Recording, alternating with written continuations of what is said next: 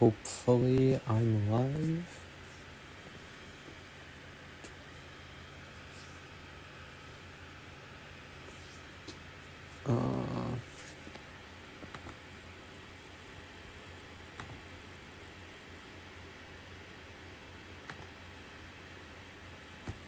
Man, I've been having to do so much troubleshooting. I hope I'm live.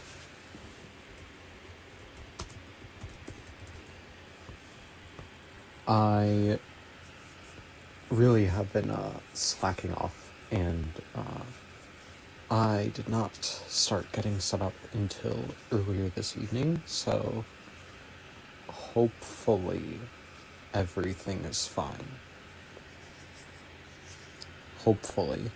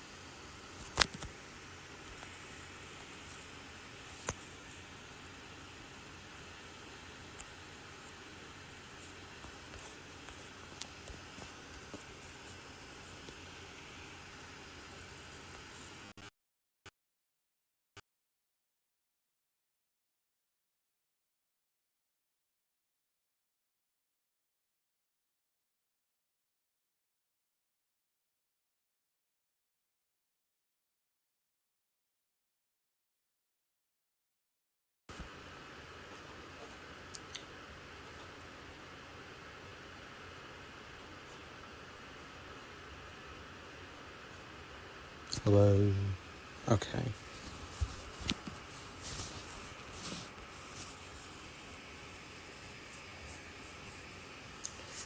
Hopefully, I am not gonna start talking in depth until I have some sort of confirmation that my audio is fine.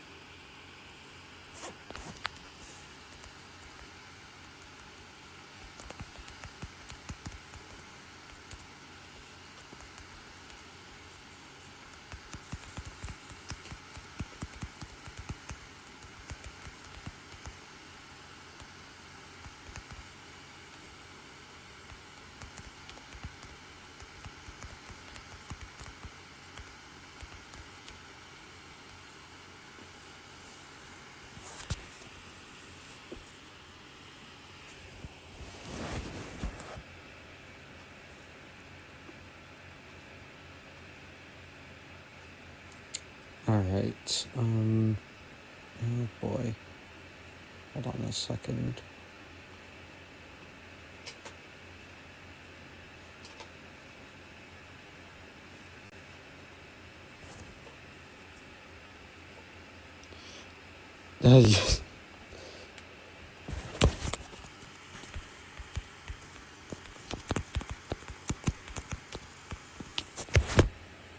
Alright,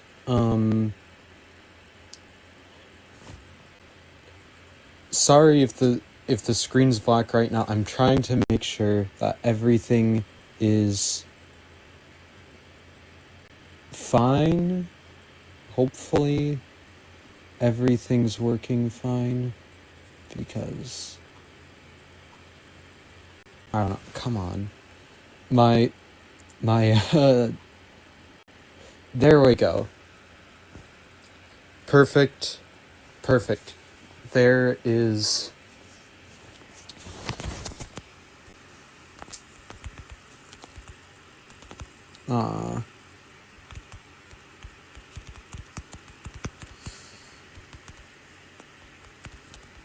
alright.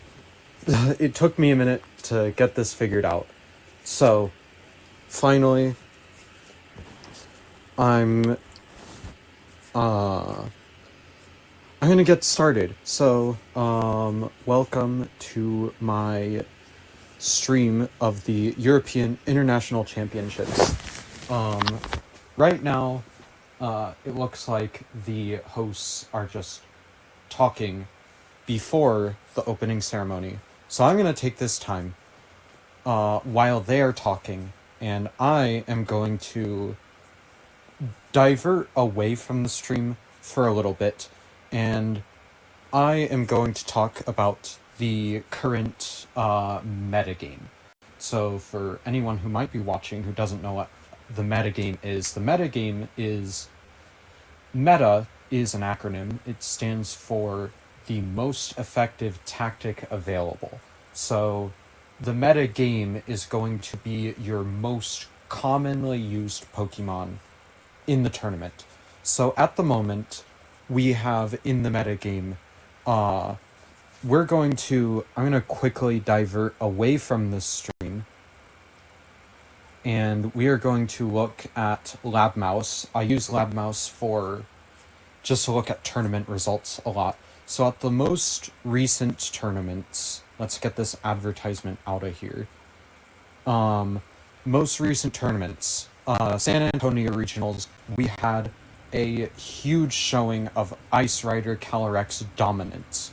We had 4 Ice Rider teams in the top 8. William Brown at 7th, Tanner Mask at 6th, and most importantly, 1st and 2nd, we have Justin Tang and Shiliang Tang with the exact same Calyrex Ice Rider team in both 1st and 2nd place, which is ridiculous. So, there's Calyrex Ice Rider performing really well. Alongside that, we had Dawei C with Shadow Rider in 3rd place. We have a huge showing of Koraidon in the meta recently. We have 2 Koraidon teams here. Moving on to the Rio de Janeiro regionals that happened at not the exact same time, but happened pretty close proximity. We have Juan Salerno with Calyrex Ice, Daniel Vieira with Calyrex Ice. There were a lot of Ice Rider teams going around. As for more recently, at the Merida Regionals, the most recent regionals before this event, we had a very, very, very dominant showing of Zamazenta with 4 of them in the top 4.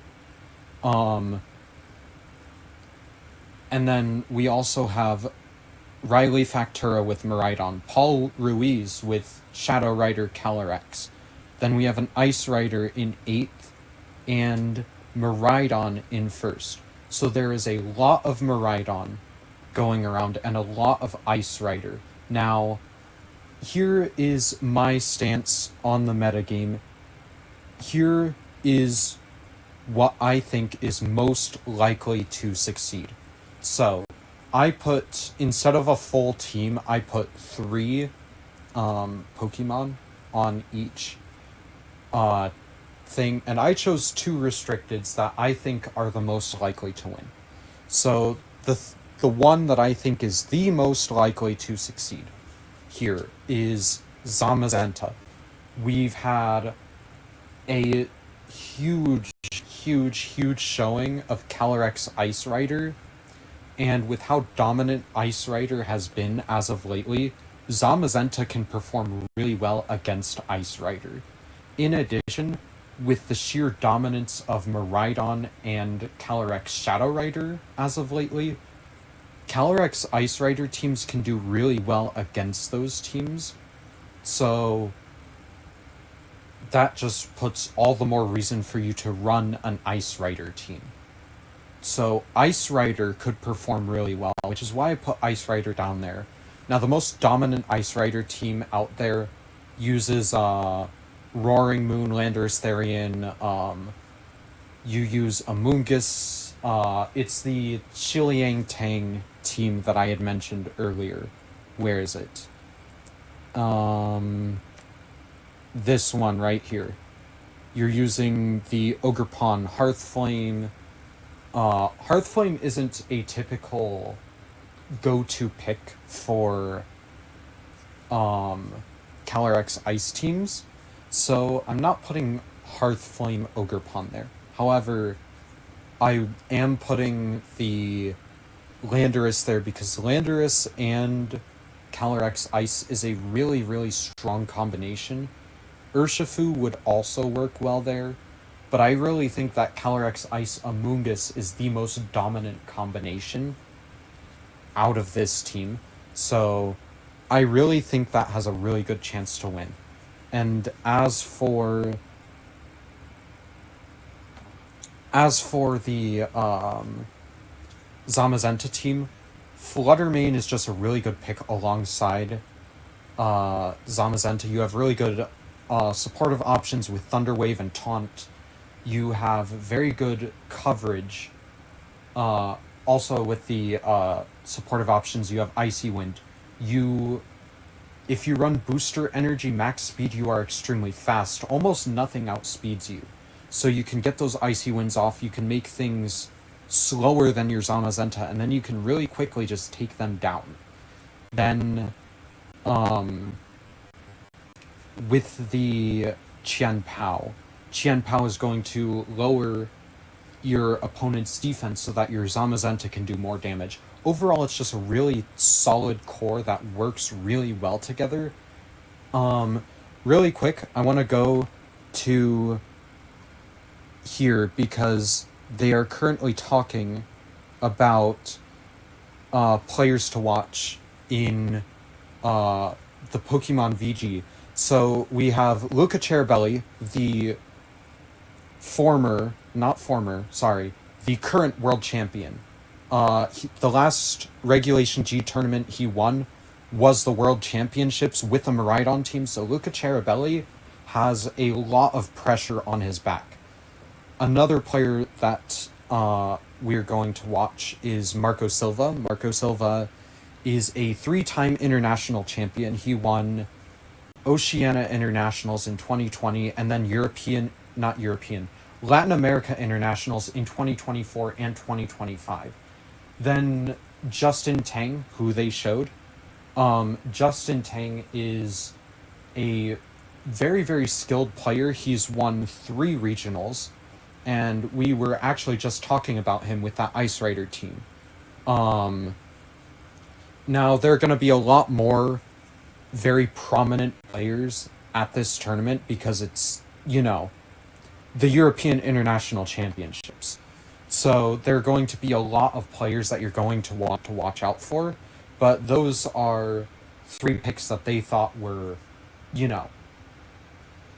people to look out for, I suppose. Me personally, I'm going to be rooting for Luca Ceribelli because I would love to see him win an international championship. Marco Silva is going to be a very big fan favorite to win because he already has the most international titles out of any player, I'm pretty sure. Maybe there's someone tied with him, I don't remember. But if he were to win this tournament, he would 100% be the player with the most international championship titles. So, back to the team that I was talking about. Zamazenta with the Qian Pao and the Fluttermane. The Fluttermane is a really good supportive pick. You have really good coverage options as well. Qian Pao has a lot of really good coverage options and does really, really big damage.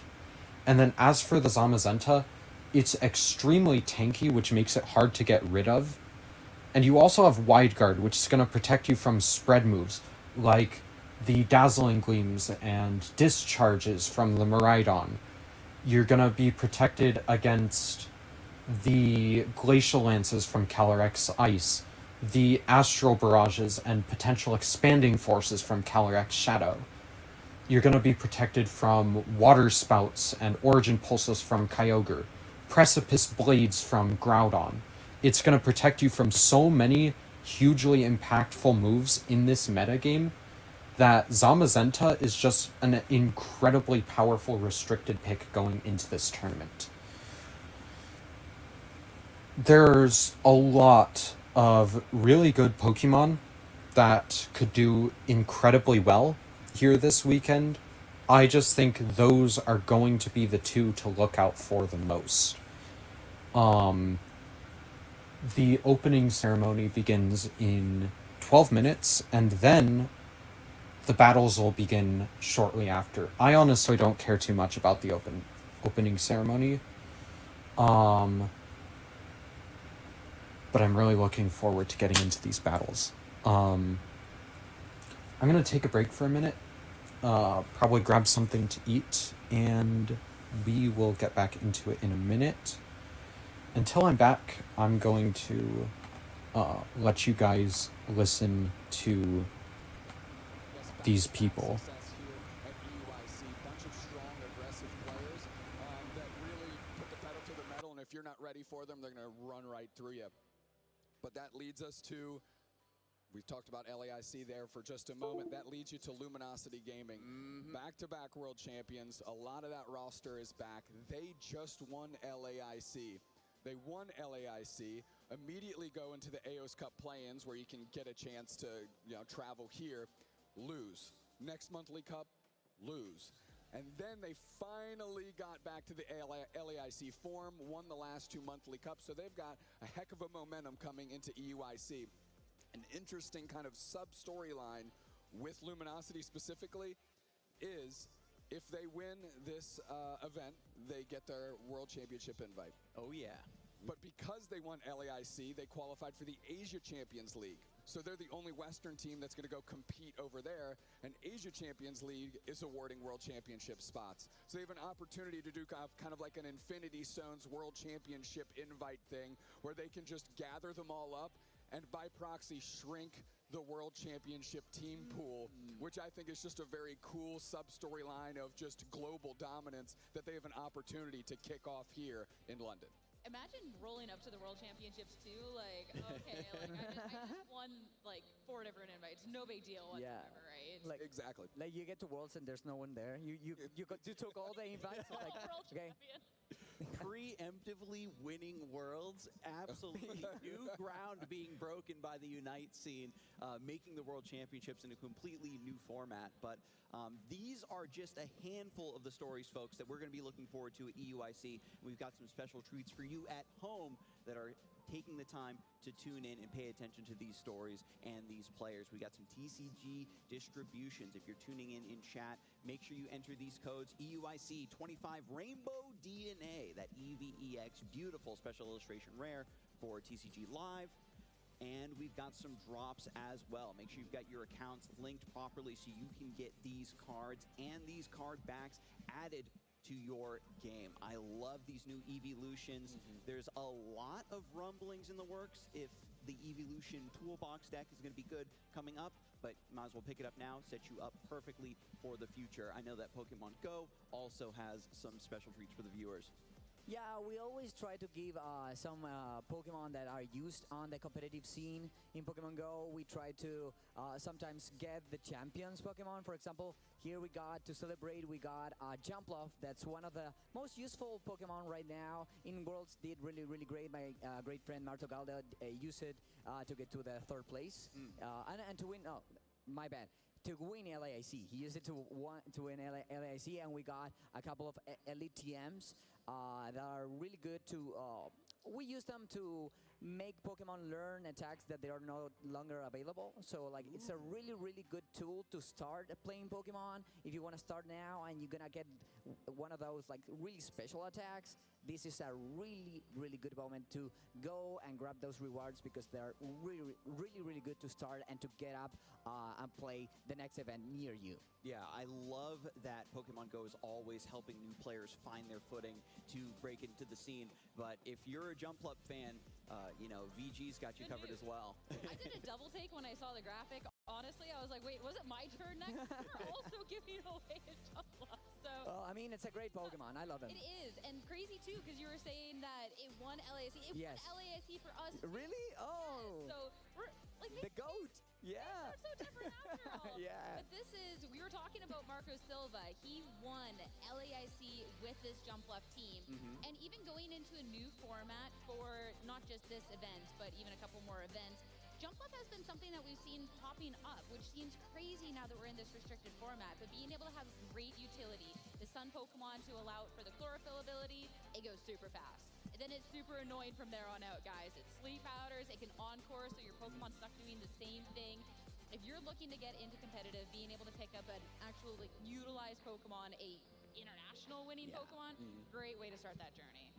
Jump Bluff is just going to be available for a lot of different team builds as well. Speed control, I know, very important for VG, but it brings us back around to you, Nike. What do we got for the viewers, dude? Let me check my notes. I'm a fraud. There are no notes on this.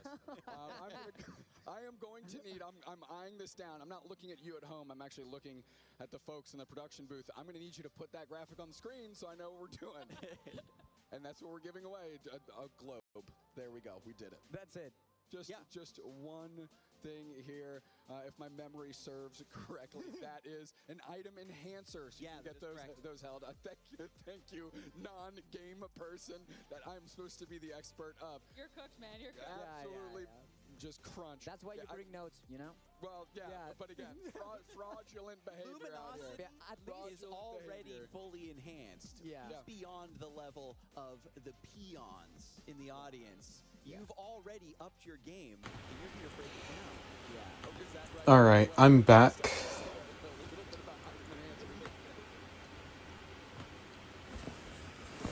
I'm hoping that it won't take them too long to get into this.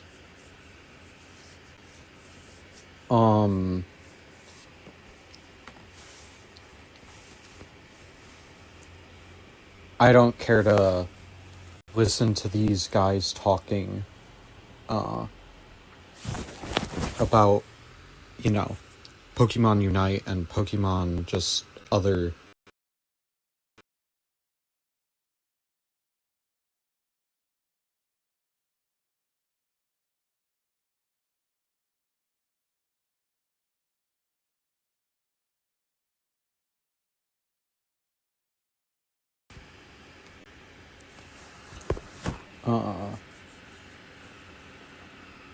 should I play some ranked until they get started?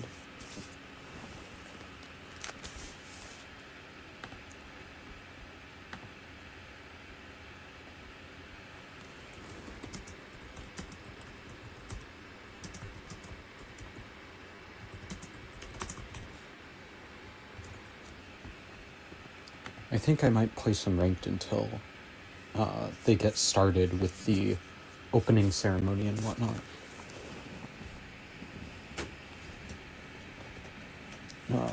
I'll have to get things set up to play ranked though. Alright.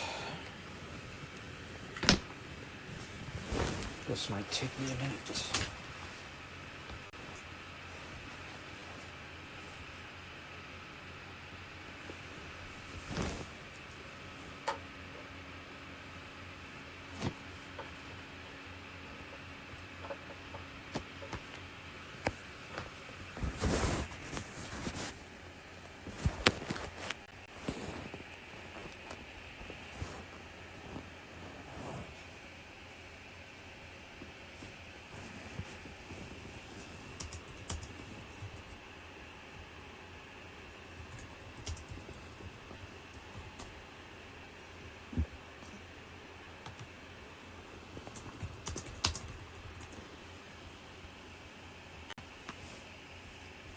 All right.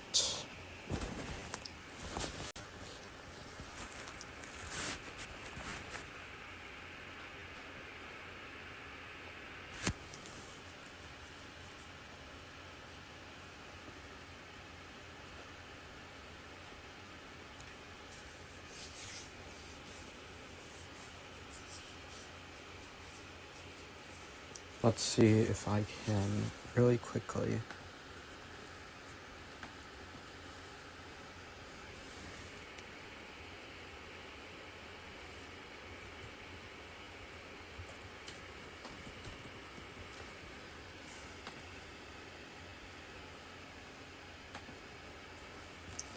Alright.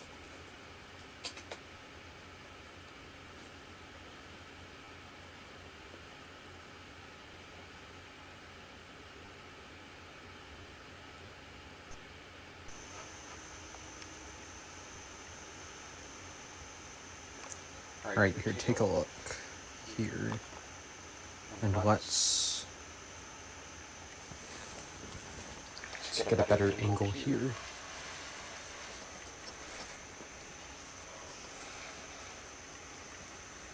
And I can use this to place in ranked while we wait. So this,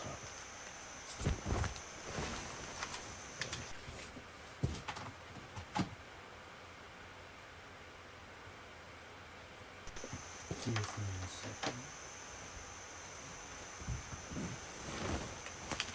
Give me a second.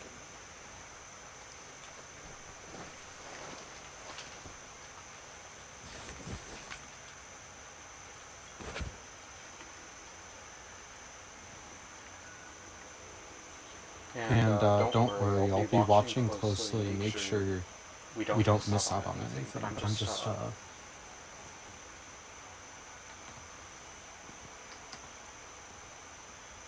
Alright, here. I will put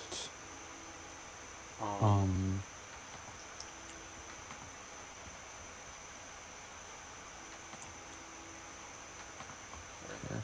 Let's put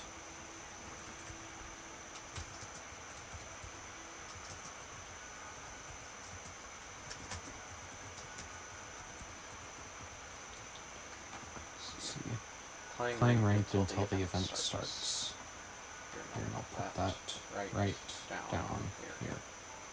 Perfect.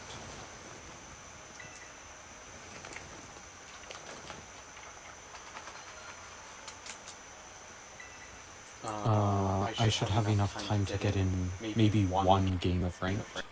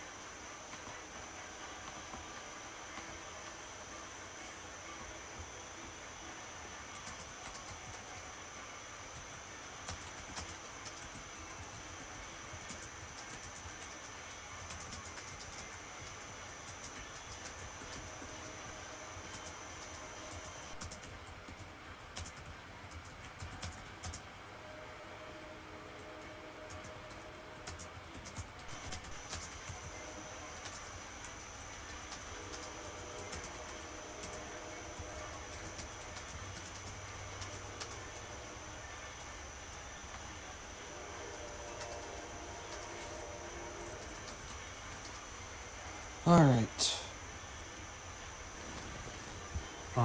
Let's get in one game of ranked before they begin everything.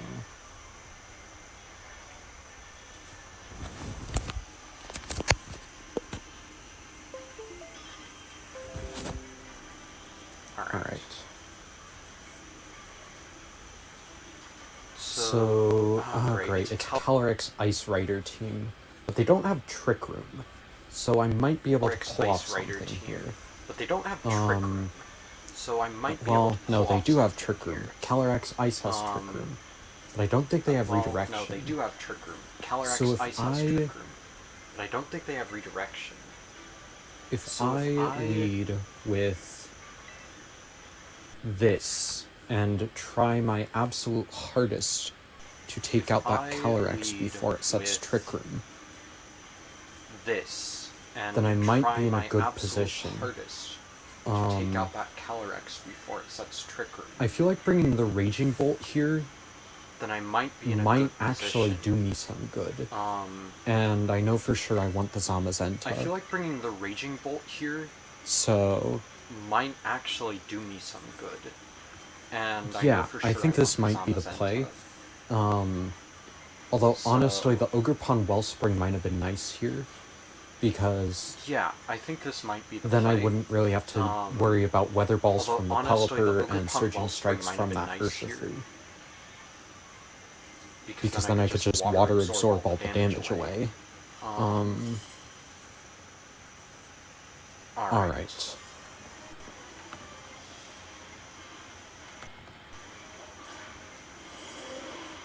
Urshifu Pelipper. Interesting lead. Although, honestly, I don't think I mind this. It does kind of force me to rip Terra early unless I want to switch the Chi-Yu out. But I really don't think I do. So I think I Terra Grass, Terra Blast, along with an Icy Wind.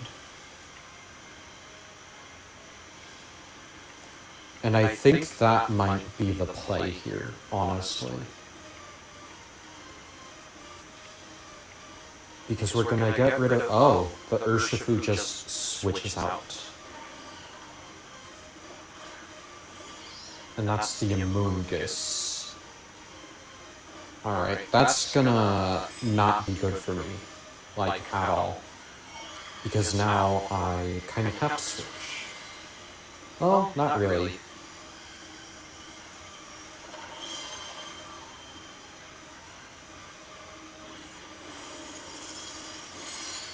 Because I can just taunt the Amoonguss here, I think.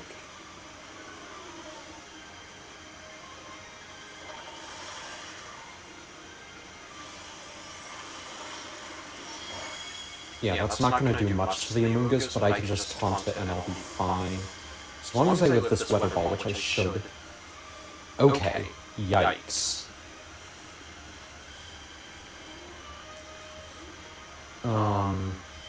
Yeah, we just taunt the Amoonguss and I might be able to get the Pelipper out of here this turn.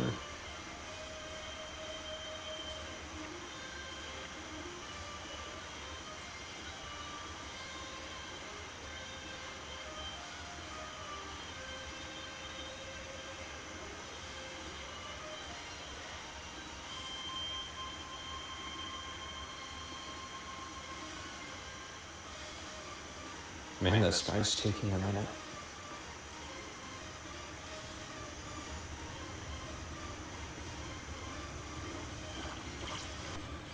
So there's the Amoonguss taunted. And then this should hopefully take out the... Oh, it's Mental Herb. That's not good.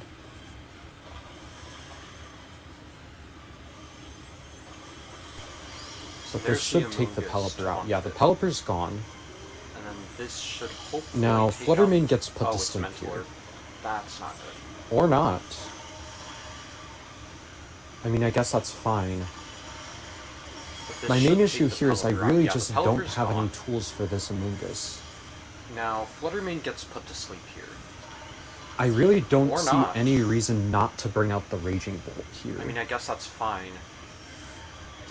My main issue here is because really I feel just like a don't have Draco any Meteor tools could for this threaten the Amoonguss. KO on that Amoonguss.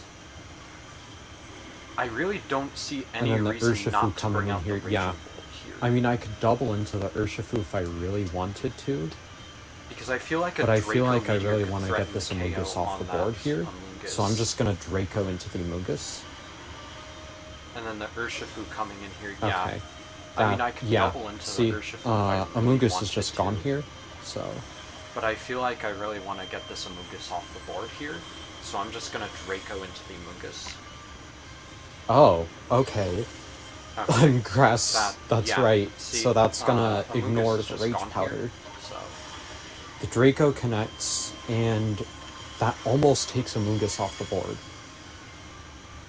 Oh, okay. Grass, this should be the that's Calyrex right. Ice So that's Rider. gonna ignore the It's the Raging Powder. Bolt. The Draco connects, and I was not that expecting almost takes that. Amoonguss off the board. This should be the Calyrex Ice Rider. It's the Raging Bolt. There really isn't much I can do here. I guess was I not can do expecting that. this. I don't really need the Chi-Yu anymore. I think this is the best play. Did they just forfeit? Yeah, Yeah, that's that's the the forfeit. forfeit. I win. Alright. Alright.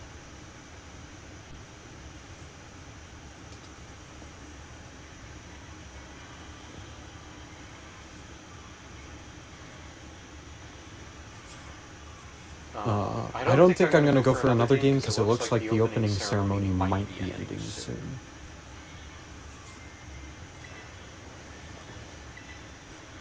Well, I don't know. I guess I could afford one more game, right?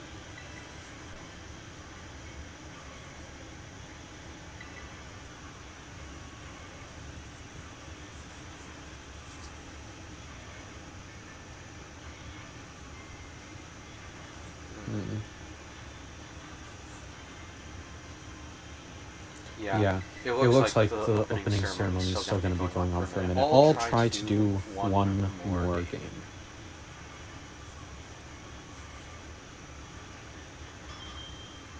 And if I need to, I'll end up forfeiting out. I don't really mind too much. Oh boy. Mirror match. So, Pelipper Among Us Urshifu, as opposed to Flutter, Shiyu, Pelipper Among no, not Us Qianpao, Urshifu. Ogerpon. So, as opposed to Flutter, Chiyu. I feel like No, not Qianpao. this Ogerpon. could be a really So, good lead. I feel like this could be a Because really I could good take out lead. an Among Us, I could take out a Qianpao, I could take out the Raging Because Bolt. I could take out an Among Us. No, I could couldn't take out the a Raging Bolt. Qianpao. I could take out most I could things take pretty out effectively with the this Raging lead. Bolt. No, I Now, couldn't take out the Raging Bolt. I could take I out think I bring most you things because pretty effectively I can with deal this super effective into one, Now, two, I think I bring you because I at can deal least super 3 effective into with one, the speed 2, control. And then I'm gonna bring my Zamazenta and rely on their At least Qianpao for 3 extra damage. with the speed control. I think And this then I'm going is to the bring my play. Zamazenta and rely on their Qianpao for extra damage. I think this is the play.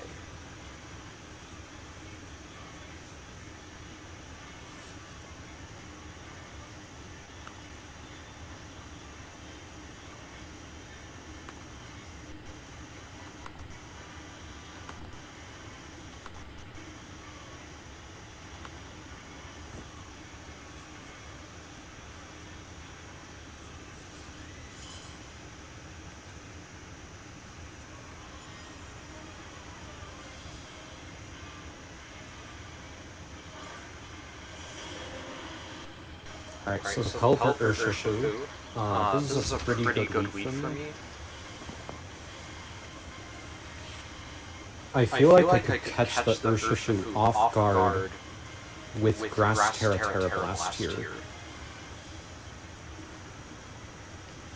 And as long as they don't close combat, I think I can get a Sword Stance off.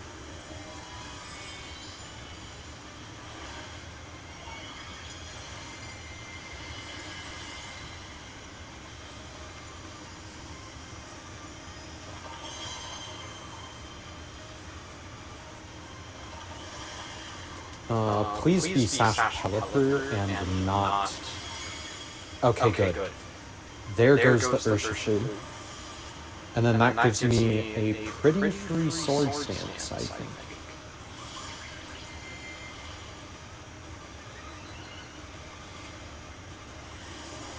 Oh, right, Hurricane. Okay. I could probably take out one thing with the Ogre Pond, then. Zamazenta. Interesting.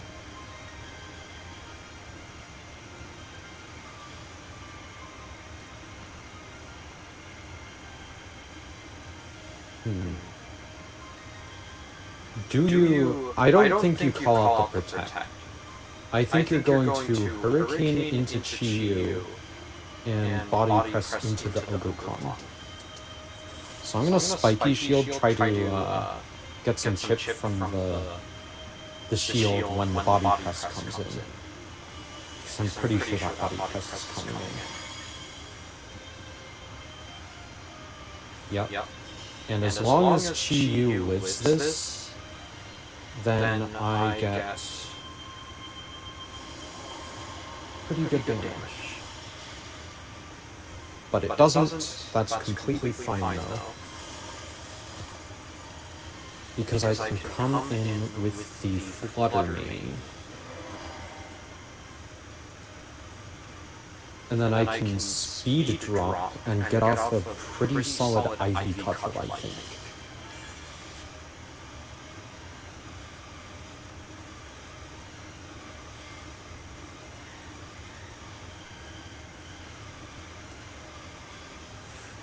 Because I want to see if I can take out that Zenta with the +2 Ivy Cudgel. If not take it out, at least get it low. That's really low.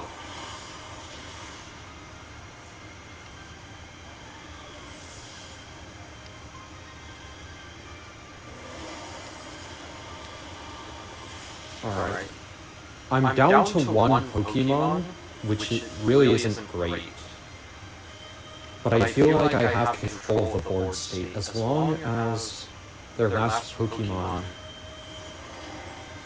isn't terrible for me.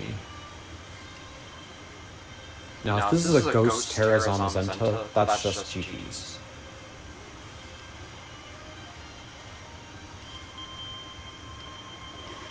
But it's not. So I get your Zenta out. Weather Ball. Interesting.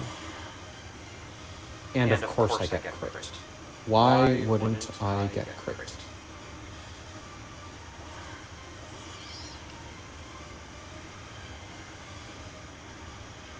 I feel like as long as you don't Spore me, I still have a way back into this game. Or Rage Powder.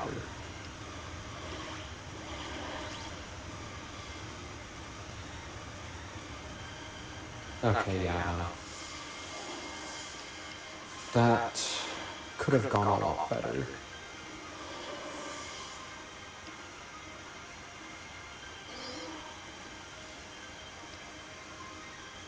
It doesn't really matter though, because I think they are getting started, so... Like I said, that could have gone better, but it doesn't really matter.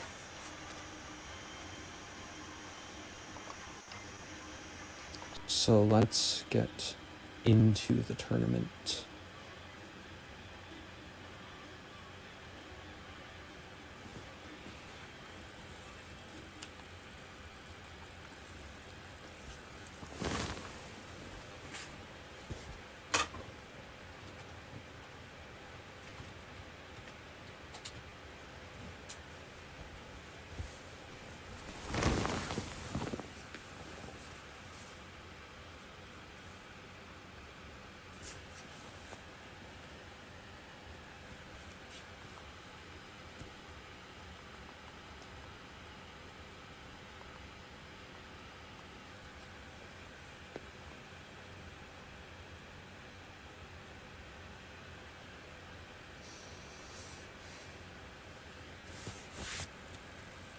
Right now they're just talking about the format, I think.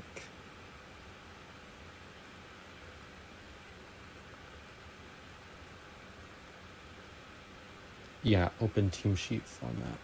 They're talking about the format for the tournament. And I guess I should probably explain that, but I'll explain it later.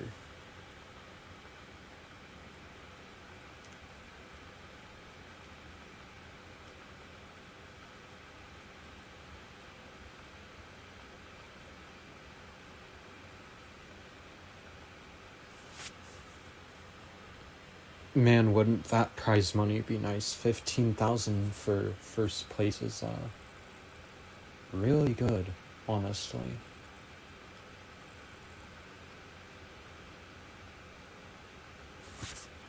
And then 10,000 for second. Even the top 32 getting 2,000. That is some pretty solid prize money.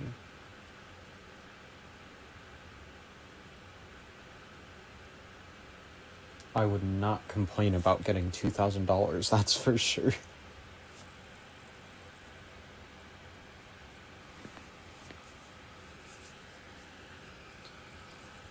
And then alongside the prize money, you are earning championship points, and those championship points are going to help contribute to your World Champions invite. And I want to try to get that invite, but in order to get that invite, you need to be in the top 75 players in your division in North America. Then, top 75 in Europe, top 20 in Asia, I think. Just different divisions. I think only 200 players are getting invites. So, getting your invite to the World Championships would not be easy, but it'd be pretty cool. Alright, so I think they're going to... They might be discussing the meta, and honestly, I want to hear this. Pokemon taking the limelight. Of course, in Birmingham, it was Miraidon, and the same composition that Luca Cherubelli was able to win the World Championships with, was able to win the Birmingham Regional Championships again. But since then, Miraidon hasn't been able to make that top spot. We're seeing those metagame adaptations coming into full force. Yeah, Miraidon's been struggling, but, Miraidon's been struggling, but it still does pretty well. It's gotten several good results. It won at,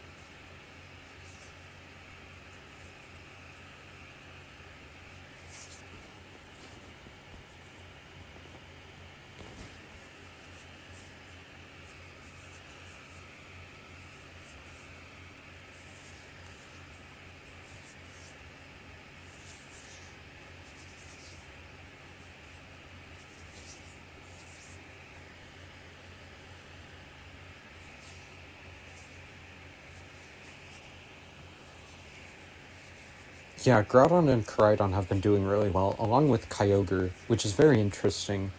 Kyogre, I thought, would struggle in the meta, because, there's Miraidon. It's literally that simple. Miraidon plus Chi-Yu, you're gonna drop the special defense, you're gonna just pop the Kyogre in one shot with an Electro Drift.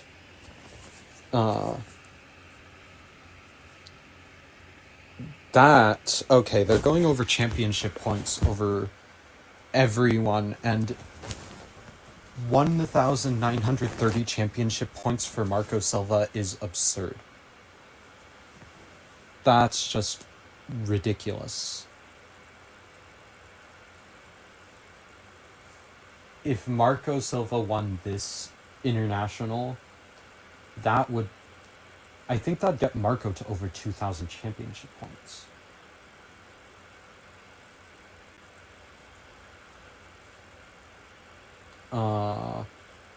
A few players here that I want to touch on. I would love to see Michael Kelsch do well, because Michael Kelsch, for those of you who don't know, Michael Kelsch placed second place at the World Championships in 2023. In 2024, Michael Kelsch placed fourth. And I think it would be pretty cool to see Michael Kelsch win the championship. Latin America. I don't know much about the Latin America players, but before they move on too far, another player I would love to see do well is William Basilino, the winner of the first 2025 Regulation G regional. I think it was the Birmingham regionals, and William Basilino won with a Maridon team. It was Luca Ceribelli's world's winning Maridon team that he won with. I would like to see him do well, and hopefully he's running something other than Maridon, because Maridon's honestly a bit boring. I don't want to see Maridons. I want to see innovation. North America. Let's see, the top 16. Wolf Glick, Choppa Cross. Justin Tang has been confirmed to be here. So, Justin Tang, I mean, sure, it might be interesting, but, whatever. If I remember correctly, Marcus Dion is also going to be here, and Marcus Dion is a pretty strong player. Be interesting to see if Marcus Dion would win. There's the other Tang, Shiliang Tang, Giovanni Costa, who moved away to Japan, so I don't know if Giovanni Costa will be on that list for much longer. Kylan Van Severin, Choppa Cross the Fourth, Wolf Glick, these are all names that, if you're into the competitive Pokemon scene, you will know who they are very well.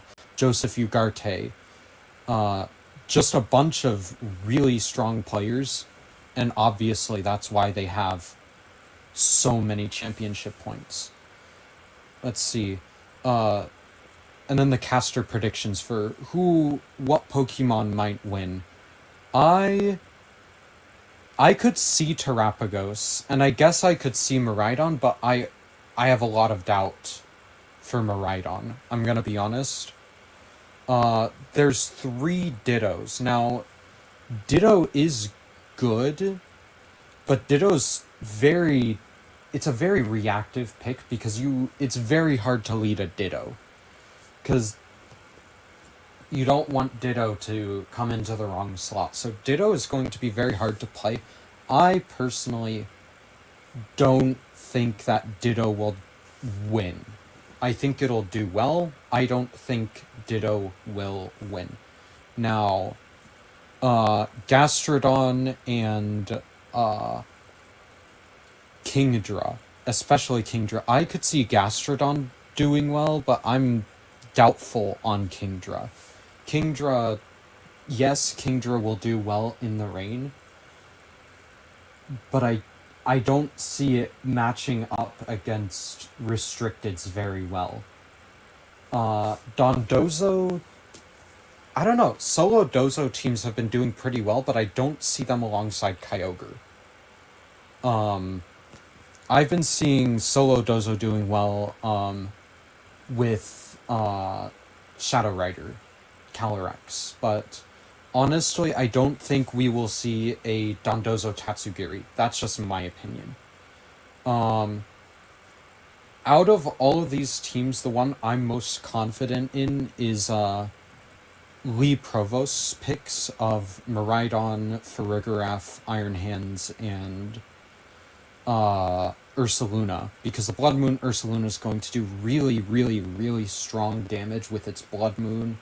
Along with Hyper Voice, if you give it Terra Normal, that's going to do even more Earth Power for the ground type coverage. You're going to do a lot of damage into your Maridons, into pretty much everything except Calyrex, Shadow Rider, and Flutter Mane.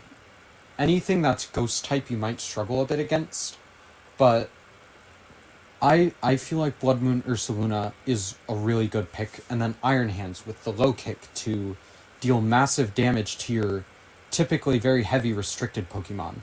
You've got Farigiraf to block out your priority moves, set the Trick Room up for your Iron Hands and your Blood Moon Ursaluna. And then Maridon. Maridon with the very powerful Dazzling Gleams, Discharges, Electro Drift, Volt Switch. You are just doing crazy damage with Maridon, and especially when it's specs boosted.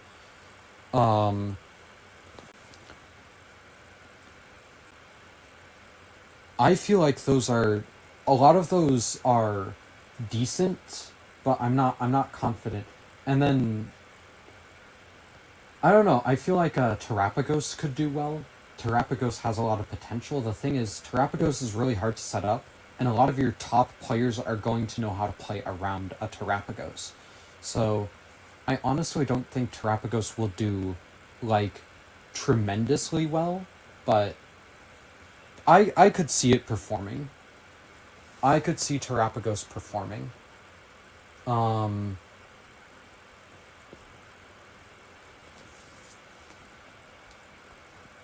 But past that, yeah. Since they showed their predictions, I'm gonna go ahead and show mine again. Oh, never mind. Match 1, we have Marco Silva right off the bat. That is okay. So, we have Calyrex Shadow Rider, Whimsicott, Incineroar, Urshifu, Ogerpon Cornerstone, and Indeedee versus Terrapagos, Rillaboom, Incineroar, Screamtail, Ogerpon Cornerstone, and Heatran. Now, I could see this being interesting. With Indeedee, that already tells you enough about the Calyrex Shadow Rider. That Shadow Rider will have Expanding Force. And you will be dealing massive spread damage into your opponent with Astral Barrage and Expanding Force. You will be picking up KOs fast. That can get out of control fast. You have Tailwind with the Whimsicott. You have Trick Room with your... You have Trick Room with your Indeedee. Let's see these sets and what you might have. Let's see. So, Astral Barrage, Expanding Force, Nasty Plot to get special attack boosts and protect your Terra Dark to avoid the taunt. Whimsicott, Terra Fire with Covert Cloak. You're running Moonblast Light Screen to mitigate special attack damage. Tailwind for speed control, and that Encore to lock an opponent into moves.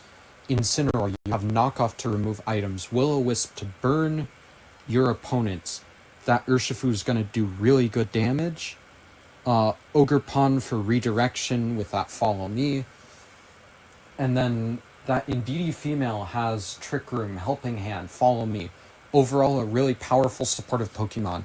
Now, as for Marco Silva's team, we have Terra Starstorm, Substitute, Calm Mind, Protect. Pretty average Terrapagos set with the leftovers.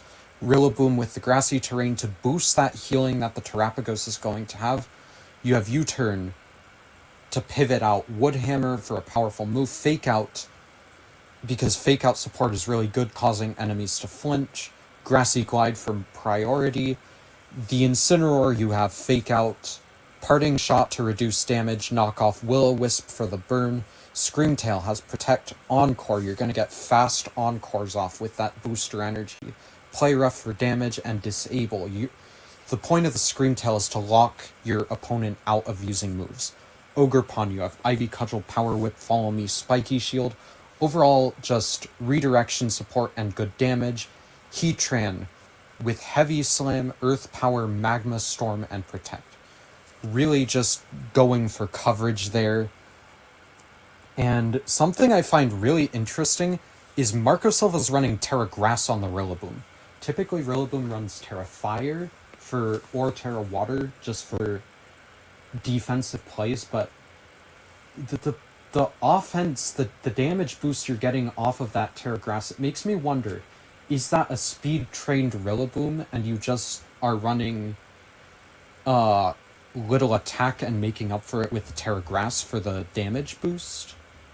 Are you a particularly bulky Rillaboom focusing just something that doesn't have much in your attack stat? That's what I wonder about that Rillaboom, unless maybe it's a team sheet error or a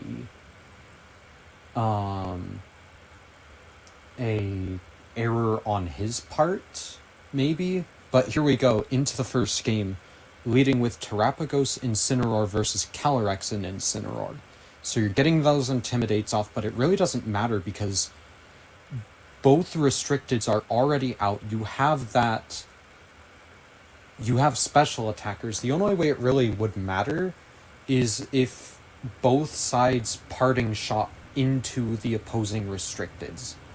But you could always just protect both restricteds, and a play you could make is just attack the Incineroar down. I feel like something that Marco could do is he could parting shot into the Calyrex, and then pivot out into... I feel like Rillaboom could work really well here, because Robbie just doesn't really have a reason to keep that Incineroar in, I don't think, here. There's really just no reason to keep it in, so it should switch out. So I feel like going for a hard switch. Oh, and it goes for the fake out, so the Incineroar does stay in, which is surprising. Takes the Rocky Helmet chip. The Calyrex is getting that nasty pot off, which is really not great. You really need to parting shot it this next turn. Here comes the Calm Mind from the Terrapagos. That's 1. You're gonna need a couple of those Calm Mind boosts to start really scaling your damage and dealing massive Terra Starstorm damage in the coming turns. Now I don't think this Calyrex nasty pots again. And really the only way this Calyrex is going to be able to hit this Terrapagos is with that Expanding Force. That Expanding Force is going to be a single target because the Psychic Terrain is not up, which means it'll do even more damage. So you really want to try to get that Expanding Force up. But the Calyrex protects. This could be a bad play because you're really allowing Marco Silva to get those Calm Minds up. He's boosting his special defense, so he'll take less damage from your Expanding Forces. He's boosting his special attack, so he'll deal more damage to your Calyrex. And the parting shot goes into Marco's Incineroar, which is a really strange play. I don't know what you're trying to do there, because that allows Marco to just parting shot the Calyrex pretty freely and put you at a disadvantageous position. Here comes the Urshifu. Marco made the read, dropped that Urshifu's attack, and that Incineroar is leaving the battlefield. And this could be bad for Robbie because something could come out and pin that Urshifu down. The Urshifu's come out to close combat into the Terrapagos to try to pin it down. However, Marco now has the opportunity to bring something else in that can really just hinder Robbie's Urshifu. Maybe... Shoot, I don't remember what Marco had. I don't remember what either of them had. Let me look back. Oh, something's coming in. Let's see what it is. The Rillaboom. Okay, so you're getting that healing up with the grassy terrain. You're going to try to pin down that Urshifu with those wood hammers, with those grassy glides.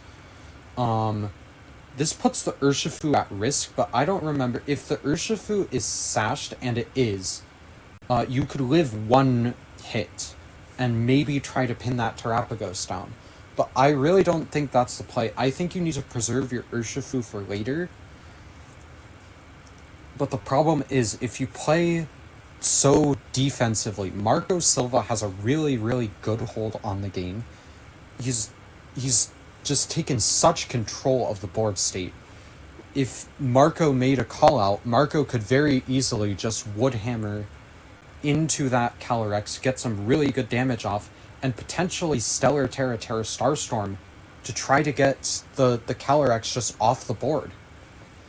The Terrapagos protects. Here comes the Astral Barrage. It wouldn't have done anything into the Calyrex. Not the Calyrex. It wouldn't have done anything into the Terrapagos anyway. That Astral Barrage really did a number on that Urshifu. And here comes the U-turn. That really doesn't do much against that Calyrex, though. Marco really needs to try to remove this Calyrex as fast as possible before its damage starts scaling out of control and before it starts getting these really powerful Astral Barrages off. It already has +2 special attack. If you allow it to get to +3, it is really going to scale out of control and it's just going to start sweeping you. If Marco really feels like he needs to, he could Stellar Terra and just Terra Starstorm here and try to start chipping down at that Calyrex. or he could try to get more Calm Minds off, get greedy, try to boost your defense against that Shadow Rider Calyrex.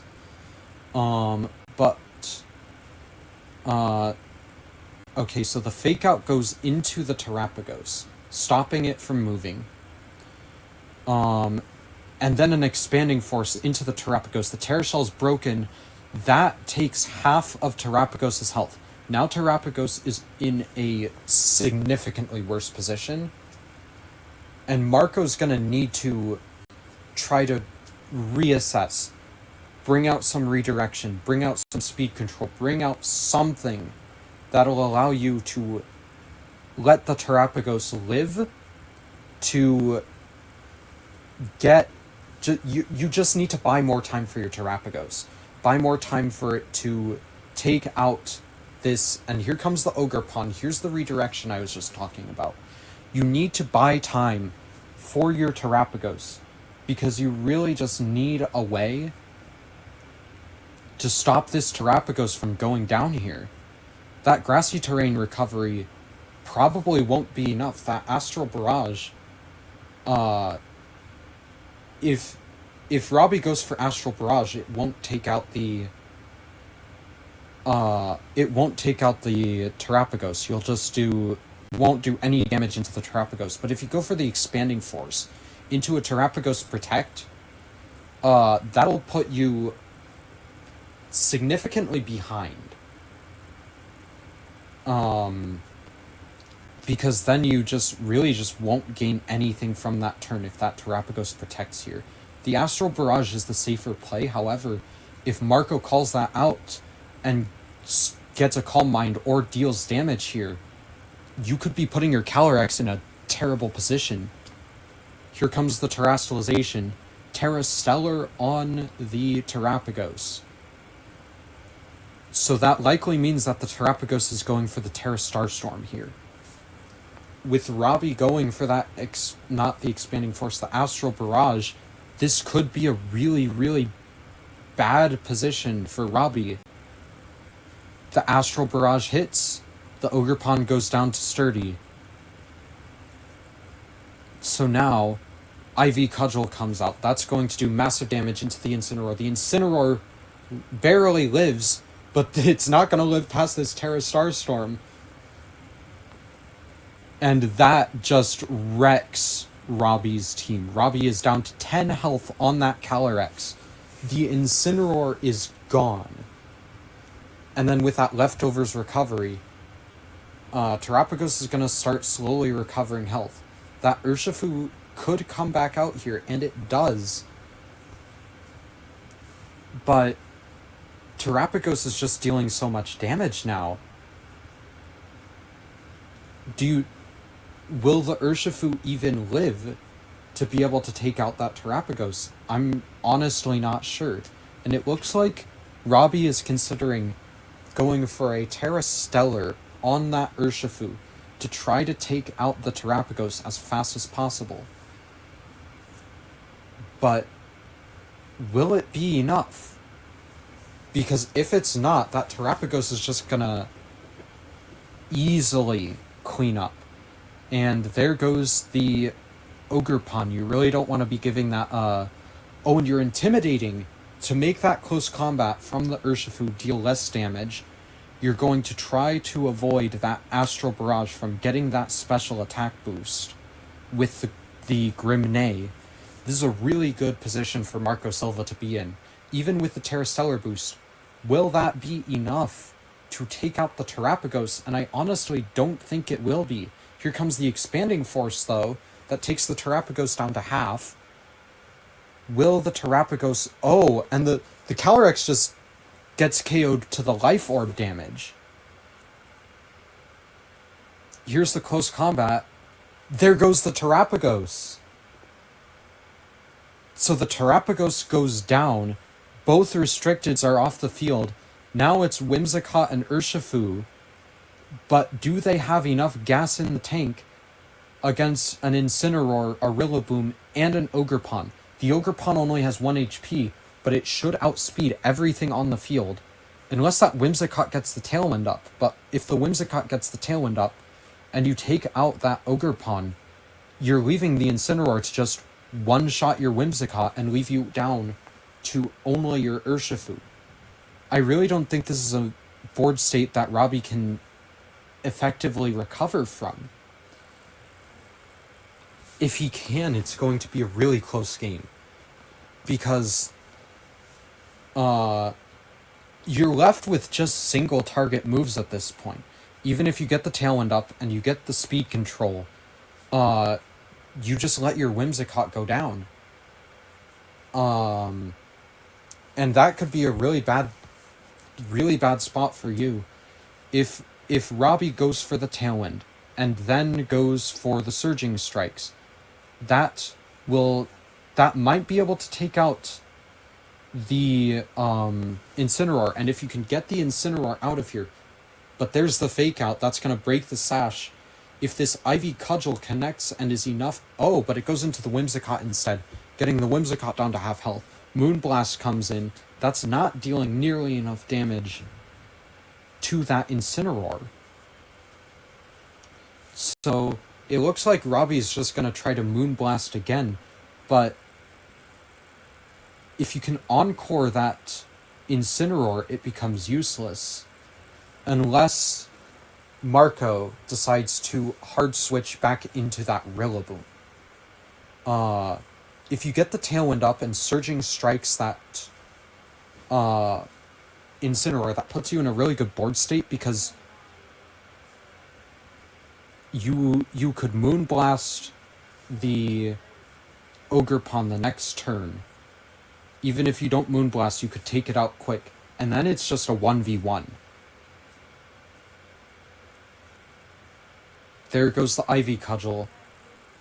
That's the Whimsicott gone. So now it's Urshifu against 3 Pokemon. Will the Surging Strikes be enough? And it just goes into the Ogerpon anyway. So the Ogerpon is down.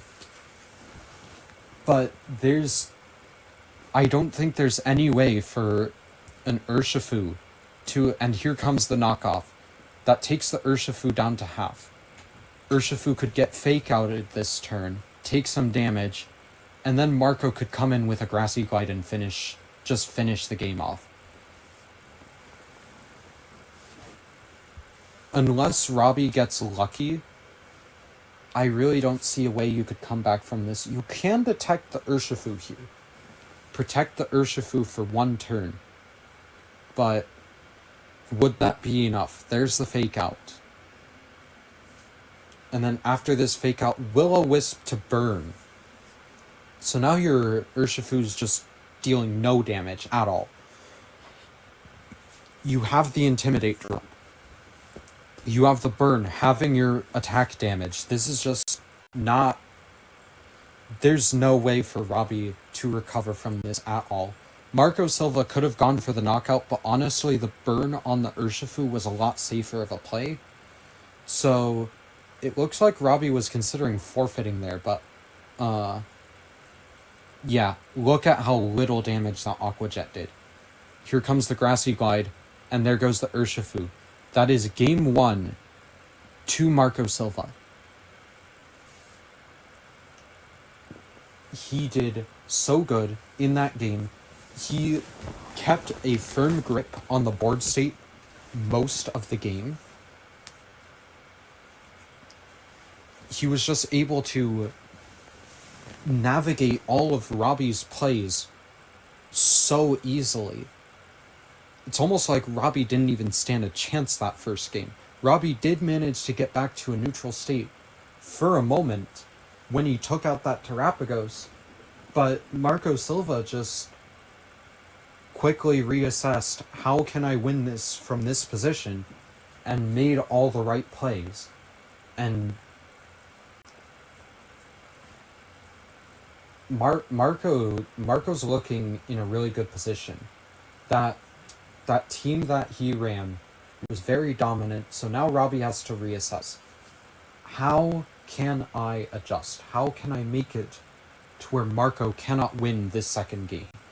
And honestly, I feel like the best way to do that would be to lead Whimsicott and Urshifu and try to just take out that Terrapagos quickly, and then maybe come in later with your Calyrex and with your Indeedee and set up that Psychic Terrain,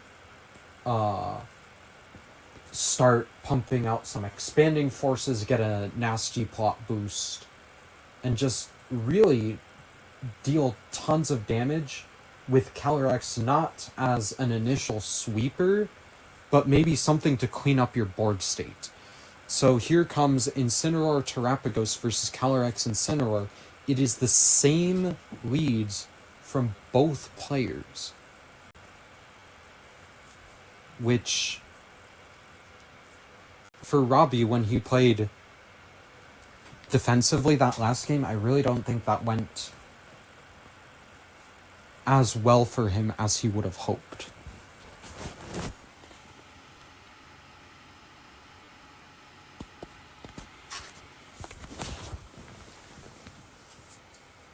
So there goes the Incineroar.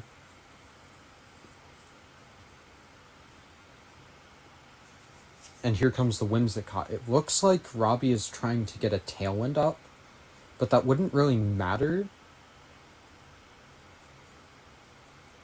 Robbie might not be trying to set the Tailwind, because Robbie has that Encore on that Whimsicott. If you can get the Terrapagos locked into just spamming those Calm Minds, it will boost Terrapagos' special defense, yes. However, the Terrapagos will become useless for a few turns. So that could be just a really good state to be in. And Robbie locked in the Terra Dark, meaning you cannot taunt the Whimsicott. You cannot stop this Encore from coming out into the Terrapagos. So the Terrapagos can switch out, or it can just take that taunt and just stack these Calm Mind boosts indefinitely. And Marco realizes that the taunt is coming out. He switches out into a Rillaboom. He saw that taunt coming out. Sorry, not the taunt. He saw the Encore coming out. He doesn't want that Terrapagos to get Encored. Oh, it was Terra Dark on the Calyrex. Interesting. But that comes with a whole array of other problems. Because whenever that, whenever the Terrapagos comes back out and starts scaling those Calm Mind boosts and Terra Stellars, you are going to take so much damage from those Terra Starstorms. And yes, it did protect you from that knockoff this turn. However, I feel like it would have been better to sacrifice your item on a different Pokemon and switch out instead of Terrastalizing. Because now your Calyrex is just weak to those Terra Starstorms. And if Marco can pin down your Whimsicott, and if he can quickly make work of that Whimsicott, and then bring out that Terrapagos later, you are in a really bad spot with the Shadow Rider that's weak to the Terra Starstorms. So here comes the Urshifu out instead of the Whimsicott. The Calyrex. So did Marco read this? He did not. He went for the U-turn straight into the Calyrex. And here's the parting shot. That's going to reduce the attack on this Urshifu. He read the Urshifu coming out. Now, will that attack drop onto the Urshifu be enough for whatever decides to come back out? It's likely that Marco has the Ogerpon in the back. And he also has the Terrapagos, and neither of them really want to deal with this Urshifu, because a Surging Strikes would take out the Ogerpon. A Close Combat could take out the Urshifu. However, if the Urshifu tries to take out that Terrapagos, the Rillaboom could easily just Woodhammer and quickly clean up that Urshifu. So Urshifu's switching out, and the Incineroar comes in. It's going to get the Intimidate down onto the Rillaboom. The Rillaboom's going to do a bit less damage now. But does that matter? Because Marco switches out the Rillaboom, calling out the Incineroar coming in, and brings in his own Incineroar. Now that Incineroar is at full attack damage, Robbie's Incineroar will deal less damage because of the Intimidate drop. And here is the Stellar Terra on the Terrapagos. So that means that Marco made a bold play. He's going for the Terra Starstorm to try to take out this Calyrex this turn. Here's the Astro Barrage. That's not going to do anything into the Terrapagos. It doesn't even take the Incineroar down to half. Here comes the Terra Starstorm. Will this be enough to take out the Calyrex? It's just barely not enough after a critical hit on the Calyrex. Now the Calyrex is in a horrible position. If you protect this turn, you are allowing Marco to get off a Calm Mind for free. You're allowing Marco to potentially take out your Incineroar for free. However, if you Astral Barrage this turn, you aren't taking out Marco's Incineroar, and Marco gets a free KO onto that Calyrex, taking it out of the game, taking your most powerful Pokemon on the board out of the game. So Robbie is in a really, really bad position. Robbie could switch out, but whatever comes in is going to have to take a Terra Starstorm straight from that Terrapagos, and it's Terra Stellar boosted, which means it'll deal more damage. The Incineroar swapping out on Marco's side into Rillaboom to reset that grassy terrain, allow for recovery on that Terrapagos. The Astral Barrage comes in. Will it be enough to take out the Rillaboom? It takes the Rillaboom down to half. Here comes the Terra Starstorm that is going to easily take out the Calyrex. And that deals so much damage to the Incineroar. Incineroar could very well go down this next turn, and Robbie wouldn't be able to do anything about it. Here comes the knockoff into the Rillaboom. That drops the Rillaboom's Assault Vest and takes Rillaboom down to red. I feel like Marco might sacrifice off that this next turn, because there's really no reason to preserve such a low health Rillaboom, especially because that grassy terrain is probably going to last you the rest of the game. I feel like either a Fake Out or a Grassy Glide is going to come out of that Rillaboom into that Incineroar, or potentially that Whimsicott, because that Whimsicott could be really bad if that Whimsicott encores into a move that Marco doesn't want to be encored into. But Marco has such a firm grip on the board state of this game. Marco hasn't lost a single Pokemon, and he has Robbie pinned into such a corner. There goes the Moonblast taking out the Rillaboom. Now we need to see how much is this Terra Starstorm going to do.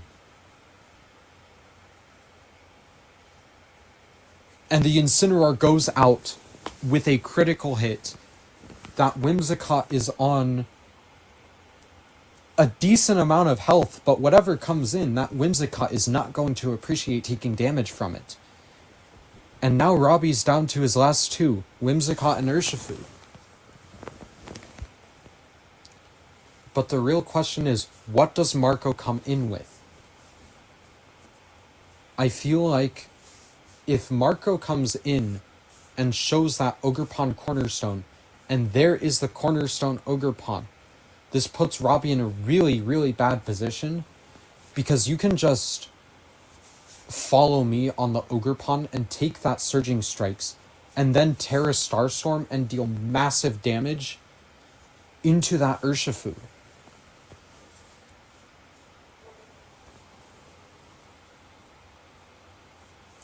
Robbie looks like he's considering his moves. If you He's going to Moonblast into the Terrapagos and try to go for the close combat as well. The Ivy Cudgel comes out and takes out the Whimsicott. That means this Terra Starstorm that's coming out of the Terrapagos is going to be single target. Is the Terrapagos going to live the close combat? And it does, with a lot of health. How much is this Terra Starstorm going to do? That's the real question. Let's see. Single target. Stellar boosted Terra Starstorm into the Urshifu. And that's going to take it down to Sash. The Ogerpon outspeeds. Robbie can't win this game anymore. Marco Silva had such a firm grip on the board state the whole game. He played so well around everything that Robbie tried to do. And here it pays off, because here's the forfeit, and Marco Silva wins the set without taking a single game loss. Just an incredibly dominant performance from Marco Silva. And Robbie played very, very well that game. He played very well around Marco, but Marco, there's a reason why people say that Marco is potentially the greatest player of all time. Now, I'm not sure I agree with that sentiment. I do agree that Marco is a top-tier player, but I can't say for sure that I'd say he's the best.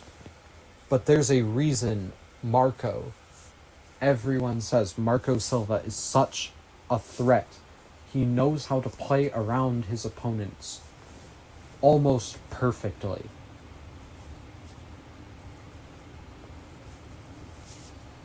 Wow.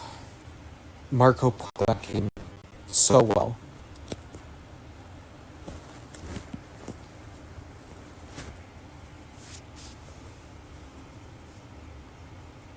Honestly, there were several points. Hold on. I have to... Here. There were several points where I thought that Robbie could try to swing the board in his favor. But Marco called out Robbie's plays and countered them almost perfectly.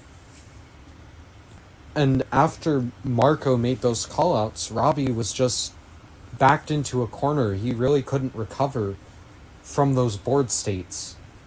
So Marco takes set 1 very, very easily in a very, very dominant fashion. Alright.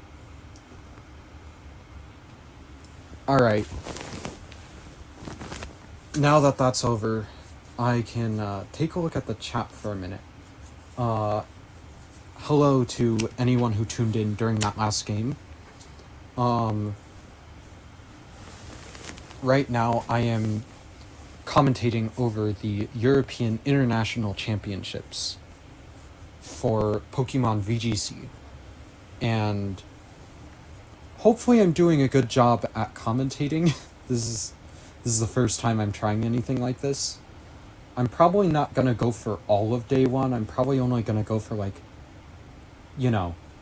3, maybe 4 rounds, something like that. I don't know. I'm not gonna commentate over the whole day 1. And then as for day 2, I'll probably commentate over a little bit of the top 16. And then day 3, I'll commentate over the video game finals. But, let's see, in the chat. Hello, how are you? I'm doing well, thank you. How are you doing? Sorry, I have not been looking at the chat. As I said, I've been focused on commentating over that game. And now I think we're just waiting for the next Swiss round.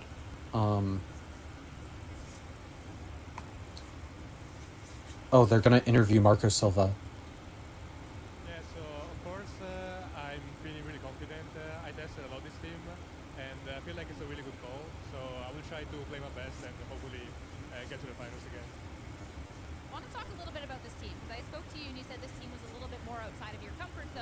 obviously something you're still looking at the event, you think this is a strong pick. So I want to know how you kind of discovered and leaned into this team and felt so confident bringing something that's a little more outside the box. So in general, I always been playing Heather Shadow, and I feel like it was the receiver that I was supposed to play in all the remaining events. But at some point, I realized that, especially into like this Travelers team, I was really having like lots of trouble. And while playing against it, like lots of time, I figured out I was really, really strong. So recently, a friend of mine, Francesco Vivero, won a grassroots tournament with it, like with this X6. So I picked it up like 2 weeks ago, like 10 days ago, basically. And I don't know, like I felt like it was pretty cool. I played there some locals, and the locals went well. And then, yeah, I decided to play this year as well. I mean, definitely fared well. That was a really strong showing to start things off. And I know you had also posted about like testing up against Cali Shadow and that you didn't necessarily enjoy that. You won a pretty strong match. You feel like that preparation helped a lot? Yeah, definitely. Like I basically had in mind all the scenario about the matchup because usually I'm the guy that plays Color Shadow, so I'm like from the side of like Incineroar Calyrex and Shifu. So I was able to like cover most of the plays in like both games. My opponent played really well, but I think the matchup clearly shows that I had a really good ability. And then last but not least, of course, because I wanted you to get rest. It's a long day ahead of you here. I know that there's always great friends to help you along the way, so any opportunity to thank anyone else. And a little shout out, a little confidence to them before the game starts. Yeah, so I want to shout out my play team, Novo, and I also want to shout out my friend group of Server and Momonation. All right, but congratulations. Best of luck going on for the rest of the day. There's still so much more action, but for right now, we're just going to head back to our casters. Really fascinating to hear Mark then.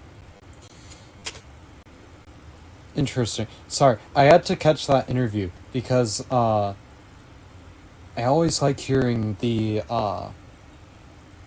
sort of thinking of the players, like, you know, their thought process, like going into the tournament. And it's very interesting.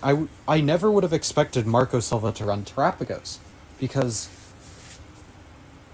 literally, as he was saying, he always runs Calyrex Shadow Rider, and Terrapagos just seemed like a unique pick for him. But his thought process makes sense. I understand why he went with Terrapagos after seeing how strong of a pick Terrapagos is, and I do agree, Terrapagos is a incredibly strong pick, because, hold on, let's take a look at Terrapagos. And hopefully I can break it down, maybe make those of you watching who maybe don't play Pokemon as much, or don't play competitive Pokemon, or just something like that, maybe I can help you to understand some of the ideas and just things going into these competitive Pokemon teams. So just give me a second. Oh, really quick, they are showing the teams of Luca Ceribelli is running his world champion team. Miraidon, Ogerpon, Hearthflame, Urshifu, Rapid, Iron Hands, Whimsicott, and Farigiraf. And Victor Medina is using a very, very interesting Calyrex Ice Rider team. Farigiraf, you have Urshifu. I'm going to assume that's Rapid Strike Urshifu. You have Calyrex Ice Rider. You have the Regieleki for speed control with Electrowebs. You have the Ogerpon Cornerstone for redirection. Landorus Incarnate. Overall, a pretty solid team, but a really unique one too. I like it. Again, Marco Silva, who we just saw play, is running the Terrapagos Screamtail, Rillaboom, Incineroar, Ogerpon Cornerstone mask. More players to watch. Oliver Escalin with a Kyogre team using Roaring Moon, Rillaboom, Amoonguss, Incineroar, Urshifu, and then the Kyogre, obviously. Yeah, Michael Kelsch, look at that team. I think that's almost the exact same team that I run. Michael Kelch is using Urshifu, Fluttermane, Chi-Yu, Zamazenta. He's using that Qian Pao and that Amoonguss. See, the differences in my team is I run Raging Bolt over Urshifu, and I run Ogerpon Wellspring over Amoonguss. Frederick, running a very typical Miraidon for Farigiraf, Iron Hands, Ursaluna. Now, the unique things is, instead of Whimsicott for the speed control, he's running Tornadus, which isn't a normal pick. And then alongside the Tornadus, a really, really strange Sneasler. North America, Wolf Glick showed up. Justin Tang with Urshifu. It's the team he ran on at the last regionals. Urshifu, Roaring Moon, Amoonguss, Landorus Incarnate. You've got the Calyrex Ice Rider and the Ogerpon Hearthflame Mask. Wolf Glick is running a Perish Trap team with Amoonguss, Incineroar, Screamtail, Koraidon, which is a very interesting pick, Fluttermane, and Gothitelle. And then Marcus Dion is running Urshifu, Amoonguss, Qianpao, Zamazenta, Entei, and Fluttermane, which is a very interesting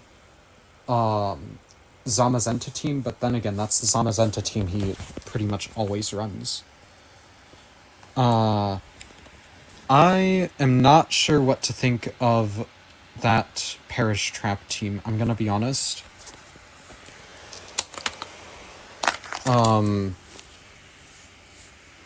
I never liked Perish Trap.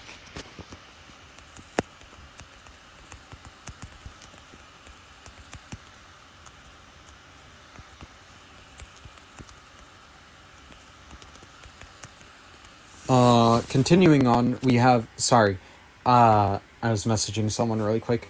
Continuing on, Latin America region, Sebastian Escalante with a really unique Terrapagos team. You've got Terrapagos, Raichu, Tornadus, then you have Landorus Incarnate, you have Smeargle, and Ogerpon Hearthflame, which is a really interesting core. I'm assuming that's going to be a Decorate Smeargle to boost your special attack on that Terrapagos pretty fast. Gabriel Agati with the Miraidon team using Qianpao, Iron Hands, Incineroar, Urshifu Rapid, presumably, and Farigiraf. Then Juan Salerno with Rillaboom, Incineroar, Calyrex Shadow Rider, Amoonguss, Qianpao, and the Urshifu. Overall, really solid teams. I want to go back to Sebastian's team. It's just so interesting. Smeargle can have literally any move in the game.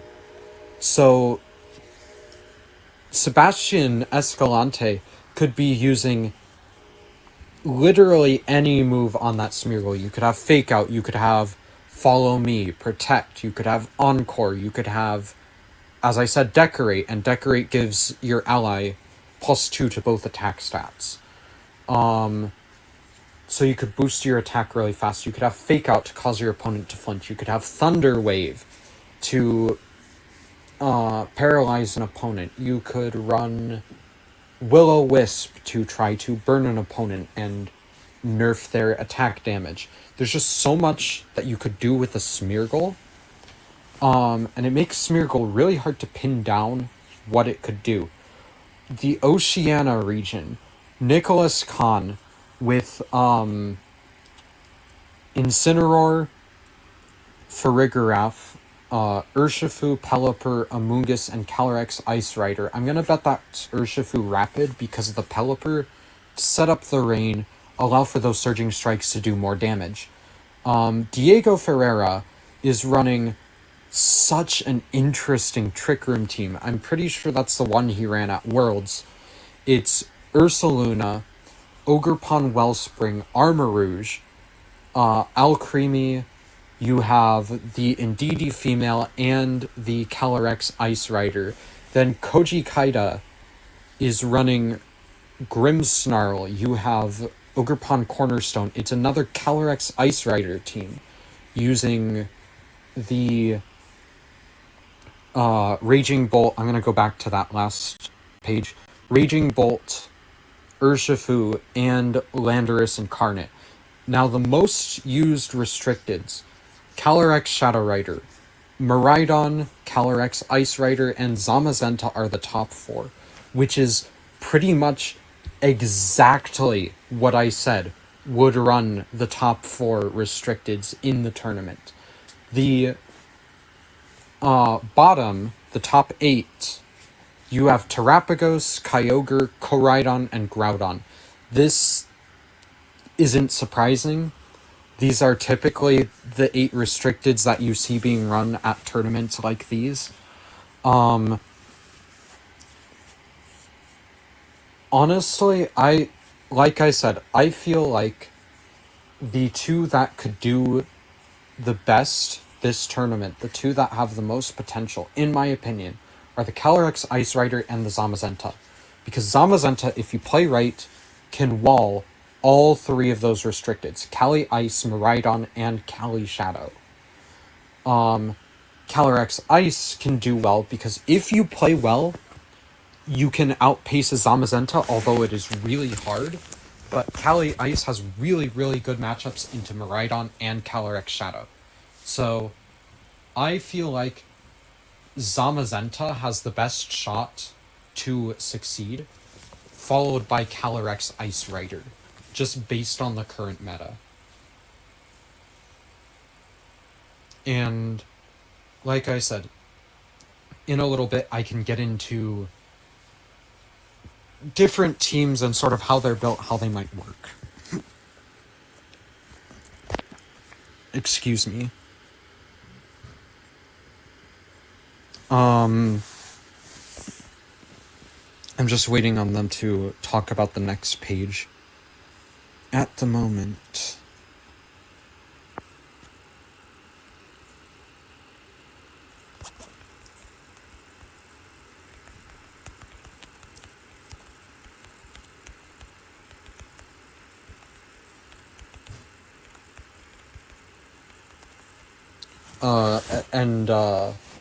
Pokemon Presents, I guess, yeah, they have news that they're going to talk about new Pokemon games, probably. Did I miss? No, they only talked about the restricted Pokemon. I would like for you to talk about the top 8 non-restricteds, please and thank you. But I don't think they're going to do that.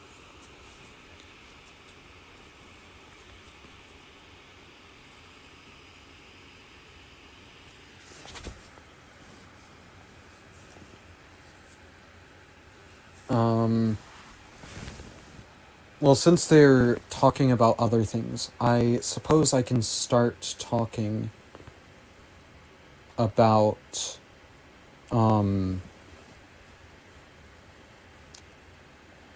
just different team cores. So let me, hold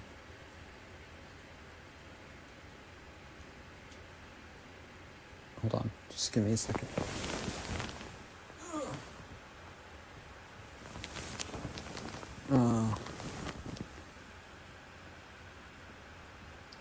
Let's see.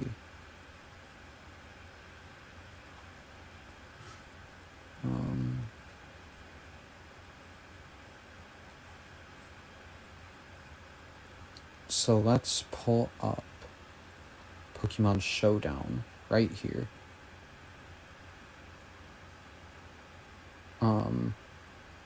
I'll slap that right here. Let's see if we can make this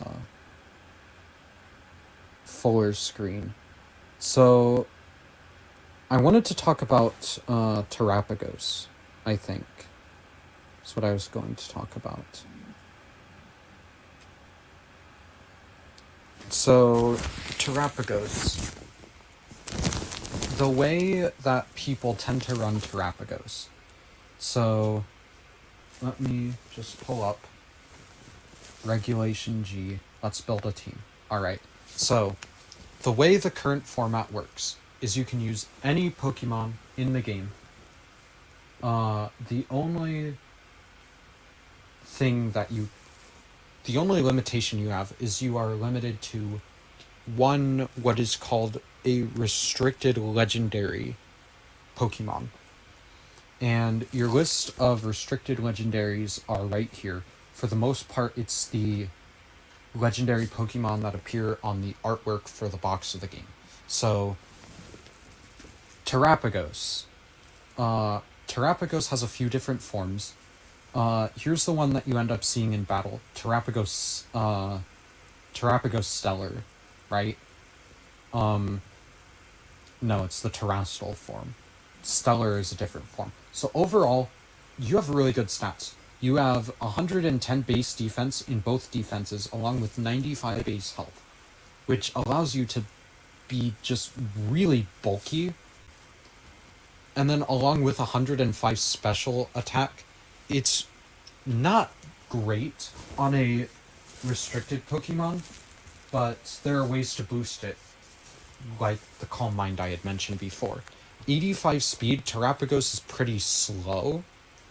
However, you have ways to get around it if you have speed control. So whenever you terastalize Terapagos, which terastalization is a gimmick in the game where once per battle you can terastalize a Pokemon, and for the rest of the battle, their type changes. So, when you terastalize Terapagos, Terapagos can only be a Stellar Terra type. So, terastalizing Terapagos takes you into the Terapagos Stellar form. And when in its Stellar form, you have significantly more health, and you have a bit more special attack. So you're going to get a lot bulkier, and you are also going to deal a bit more damage. Along with Terapagos' ability, Terraform Zero, which only triggers in the Stellar form, that is going to clear all weather effects and terrain effects. So that's going to stop your Miraidons from doing as much damage, and that's going to stop your Groudons and Koraidons and your Kyogres, the things that that rely on weather to deal damage. They're going to deal a lot less damage. So overall, just a really good ability. In addition, Terapagos' signature move that I had mentioned, Terra Starstorm.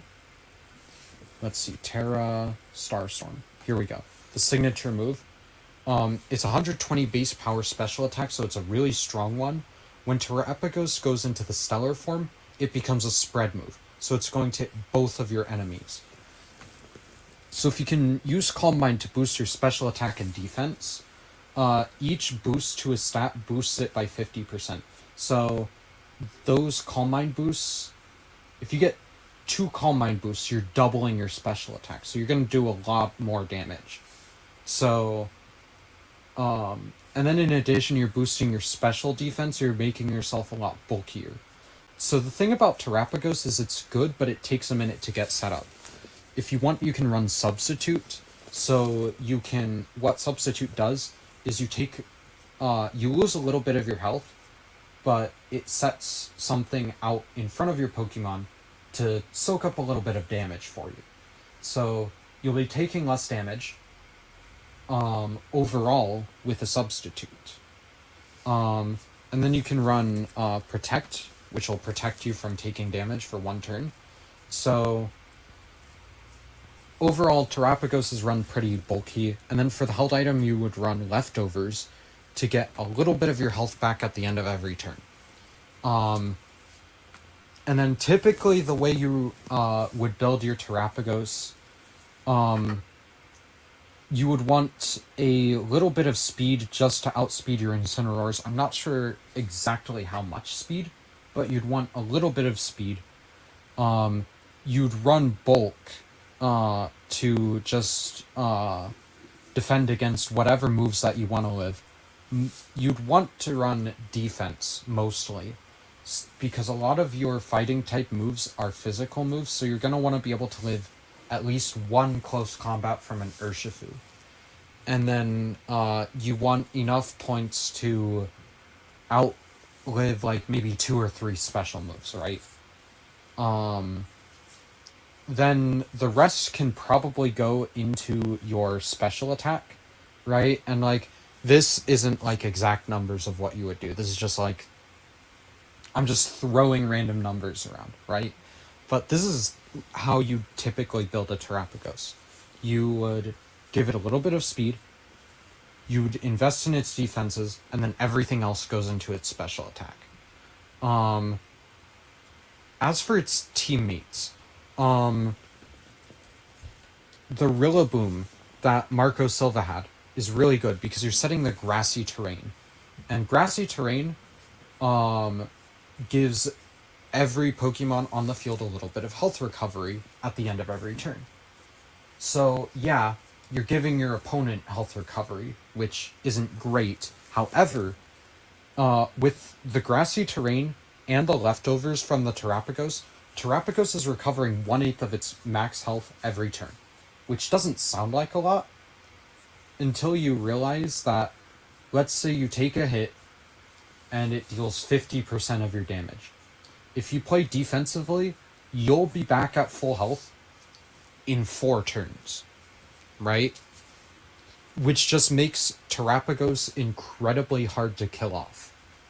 Rillaboom tends to run the Assault Vest item to boost its defenses by 1.5 times.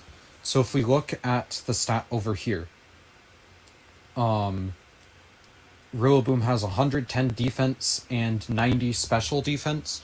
Because of the Assault Vest, that is actually 135 special defense, and that'd be 165 defense, right? So you are an incredibly bulky monkey. So that Rillaboom, what you could do is, if you want it to be better in Trick Room, you decrease your speed IV to 0 to go as slow as possible. If not, you're going to max out your speed IV, and then for the EVs you're going to invest 36 just to have enough speed to outspeed like an Incineroar, right? As for the rest of the EVs, again, Rillaboom is pretty bulky, so this isn't like exact numbers, but you're going to want to invest in your defensive stats, put a little bit in your health too, and then the rest can go into your attack, right? This is how you typically do a Rillaboom EV spread, and like I said, this isn't like actual number. Don't try to take these numbers, these aren't going to help you, right? Because I haven't done any calculations behind these. But that's just like a general idea of a moveset. Now the Assault Vest, the drawback is you can't use any support move. You have to use moves that deal damage. But that's fine. You run Fake Out to guarantee a flinch on an opponent just to stop them from moving for a turn, right? Which can be incredibly helpful. Then Grassy Glide. It's low base power, but it's +1 priority when you're on grassy terrain, so that's going to cause you to priority moves always move first regardless of speed, right? So for example, let's say I'm at 109 speed here. The Terapagos is 110. The Terapagos should move before Rillaboom. However, if I use Grassy Glide, because it's a priority move, Rillaboom will move before Terapagos, if that makes sense. So, having that priority move is pretty useful for Rillaboom. In addition, you would run Woodhammer for a high power grass type move. And then for your last move, you are going to run either U-turn to pivot out, because after you deal damage with U-turn, it forces Rillaboom out of the battle. So you could either do U-turn as a pivot move, or you could do high horsepower to have a better matchup into things like Incineroar and I don't know, Miraidons, right? Just things like that. However, U-turn gives you a better matchup into the Calyrexes. So it really just depends on what you want your Rillaboom to do. As for the Terra type, you want either Terra Water, just to resist Glacial Lances, to resist all of those powerful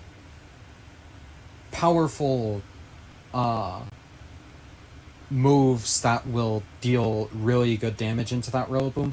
You either want that, or you want Terra Fire, again for resistance, but in addition, you're going to not be able to get burned. Burn halves your attack stat. It doesn't do anything to special attack, but it halves your attack stat. So if you're immune to those burns that could have your attack stat and make Rillaboom do a lot less damage, that's a really good thing, being immune to those burns.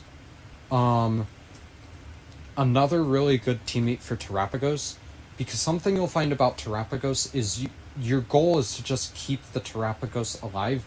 You want a couple of supports, and then maybe a few supportive damage dealers alongside Terrapagos.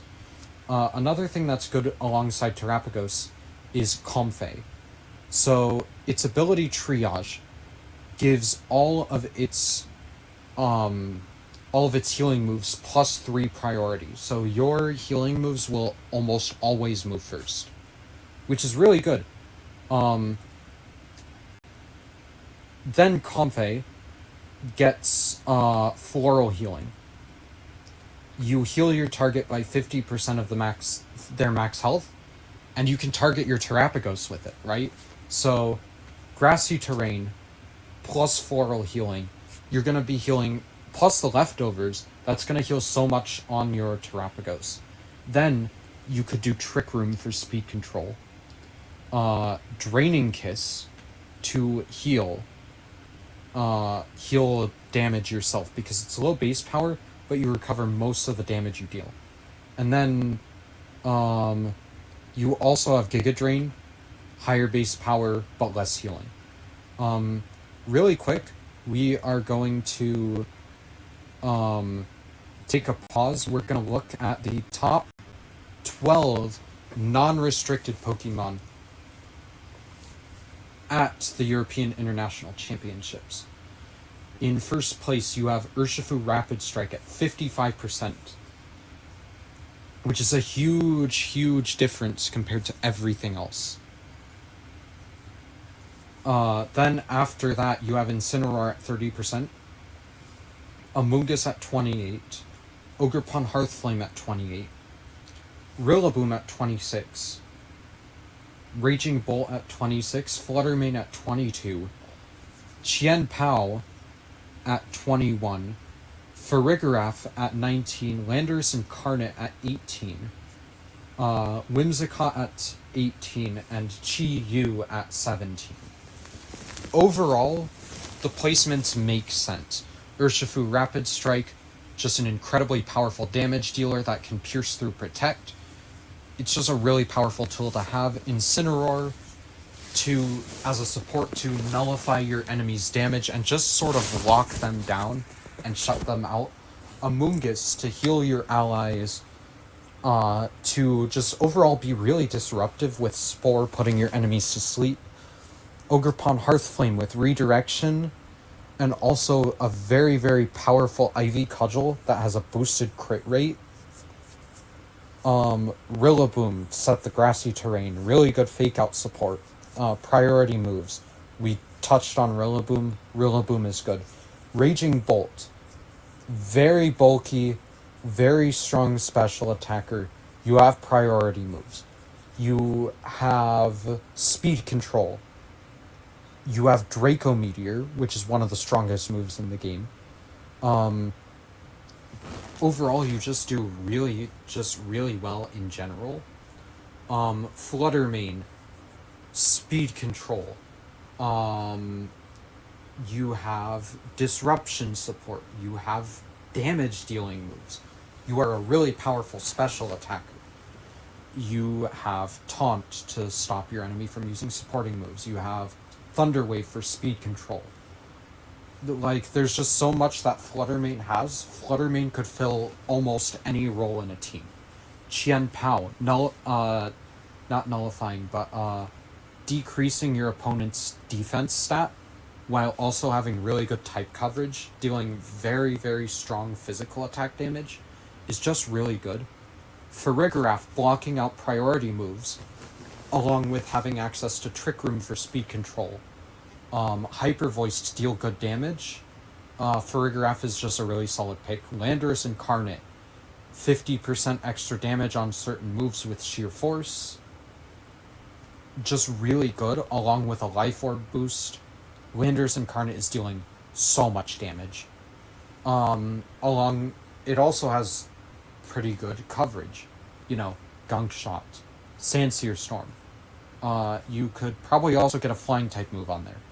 Whimsicott, really disruptive support Pokemon. Encore, forcing your opponent to use the same move over and over and over again. You have Tailwind as speed control. You have Sunny Day to change the weather. You have just so many supportive moves.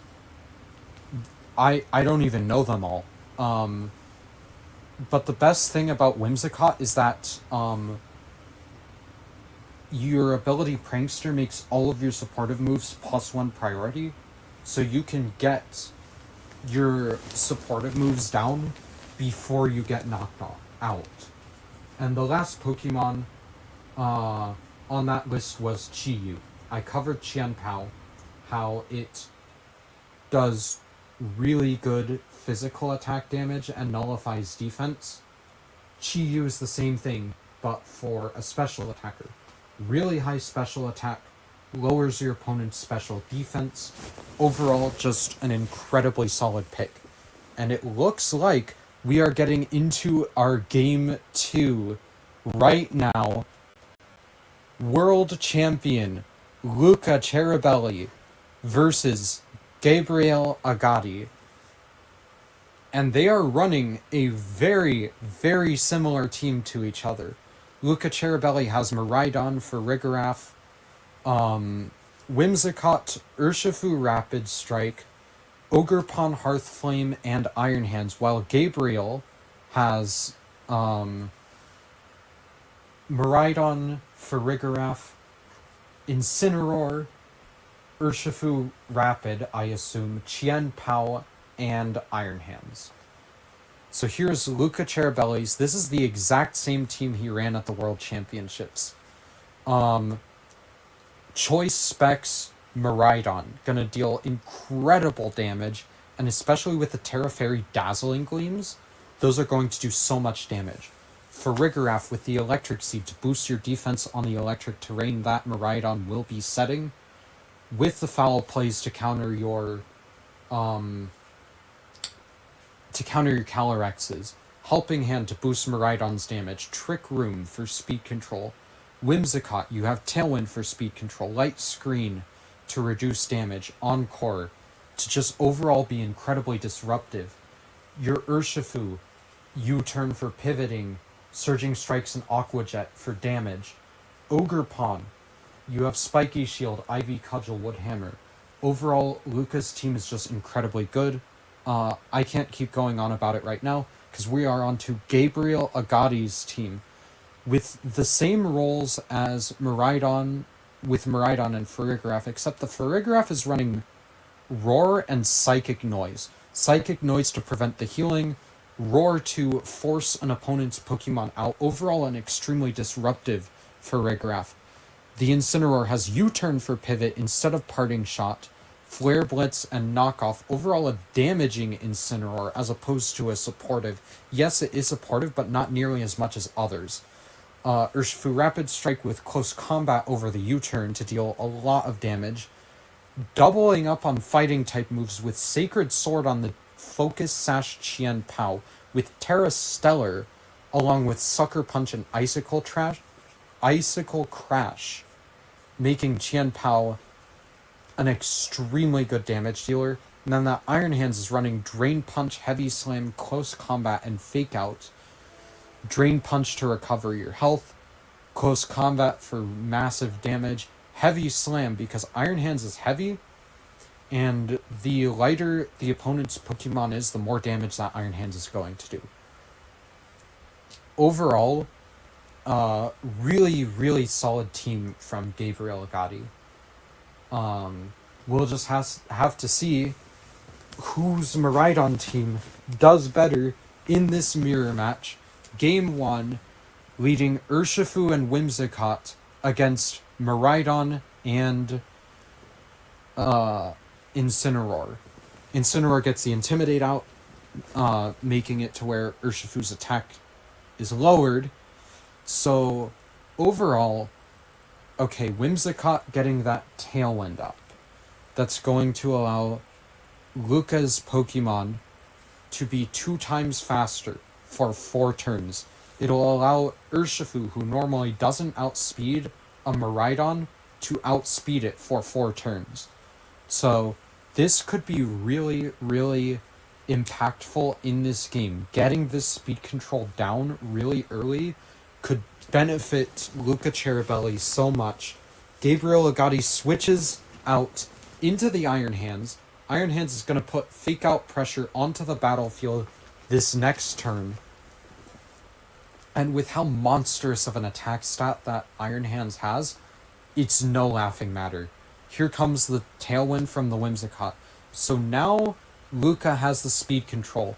The Miraidon coming out with the Draco Meteor into the Urshifu. And because it's choice specs, that Miraidon is now locked into Draco Meteor. Which could be pretty bad for Gabriel, because if you switch your... The reason Gabriel went for the Draco Meteor is because he was predicting the Urshifu to switch into Miraidon. So he wanted to take out Luca Ceribelli's Miraidon as fast as possible. The problem is that now the Miraidon is stuck Draco Meteoring onto an Urshifu who can take at least 1 Draco Meteor, and a Whimsicott who's immune to Dragon-type damage. So here comes the Surging Strikes. 1 hit into the Miraidon. 2 hits. The 3rd hit, that's going to take Miraidon to just above half health. So now you have some good damage onto that. Here comes the Draco Meteor. Right! The Urshifu isn't focus sashed, so the Urshifu goes down. Now here comes the Iron Hands with the Heavy Slam. That's just going to take out the Whimsicott. And now Luca Ceribelli, on the 2nd turn, is already down to his last 2 Pokemon. This looks like a really bad position for Luca Ceribelli. Will he be able to come back from this? So here's the Miraidon, and here's the Ogerpon Hearthflame. Against an Incineroar, a Miraidon, a Iron Hands, and 1 more Pokemon that we don't even know. And because you are stuck here now, whatever move this Miraidon locks into, since it's choice specs, whatever move the Miraidon locks into, Miraidon can't switch out because you're down to your last 2 Pokemon. Miraidon is stuck using whatever move Luca locks into right now for the rest of the game. So here's the reveal of the 4th Pokemon. We have the Qian Pao. Now, all of Gabriel's Pokemon won't have a good time against Fairy-type damage. So if Luca locked into a Dazzling Gleam here, this puts Luca in a better position. So here comes the Terastallization. Fairy Terra on the Miraidon, which I think Luca might be going... There it is, there's the Dazzling Gleam. So here comes the Dazzling Gleam. That should take the Qian Pao right down to the Focus Sash. takes Incineroar down to the half health. And now, what did this Ogre Pawn go for? Woodhammer. Right into that Incineroar. Takes it down so low. That Incineroar is just going to get taken out by a Dazzling Gleam the next turn. It forces the Incineroar to fake out this Miraidon. But if you fake out the Miraidon, you're leaving your Qian Pao vulnerable to the Incineroar. Not the Incineroar, the Ogre Pawn. However, the Qian Pao could get really good damage into this Miraidon with the fake out. This is such... There's so much that could happen this turn. Here's the fake out. And here comes a Sucker Punch into the Ogre Pawn. The Ogre Pawn lived, and there goes the Qian Pao. Whoa. I guess they had some technical difficulties for a moment. There goes the Tailwind. The Qian Pao is down, but now none of what Gabriel has is going to appreciate taking this Dazzling Gleam from Luca Ceribelli's Miraidon. The Iron Hands has Fake Out, so there's Fake Out pressure on the board again. Gabriel could use this to Fake Out Luca's Miraidon once again and stop it from moving, or you could use it to Fake Out the Ogre Pawn and just take it out this turn. Gabriel has a decision to make, one that could potentially impact who wins the game. And so does Luca. Luca has to consider, what do I think Gabriel's going for? If he thinks the Fake Out's going into the Ogre Pawn, he would have had to Spiky Shield, but he didn't think that was happening. So here comes the Ivy Cudgel into the Incineroar, and the Incineroar lives. Here comes the U-turn into the Miraidon. That allows Incineroar to reactivate the Fake Out pressure later on in the game. The Incineroar living was so bad for Luca, and Luca's in such a bad position now, because now Gabriel's Miraidon is in, and it can choose whatever move it wants, and it can Terrasilize to resist this Dazzling Gleam that's about to come in from Luca's Miraidon. Even though Luca has the speed control, Gabriel is in such a dominant position right here, but Luca predicts the Incineroar coming in. There's the Incineroar, and Luca went for an Ivy Cudgel into that slot. That's going to take out the Incineroar. There will be Fake Out pressure next turn when the Iron Hands comes back in, but here's the Gabriel Terrastilization. Whatever Gabriel locks into, he's locked into for the rest of the game. So here's the Dazzling Gleam from Luca Ceribelli. That takes Miraidon down to low health. This is a really close game. Here's the Electro Drift into Luca's Miraidon, and it crits, and it takes out Luca's Miraidon. And now there's just no way for Luca to recover this game, I don't think. Because you're down to one Pokemon. I think the Tailwind goes down here. There's no way... Oh, the Woodhammer comes out. And Gabriel's Miraidon goes down. So now it's Ogre Pawn versus Iron Hands. The Ogre Pawn will protect to stop the Fake Out. The Iron Hands is forced to attack, and since all of Iron Hands' moves are contact moves, you're going to take chip damage from the Spiky Shield that's coming out here. And then you just have to hope for either a Woodhammer crit or go for the Ivy Cudgel with the boosted crit rate and hope for an Ivy Cudgel crit to try to take out this Iron Hands. This is a very, very tight game for Luca Ceribelli. He still has a chance to win, but it's a very, very slim chance. You see, he's thinking here, he's probably thinking, how can I play game 2? How can I adjust my board state and have a more firm grip, a more dominant control on the next game? He's stalling out the timer, taking time to think, how can I adjust for game 2? But Luka hasn't lost yet. There's still a chance he wins this first game of the set. He's going to hope for the Ivy Cudgel crit. Does he get it? And he does! Luca Cherubelli wins the first game of the set off of a really close Ivy Cudgel crit. That was such a close game. And even though Luca won, he can't rely on crits to win him games. He needs to adjust. He needs to think. How can I go into game 2? How can I adjust to Gabriel's team to have a more dominant board state? How can I play the game to where Gabriel has to react to my plays instead of me having to react to his? Luka just... He was in a really good spot in the early game, but Gabriel played so well. Just played around what Luka was doing, and now in the later tail end of the game, right? You ended up with Gabriel being in a really, really dominant position on the board, and if it weren't for that critical hit, Luka probably wouldn't have won. Now of course, if Gabriel's Miraidon hadn't gotten that crit Electro Drift, the game probably still would have been significantly in Luca Cherubelli's favor. He did have a dominant grip on the game until his Miraidon went down. So, it makes you wonder, will Luca adjust, or will he keep the same Pokemon?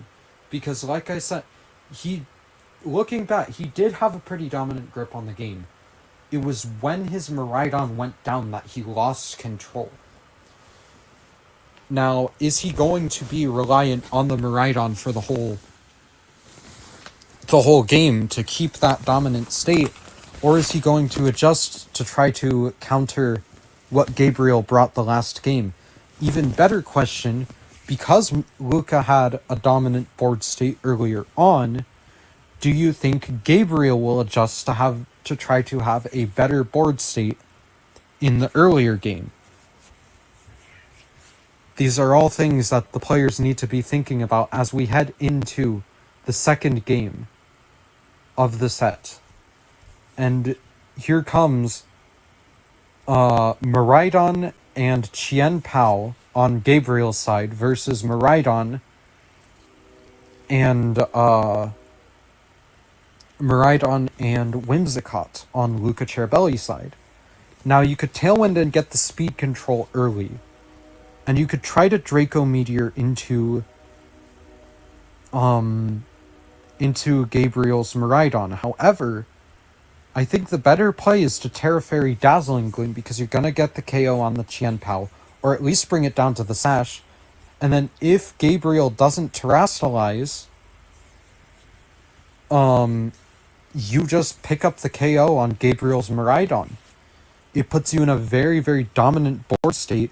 You can deal super effective damage to both of Gabriel's leads. And here comes the Terrastalization. That is going to be Terra Fairy into a Miraidon. I honestly can't tell which Miraidon this is the Terra Fairy from. I mean, I know for sure Luca Cherubelli. Oh! And Gabriel doesn't Terrastalize. So here's the Tailwind. Here's the Terra Fairy Dazzling Gleam. Is this enough to take out the Miraidon? And it barely lives. The Chien Pao lives on the Focus Sash. As long as the Miraidon doesn't go down this turn, then Gabriel is in a very bad position. But Luca's Miraidon does go down, and all of a sudden Luca Cherubelli loses his restricted Pokemon. And Gabriel Agati, even though the Miraidon is at such low health, he still has his restricted Pokemon that can deal so much damage in the later game. Here comes the Iron Hands. That puts Fake Out pressure on the board, and the Chien Pao is still there. This puts Luca in such a bad position on the board. because you've lost your restricted Pokemon. There's fake out pressure, and even though you have speed control, if you don't outspeed this Qianpao, then you lose your Whimsicott and you're down to your last 2 Pokemon already. The Iron Hand is going to fake out something. It's not going to be the Whimsicott, because the Whimsicott has the Covert Cloak, meaning that the Whimsicott won't flinch. But what happens here?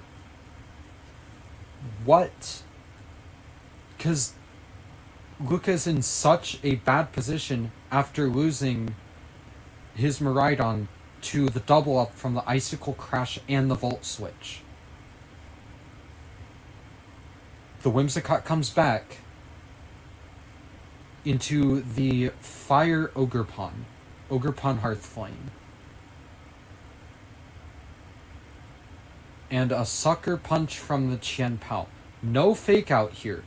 There's the U-turn, and the Qianpao goes down. But now the question is, what is the Iron Hands doing? If it goes for the Heavy Slam and calls the Whimsicott going into that slot, then Luca will just lose his Whimsicott this turn. But no, the close combat into the Whimsicott slot.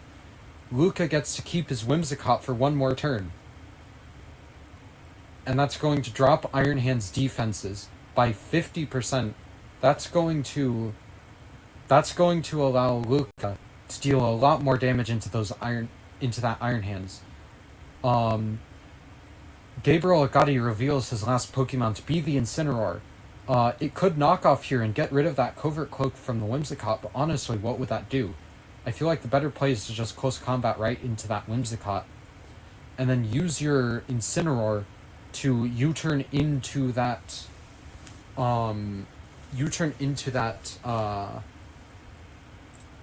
the Ogerpon Hearthflame. Deal super effective damage, try to get it off the board. And at this point, Gabriel is stalling out these turns of Tailwind, so that he can come in later and just clean up the game with that Miraidon when it'll outspeed everything else. So there's the Moonblast, dealing respectable damage into that Iron Hands, and here comes the Woodhammer. It's not enough.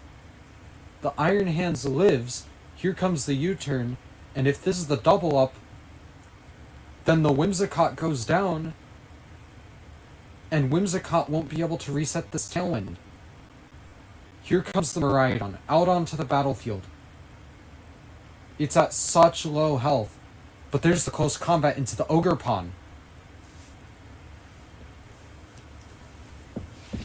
This puts Luca at a really interesting stance on the board. Here comes the Urshifu.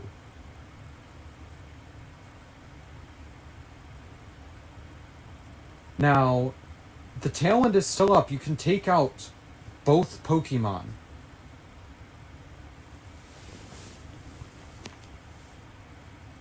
And then the last thing Gabriel will have left is an Incineroar. Because the Urshifu should outspeed the Miraidon through the Tailwind. And this is why having that speed control is crucial. Because you'll end up in situations like this, where victory is just a matter of, living a hit. Here comes the Incineroar to drop that attack. Will that be enough for the Miraidon to live? This Surging Strike's coming in. There's the Moonblast. That does a little bit of chip onto the Incineroar, and the Surging Strikes takes out the Miraidon in 1 hit. This leaves Luca with just the Tailwind's gone. So this leaves Luca with Urshifu and Whimsicott against Iron Hands and Incineroar. Now, you could Aqua Jet and try to take out that Iron Hands. The thing is, if that Iron Hands fakes out into you, you just, you're opening yourself up to that Incineroar coming in and dealing damage to you. However, if the Incineroar decides to fake out the Whimsicott, you could take out the Whimsicott instead. So here's the fake out into the Urshifu from the Incineroar, and the fake out into the Whimsicott from the Iron Hands. So now the Whimsicott is out of the battle, and Luca is down to just one Pokemon against an Iron Hands and an Incineroar. Will Luca be able to prevail here? I think he has a shot. As long as he doesn't get crit by something from the Incineroar, I feel like Luca can still win this game, even through the Intimidate. But Gabriel still has his Terra, and that's going to be Terra Water in the Incineroar. No, it's Terra Ghost. Expecting the close combat. Interesting. So here comes the Surging Strikes. One hit is enough to take out the Iron Hands. But what does the Incineroar do here? Could this be the knockoff? It is the knockoff, so now Urshifu loses its Mystic Water. It's going to deal a little bit less damage with these Surging Strikes, but I honestly don't think that it matters. I think the Urshifu will still prevail through these Surging Strikes.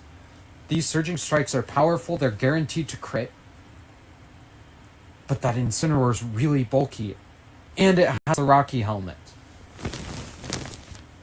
1 hit, 2 hits, 3 hits. If Urshifu can live 1 hit from this Incineroar, but it can't, and there goes Game 2 to Gabriel Agati. Both of these games have been such close games. We have to see who has what it takes to close out the set. Who has what it takes to remain undefeated, which being undefeated this early in a tournament isn't an impressive feat. But with 2 players of this caliber, Luca Ceribelli and Gabriel Agati, whoever comes out undefeated, this is still an incredible game, even though it's this early on. Because like I said, these are just such high caliber players facing off this early in the game.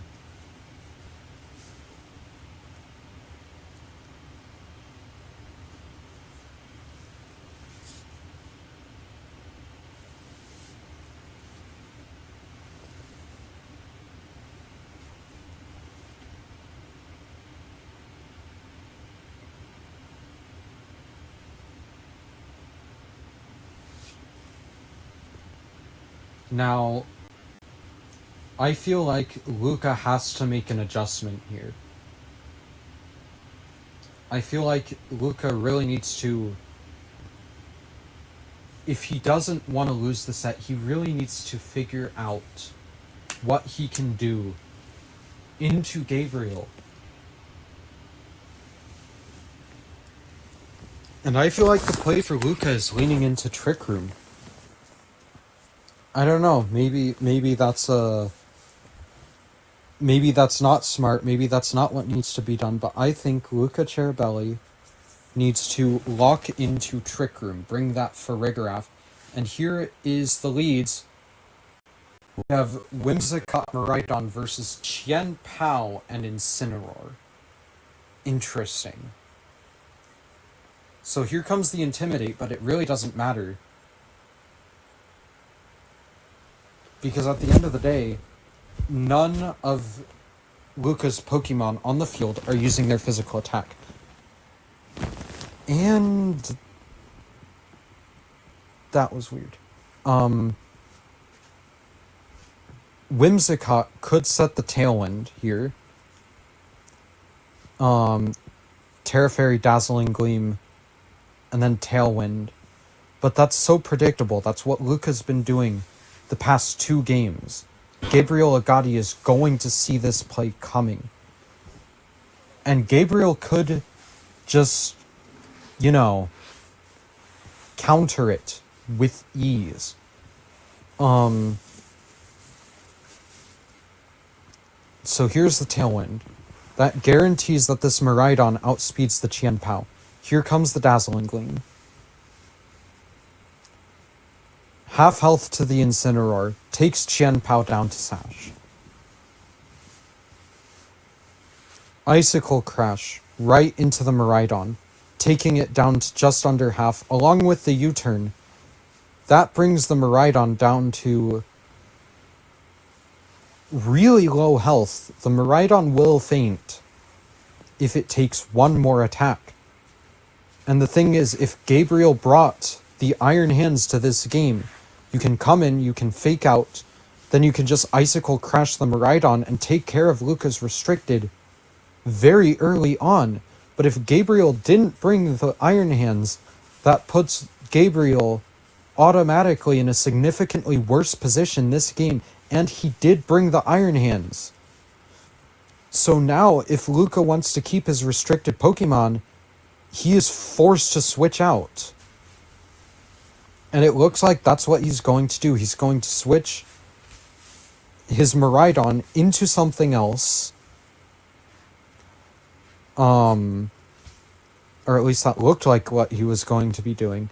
If you switch and Moonblast into that Qian Pao, you take the Qian Pao out. You're saving your Miraidon. Overall, you're keeping a pretty dominant grip on the board. I feel like it's the best play. But Gabriel could call that out. He could say, no, I don't think the Miraidon's staying in. I'm going to double into the Whimsicott. So the Qian Pao leaves. Gabriel's not quite ready to part ways with it. Here comes the Incineroar, getting off another set of attack drops. And here's the fake out from the Iron Hands into the Miraidon that deals so much damage. But Luca didn't switch. And that means that as long as the Incineroar doesn't fake out, Miraidon deals good damage here. The problem is that Incineroar should fake out here, no matter what. So Luca really needs to get that Miraidon out of here if you want to preserve it. And you need to, because here's the Iron Hands withdrawal. This is going to be Qian Pao. Oh, Qian Pao, interesting. I was expecting to see a Miraidon come out here, but there's the fake out. And this Miraidon is still alive, which is incredible after everything that it's been through. So here Luca could very well just Dazzling Gleam and take out two Pokemon. Although it's very likely for Gabriel to switch into the Iron Hands, but the Iron Hands might go down. It's unlikely, but it could. This is a very, very good board state for Luca Ceribelli to be in. Let's see what comes out here. Here's the Iron Hands at full health. This is going to take out the Incineroar. This is going to deal really good damage. Oh, it's a double switch. Is this the Miraidon? It is. So that Miraidon is going to take a huge chunk of damage. Here's the Aqua Jet, dealing chip into the Iron Hands. Let's see this Dazzling Gleam. And it takes out Gabriel's Miraidon. Gabriel identified, maybe he doesn't need the Miraidon in this match. There goes the Iron Hands down to red, though. Gabriel is in a pretty scary spot here. However, the Iron Hands came out last turn. This is going to be the fake out. Luca's going to lose the Miraidon here, but does it matter? Luca can Surging Strikes. Luca can... He can Aqua Jet. He has priority. And all of Gabriel's Pokemon are at such low health that I don't think he has enough gas in the tank. Oh, but the crit fake out into the Urshifu along with the Sucker Punch takes out the Miraidon, takes the Urshifu down to half. and does massive damage into that Urshifu. Now this doesn't seem like as good of a position for Luca, but then again, he still has 2 full health Pokemon here. He can set up the Tailwind. He can take out the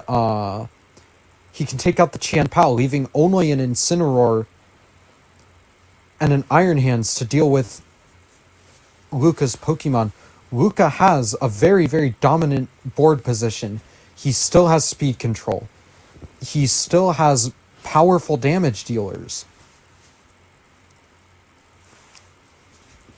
Gabriel now has to figure out, how can I swing the board state back into my favor? There's no way for him to prevent this Tailwind from going up. So the best bet might just be for the Chien-Pao to target down the Urshifu. But let's see what happens here. What does Gabriel lock into? Gabriel could Sucker Punch and try to fish for that crit Sucker Punch into the Urshifu. Maybe try to take out the Urshifu before it can deal any damage. There's just so many ways that this could be played. Gabriel has to figure out, what is Luca doing, and how can I try to stop that? Here's the Aqua Jet. There goes the Chien-Pao.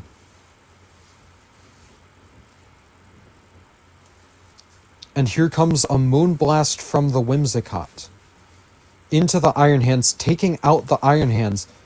Now it's an Incineroar, all to its lonesome, having to defend against a Whimsicott, an Urshifu Rapid Strike, and one more Pokemon that Gabriel doesn't even know what it is. And the Incineroar is already down to such low health. I don't think it's possible for Gabriel to recover, and Gabriel doesn't think so either. There goes the set to World Champion Luca Ceribelli. Luca played that game so incredibly well. He had such a firm grip on the board state in that game 3. He played so well against Gabriel Agati. The first 2 games, it felt like Luca was just barely getting by. He was just barely making it through. But then this 3rd game, Luca learned from the first 2 games. He adapted, and he very quickly identified how to take out Gabriel Agati. And he played so well that 3rd game.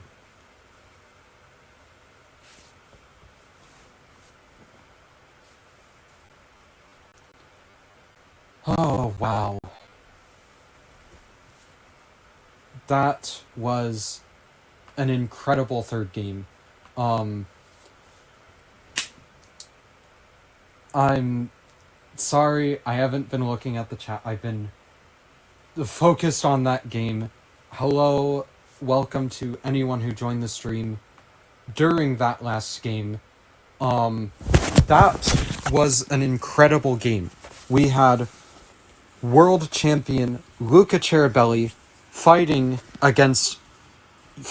using a Miraidon team against another Miraidon team. And he played that game so well against Gabriel Agati, that 3rd game. As I said, the first 2 games were incredibly close, and Luca Ceribelli felt like he was behind during those first 2 games. The first game he won only because he got a critical hit on the Ivy Cudgel. The 2nd game he lost, but only just barely. He almost won that 2nd game. But the 3rd game he learned using the 1st and 2nd game how Gabriel Agati plays. And he used that information to just dominate the board space on that 3rd game. Talk about an incredible comeback.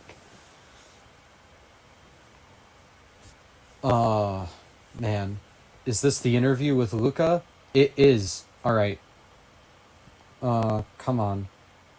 Here we go. Ceribelli. That was a crazy set accomplished player. How are you feeling after that? Well, definitely it is good to beat a player as good as Gabriel. Obviously, there's like the fact that without very lucky crit, I would not have gotten the game one. So without it, I may not even be here to talk about this in this interview. So luckily, the chances were like favoring me. So you have to be grateful for what you have. So we're here right now. But it could have like we couldn't been like backstage while Gabriel was here. So yeah, the match could have gone very either way.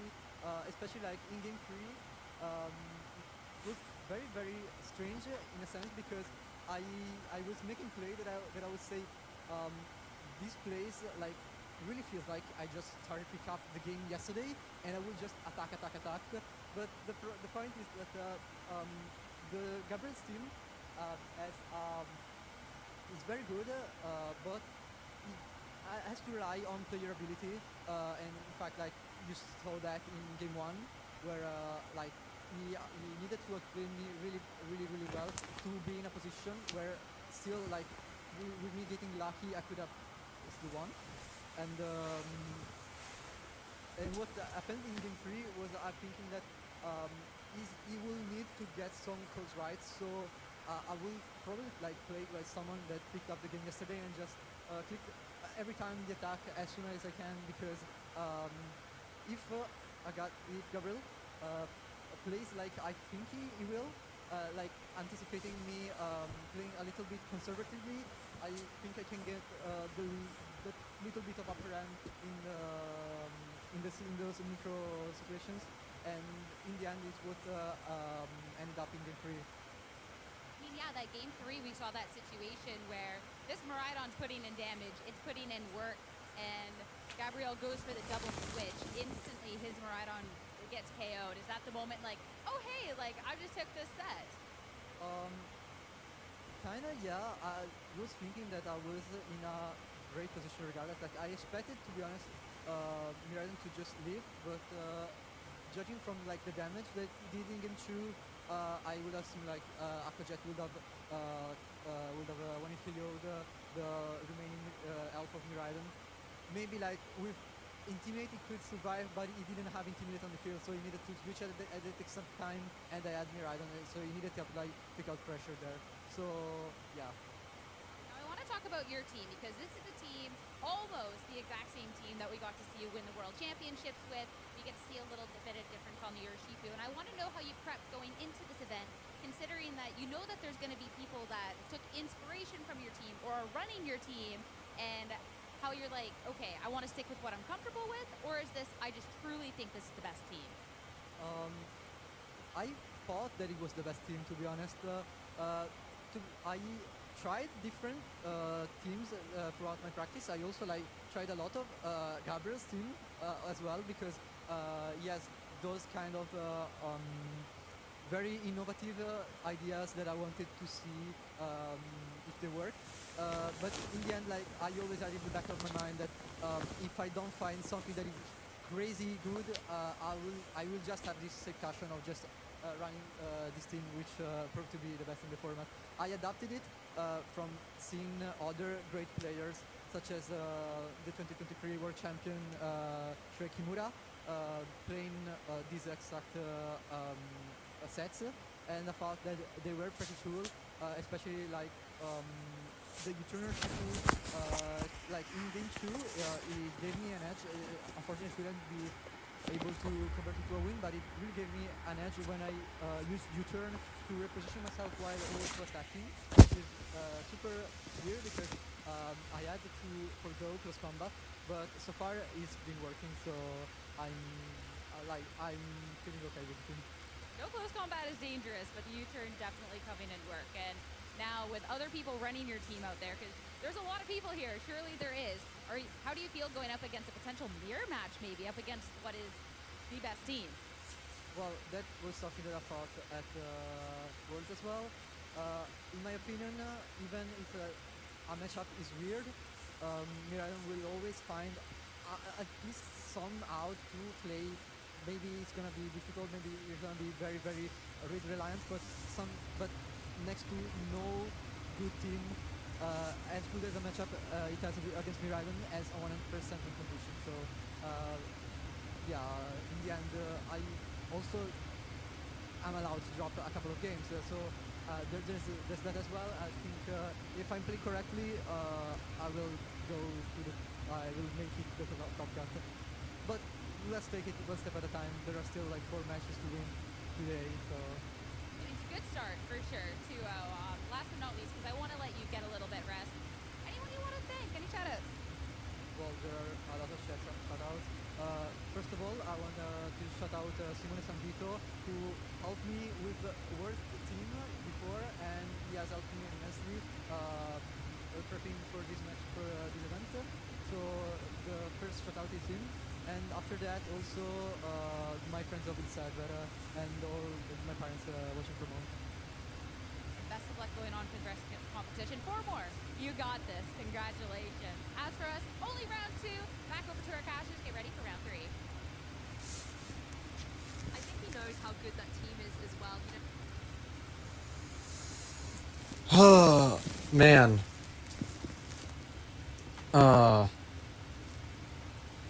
I had to, again, I had to listen to that interview with Luca Cherubelli, the current, why does that keep going up?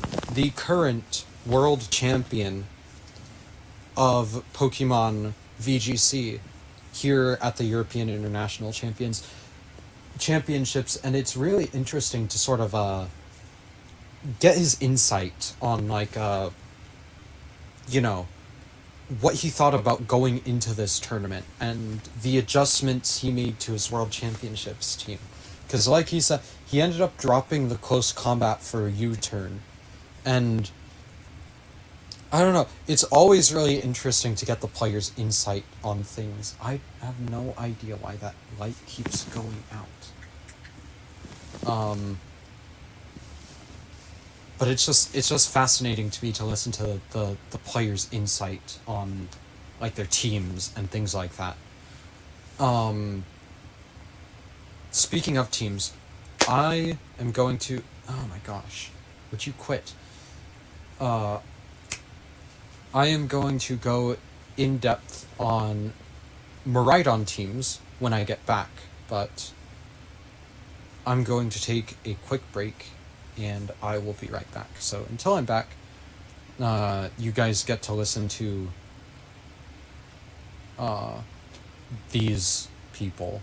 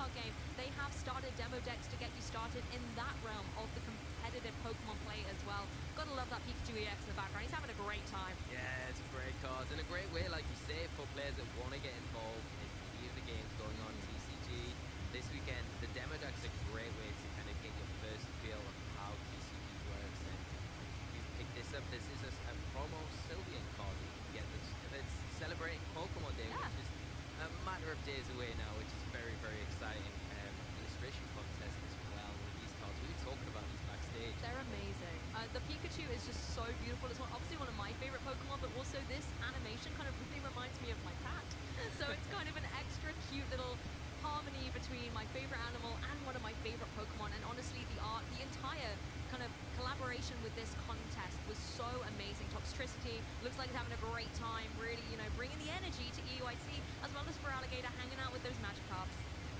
One of my favorites, the first partner Pokemon, Yeah. of course, from Generation 2. But I love that Toxtricity card and the way the art kind of merges. It's kind of like opaque almost. Yeah, I love that. Really great, but still amazing art. I definitely see a Gimli resemblance there. Yes, definitely. A very sweet Pokemon card. But of course on video game, as much as we do like opening trading cards, We're all about the video game, and we have got a fantastic giveaway. Marco Silva's 2025 LAIC winning Jump Up.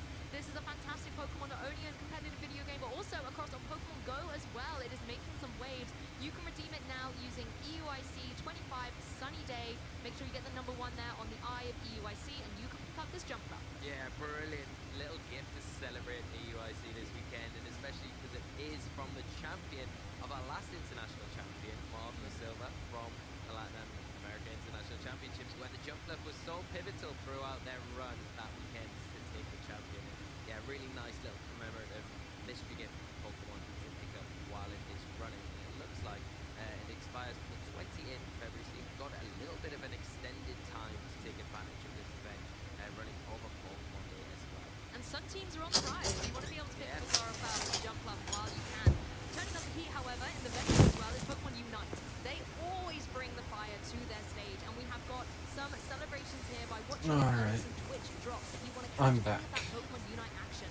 Yeah, make sure that you do stick around for their stream because you'll be able to pick up the useful items. Well, they're going over giveaways and whatnot. You can tune into the official stream to pick up those giveaway stuff if you're interested. But for now, I want to go back over really quickly. This is my list of the most likely to succeed, in my opinion. I think that the most likely Pokemon to succeed at this tournament, the most likely restricted Pokemon to succeed are Zamazenta Crowned and Calyrex Ice Rider, along with the supportive Pokemon for Zamazenta being Qianpao and Fluttermane. For Zamazenta, you have Wide Guard to block out powerful spread moves from your other restricted Pokemon. You're going to deal good damage with Body Press and Heavy Slam. And Body Press deals damage based off of defense instead of your attack stat. And Zamazenta has an incredibly high defense, which allows for Qianpao to help out, because Qianpao is going to lower your enemy team's defense. So if you have Zamazenta and Qianpao at the same time on the battlefield, you are going to deal increased damage with that Body Press. Qianpao also just has several incredibly good coverage options. And then Fluttermane has... Fluttermane is a really good special attacker, really high special attack stat. You have incredible coverage on Fluttermane. And additionally, you have several really good support moves like Taunt and boost either its special attack or its speed, depending on how you train it. If you use special attack, you're going to make it deal so much more damage. If you use speed, you're going to be one of the fastest things on the board, and you're just going to be able to disrupt your enemy team with no drawbacks. Now for Calyrex Ice Rider, Calyrex Ice Rider is incredibly slow. But that's not a bad thing. That's actually an incredibly good thing. Because of how slow it is, it allows you to set Trick Room, and Trick Room reverses the speed orders. So whatever's slowest will move first, and whatever's fastest will move last in the Trick Room. So, that allows you to get off incredibly powerful Glacial Lances and high horsepower, and every time Calyrex Ice Rider takes a KO, it's going to boost its attack stat. So really bulky, hits like a truck, it'll move before everything else. Calyrex Ice Rider is just really, really dominant into every other restricted matchup. And then Landorus is just really good to pair with it, because, oh no, I'm Ice type, I'm weak to Fire. You know what resists Fire? A Ground type. So you have Landorus Incarnate to resist, And plus, whenever that Trick Room goes down, you want to have some sort of fast option to deal damage and protect your slow Pokemon until you can get that Trick Room back up. So Landorus is going to be that option. You're going to be able to deal damage incredibly fast, and with Sheer Force, you're dealing increased damage. And then Amoonguss. Amoonguss is really good at disrupting your enemy team, because with your ability Regenerator, every time you switch out, you're going to recover some of your health. In addition, you have the move. You're incredibly slow, so you're going to, again, move very fast in the Trick Room, which is really good. And then you have Spore. Spore causes your target to fall asleep. So your target's going to be asleep. They don't get to move for 1 to 3 turns. It's incredibly, incredibly disruptive to your enemy team. So I think team cores like those two have an incredibly good chance to win the tournament. These teams are just really, really good. And, you know, we still have more time right now. I am going to show you guys why I'm so confident in Zamazenta performing so well. So let's take a look at the Zamazenta team that I tend to run. This is my Zamazenta team. Now, I'm not sharing like this is my open team sheets version, so I'm not sharing any of the stat spreads or anything like that. But this is just like a general idea of a Zamazenta team. So, here's what I'm running with. Typically, and I'll show you what's typically run as well. For my Zamazenta team, I'm running Protect, Wide Guard, Body Press, and Heavy Slam. Body Press is going to deal damage based off of your defense instead of your attack stat. And with how incredibly high Zamazenta's defense stat is, you're going to be dealing a ton of damage with Body Press. In addition, with your ability Dauntless Shield, you're getting +1 to your defense when you enter battle. So that 160 defense is actually looking more like, what? I think 240-ish, right? So that is a ton of defense. You are going to be taking hits like a truck. You are going to be dealing damage so much because of those body presses, and you are so incredibly fast. Base 128 speed, this is one of the fastest restricted Pokemon there are. So, on top of that, you have Heavy Slam. More power, the heavier the user is than the target. Now, Zamazenta weighs over 2,000 pounds. This thing is heavier than most other restricted Pokemon. So you are, well, not restricted Pokemon. The restricted Pokemon tend to be heavy. But most other non-restricteds, right? So you're going to be dealing almost max base power Heavy Slam damage every time. That's 120 base power.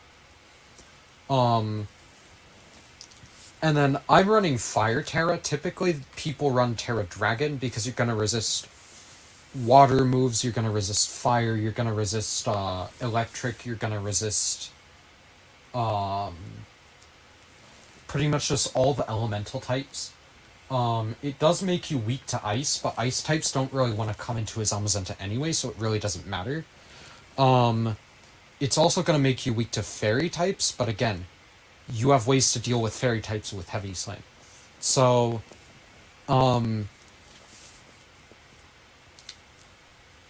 again, just a really, really strong defensive Pokemon, and because it's so incredibly strong defensively, you can run a very hyper-offensive core around it, because Zamazenta's just going to defend your hyper-offense, right?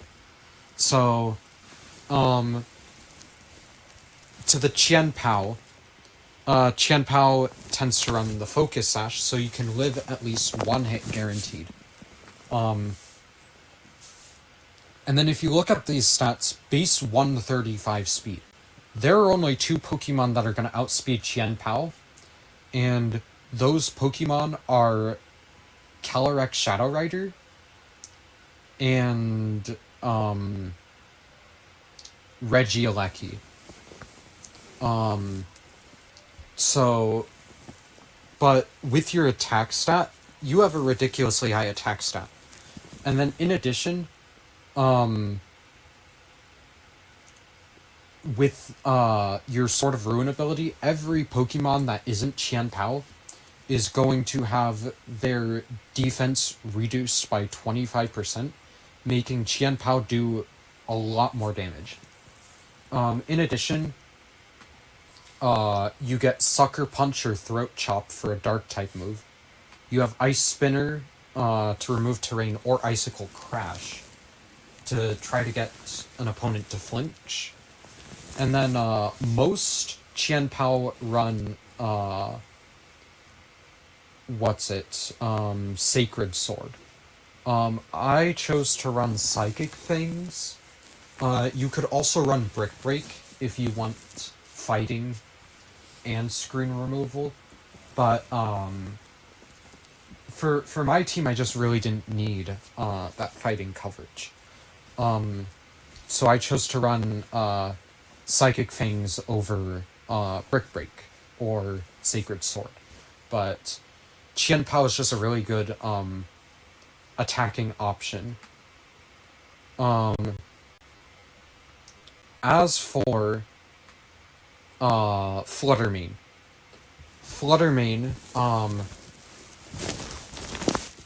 Oh yeah, for Qianpao, you could run Terra Ghost to protect yourself from Fake Out, or Terra Stellar to deal extra damage on all of your moves. I also run Protect, just in case I want to scout out what my opponent's doing. There, that's everything on Qianpao. Now to the Fluttermane. Fluttermane, as I mentioned earlier, depending on how you train it, you can either use the booster energy to boost your special attack and deal a lot more damage, or use it to boost your speed and be the fastest thing on the field. Now, for my Fluttermane, even though it does do good damage, I use it as a disruptive support. So, I have stab options, I have Shadow Ball, and I have Moonblast. Really powerful moves. And then as for support, you have Icy Wind, which is going to, it's going to drop both of your opponent's speed by 1 stage, which is incredibly good. The only way to protect against this is either Protect or Wide Guard, right? So I'm going to outspeed, and then I'm going to drop your speed. So Calyrex Shadow normally outspeeds Zamazenta. Not anymore after an Icy Wind. And now I can use my Zamazenta and attack your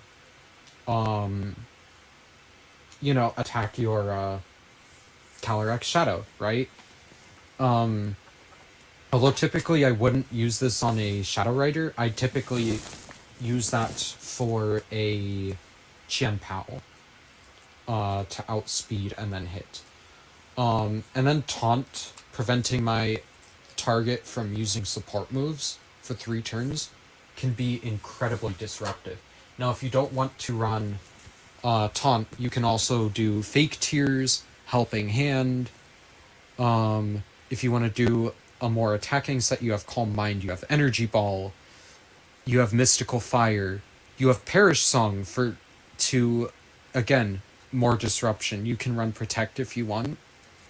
There's just so many different Thunder Wave, right? There's so much you can do with a Fluttermane. It's just so incredibly just flexible.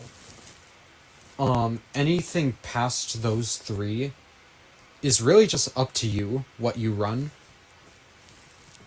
on your team, but those 3 are it's just an incredibly powerful team core for Zamazenta team, and because it's such a flexible team, you have so many different options for your remaining 3 Pokemon. You could use Amoonguss, you could use Entei, you could use Ditto, you could use Rillaboom, Urshifu, Chi-Yu, Ogerpon.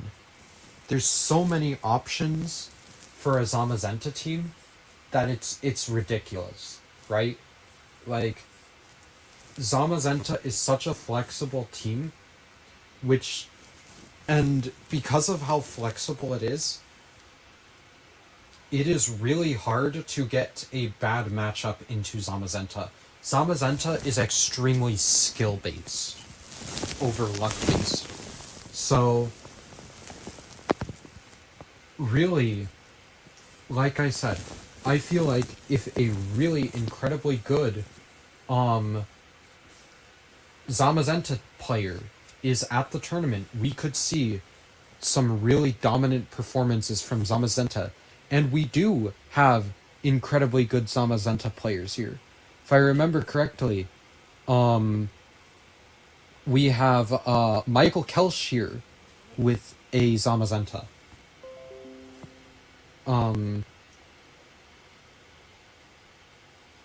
And I also think we have a couple other Zamazenta players. Like, let me take a look at this real quick. That was not the right button. Hold on a second.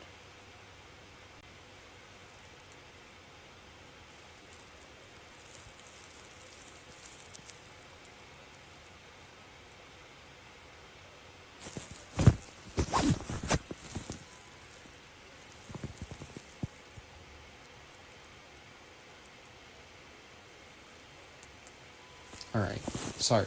There we go. So, really quick, I'm gonna look back. Let's go, I think it's about here, where they look at notable players, right? Like I said, Michael Kelsch, he's an extremely powerful Zamazenta player. He's been playing Zamazenta since the beginning of Regulation G, I'm pretty sure. We also have, I'm blanking on his name, but I know he's here, right? No one really notable from Oceania playing Zamazenta. Was he in the NA region? Maybe. Yeah, there it is. Marcus Dion with the Entei, Amoonguss, Qianpao, Urshifu, Zamazenta, Fluttermane team. That's the other one that I was thinking of. Overall, like I said, we have some really incredibly good Zamazenta players here today at the European International Championships. So I have a feeling that we will see incredibly powerful performances from Zamazenta. Hold on a second. There. I hate how that light keeps going out.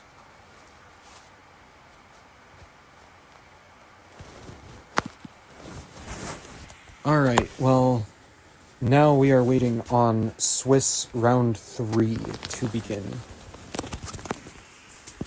And, as we wait, I'm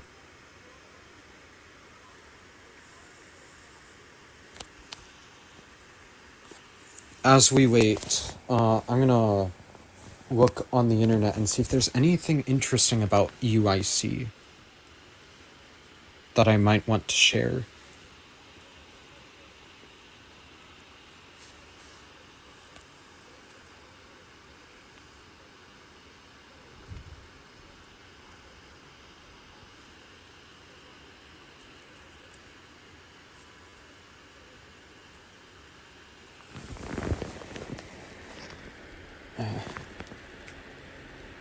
Is there any way I can get that to stay on? dude, whatever.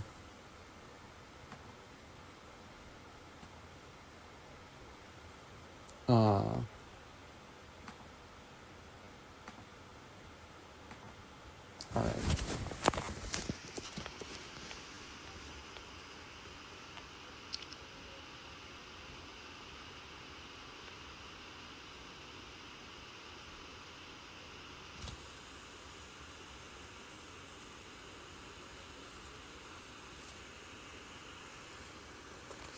Let's see.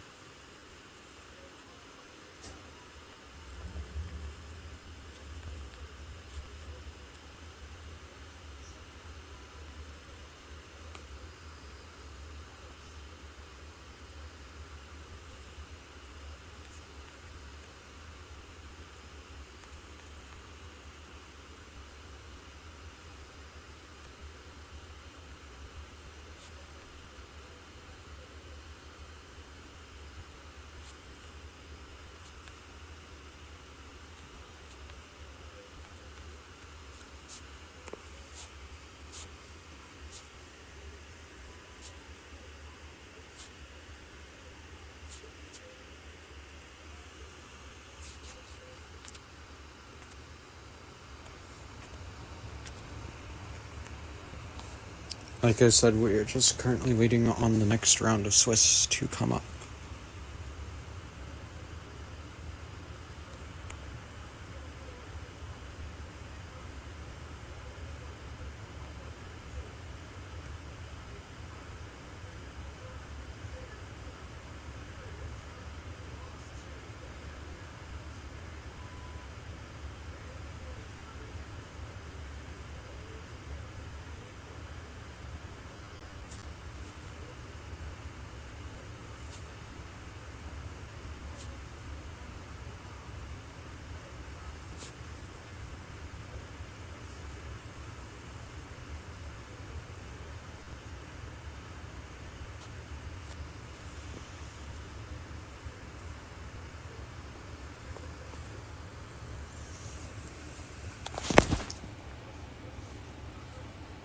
If anyone has any questions in the chat right now, now would be a good time to ask so I can answer before, we get into the next round.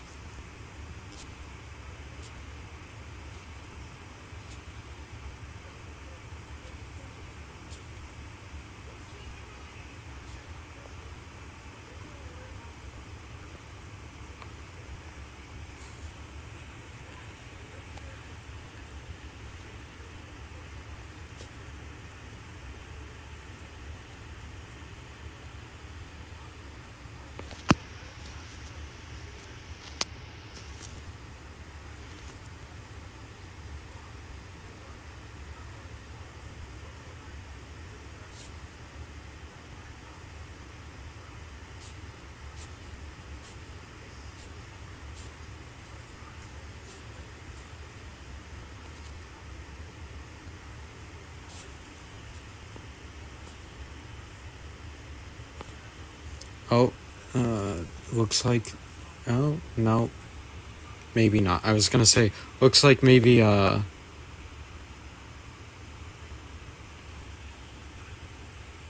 maybe, next round is starting, but guess not at the moment.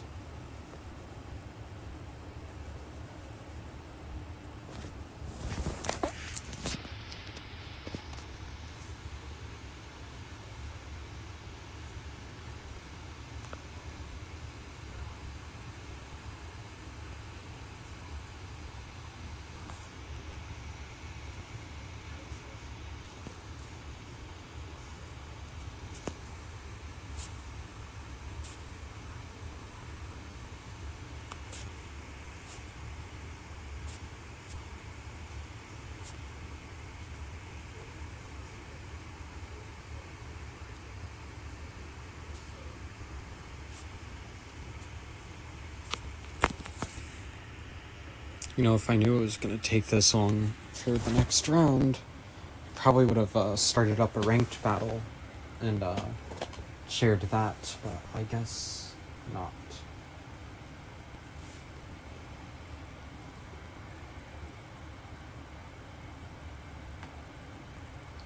Like I said, if anyone has any questions, now would be the perfect time to ask.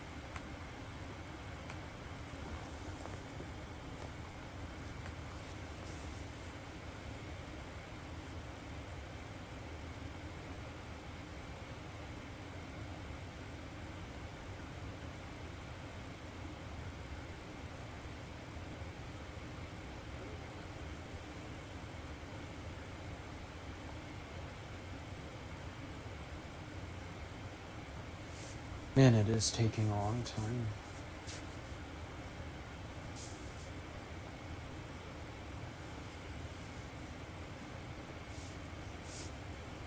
Anyone have anything they want to talk about? Like I said, I'm really bad at this, I'm sorry.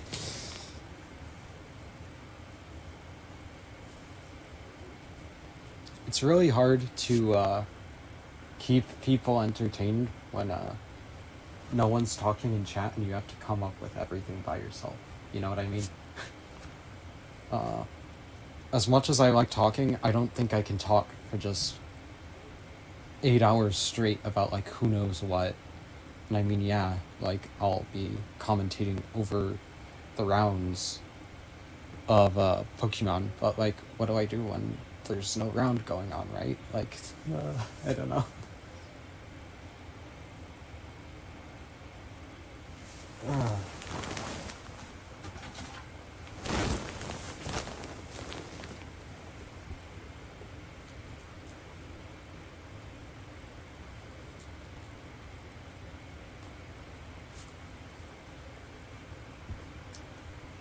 Well, if it's taking so long, I'm just gonna start up a game of ranked.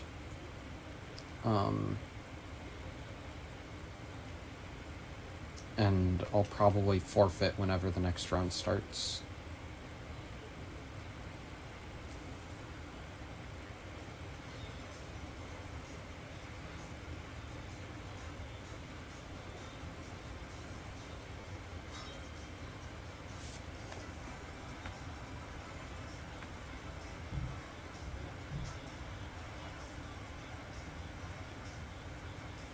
Of course, right as I start to get into it, you know, it looks like they're probably coming back.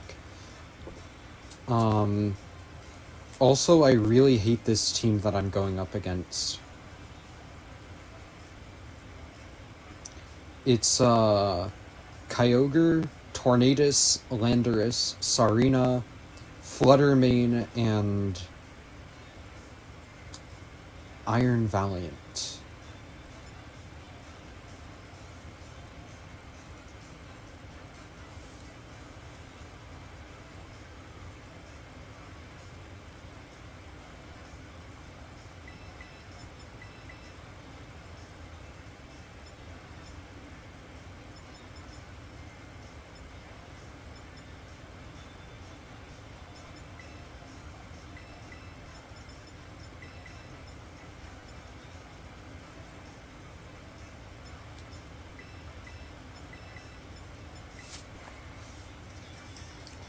Now I kinda hope that they don't start soon, because I'm in the middle of ranked. Like, come on, man.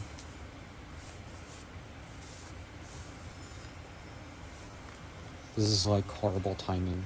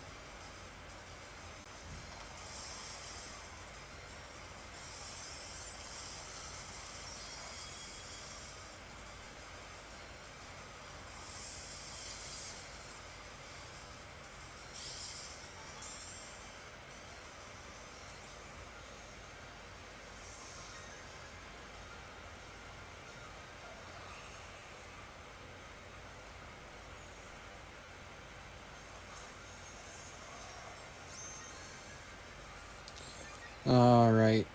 Looks like I'm probably gonna have to forfeit. Here we go. Swiss round 3. Paul Chua versus Juan Salerno.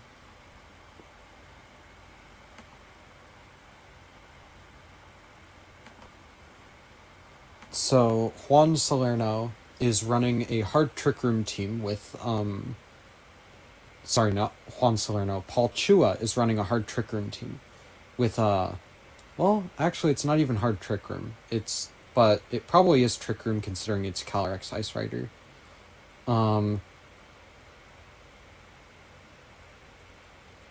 So, it is CalRX Ice Rider Amoonguss, Urshifu, Landorus Incarnate. I assume it's Urshifu Rapid Strike. And then also Incineroar, and there was one other that I missed. There it is, Raging Bolt. So this Raging Bolt is running Snarl to reduce opposing special attack. The Landorus is running U-Turn for Pivot, and then Earth Power, Sandsear Storm, and Sludge Bomb. The Incineroar is Fake Out, Will-O-Wisp, Knockoff, Parting Shot.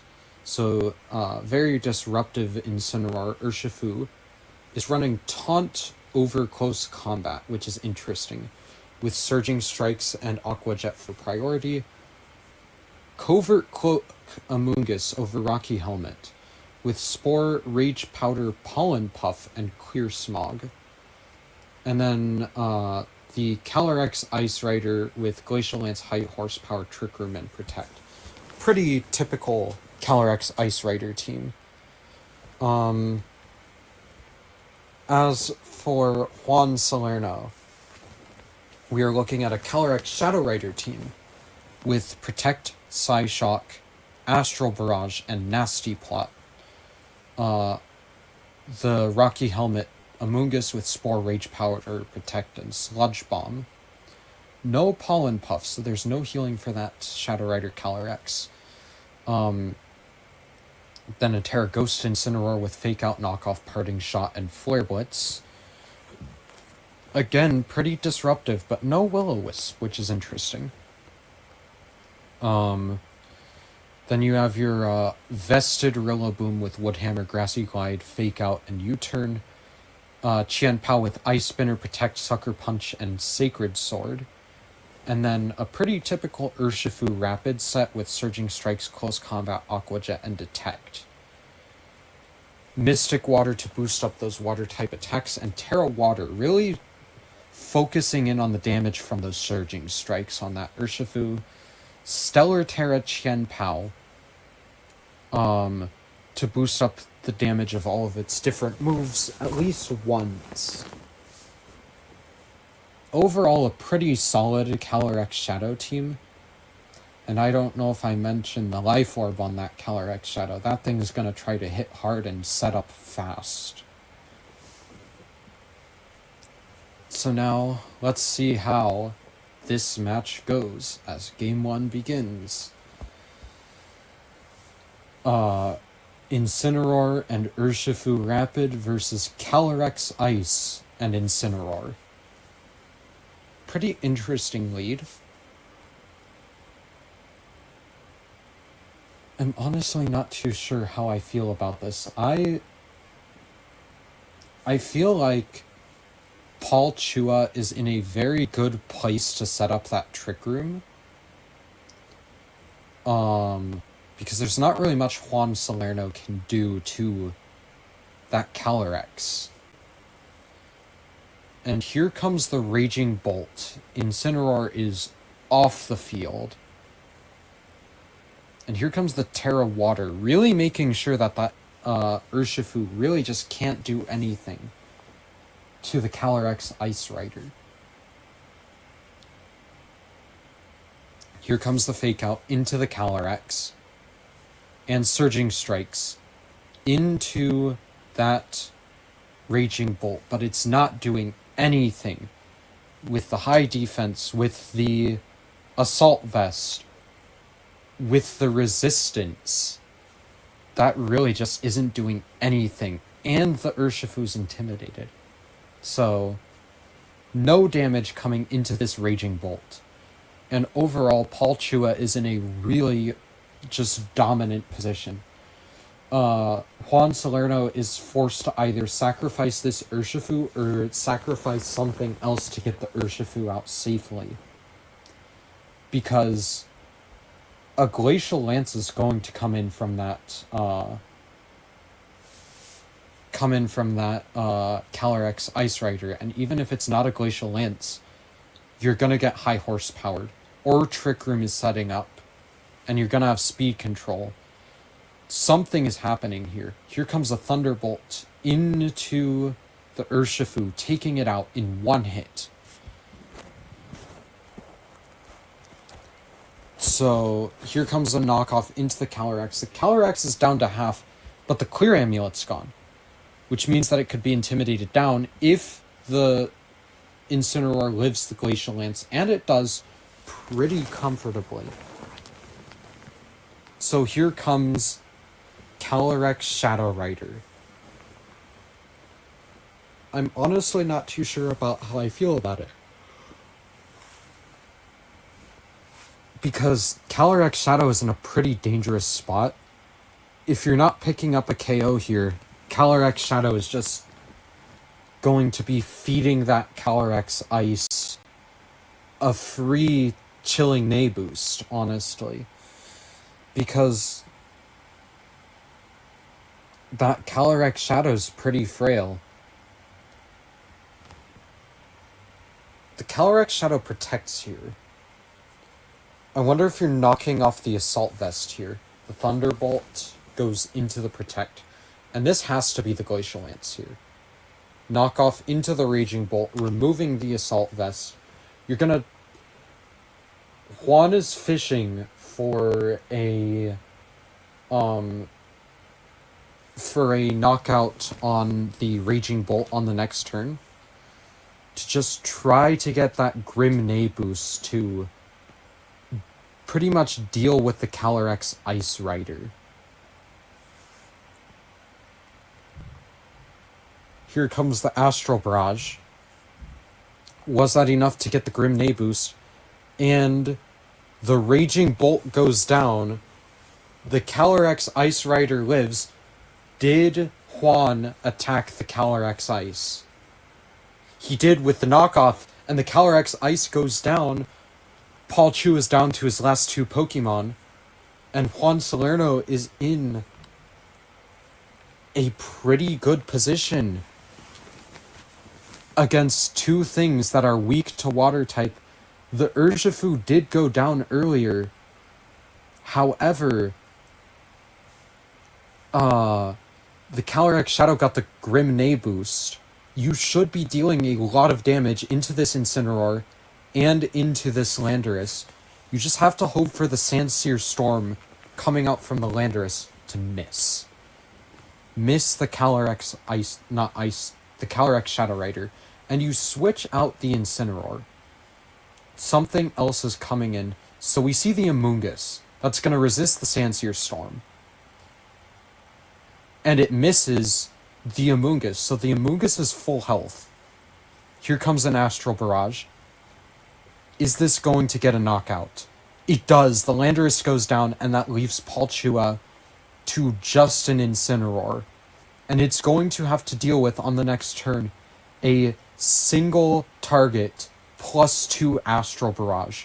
Or not, because the knockoff just takes out the Calyrex Shadow, leaving an Incineroar versus an Incineroar and an Amoonguss. However, I don't think Paul Chua has enough gas in the tank to deal with 2 Pokemon, especially after an Intimidate drop.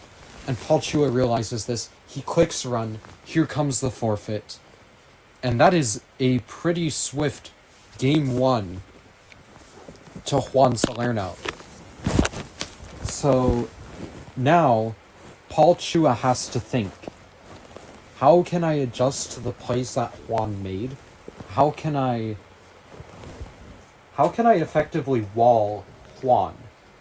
Because even though Paul has the better matchup here, Juan played really really well, played really aggressively too, and just walled out Paul Chua, not letting Paul Chua gain any ground here, really.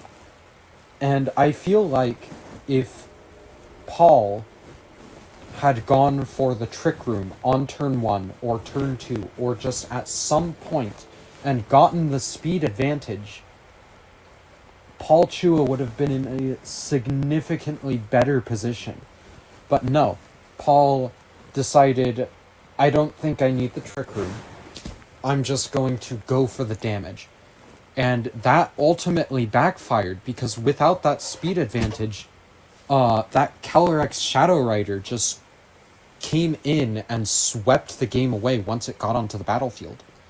So here in Game 2, we are going Calyrex Shadow and Incineroar versus Calyrex Ice and Incineroar. Both the horses are on the battlefield, the kings and their steeds, alongside their supportive lion, I guess. I don't know. But, I really don't think this is a good position for, Juan to be in, because this is literally just Terra Water Calyrex Ice, along with the Glacial Lance. The Glacial Lance is going to deal incredible damage into that Ice Rider, not the Ice Rider, the Shadow Rider. But the Terra comes out, Terra normal on the Calyrex Shadow Rider. Probably to avoid a knockoff from the Incineroar, from killing off the Shadow Rider. So both of the horses now have their pretty little crowns.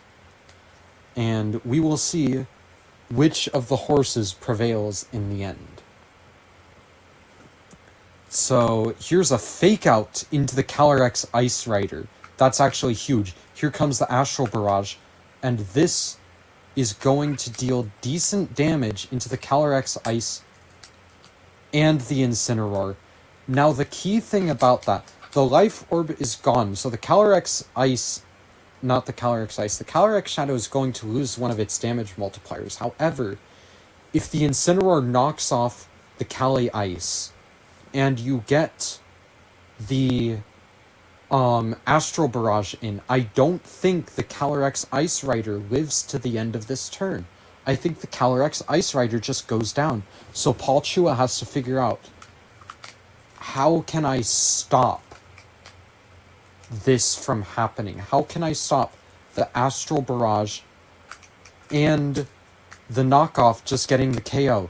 There's the Calyrex, down to low health. The knockoff into the Calyrex Ice, and it lives. But there goes the Clear Amulet. Here's the Parting Shot into the Incineroar. Incineroar loses its attack. But that doesn't really matter, because the next turn, that Calyrex Ice is going down unless it can do something to deal with this Calyrex Shadow Rider.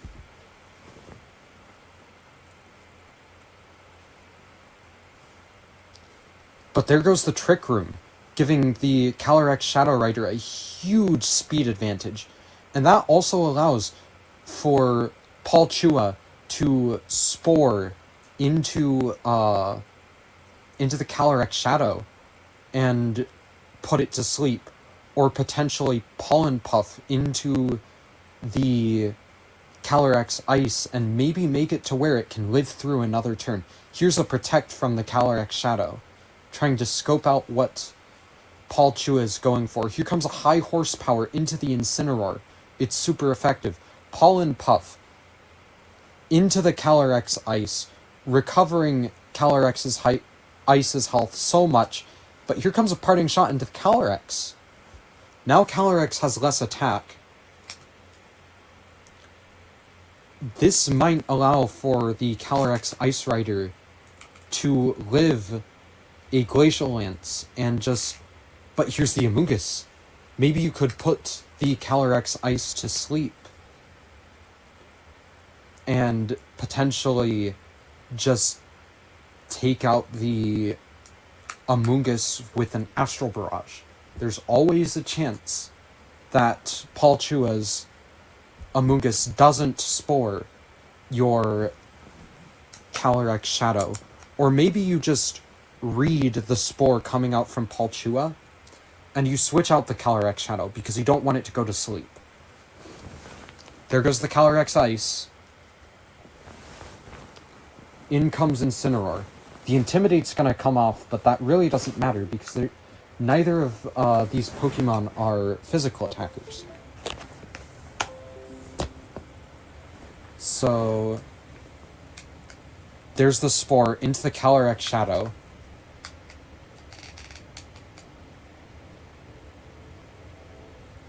Now the Calyrex Shadow Rider is asleep. So now Palchua is really in control of this game. Palchua could double into the Calyrex Shadow Rider, try to take it out here. Or he could double into the Amoonguss and try to get rid of the threat of Spore. But there goes the Pollen Puff right into the Incineroar. Incineroar now has a lot more health. There goes a Parting Shot into the Shadow Rider Calyrex. And now Palchua could bring back that Ice Rider Calyrex. It threatens potentially a double knockout right here on this turn. And if Palchua can get that double knockout, that just allows this game to go out of control. There goes the Nasty Plot, but it might be too little too late. The Shadow Rider did wake up, but will that be enough? I really don't think it will.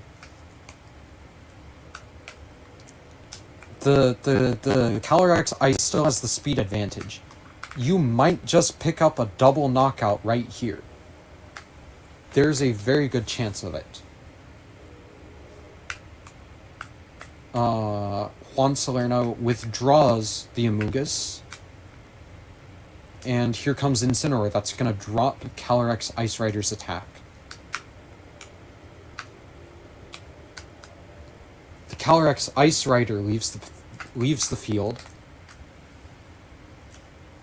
And we have Paul's own Incineroar coming out. So that's going to get an Intimidate down on the Incineroar. It's not going to deal as much damage. Here comes a Protect on the Shadow Rider. So Juan is trying to really just stall out these Trick Room turns. Trying to prevent... And there goes the Trick Room. Trick Room's down. You're really just trying to prevent Palchua from getting a Spore off in this Trick Room environment. There's the Fake Out. Here comes a +1 Astral Barrage. Will this be enough to pick up a knockout? It doesn't. Neither of Paul's Pokemon go down. And here comes a Spore right back into that Calyrex, Shadow Rider. And the Calyrex Shadow Rider is asleep. Now, Paul, again, has control of the board state.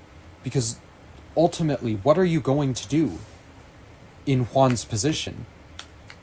What can Juan do to try to regain control of the board while this Calyrex is asleep? Here comes the Parting Shot into the Amoonguss. I think that Juan could have probably taken out that Amoonguss if he really wanted to. And that would have... But there goes his own Amoonguss. Parting Shot into the Calyrex Shadow Rider. So the Shadow Rider's now back at neutral attack. This Amoonguss is going to threaten anything that comes in. So here's the Calyrex Ice Rider. Now the Calyrex Ice Rider is faster than the Amoonguss. So, and here comes a Pollen Puff as well. So that gets the Ice Rider back up to full health.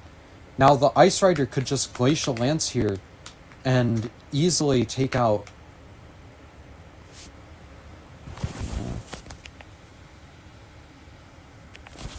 Why are...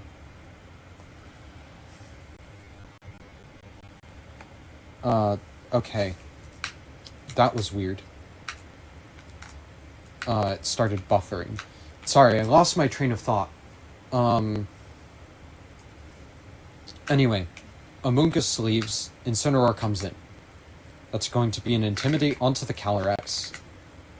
However, the Calyrex is just going to easily pick up a KO on this Incineroar. And the Ice Rider doesn't wake up. But the Clear Smog to clear the Intimidate off of Palchua's Ice Rider, and that brings both of Juan's Pokemon into KO range on the next turn. So the Amoonguss goes back out, and in comes the Incineroar. That's going to get the Intimidate drop back onto Juan's Incineroar. So here, Palchua protects on the Calyrex Ice. Fake Out comes into the Calyrex, doesn't do anything. And the Calyrex Shadow is still asleep.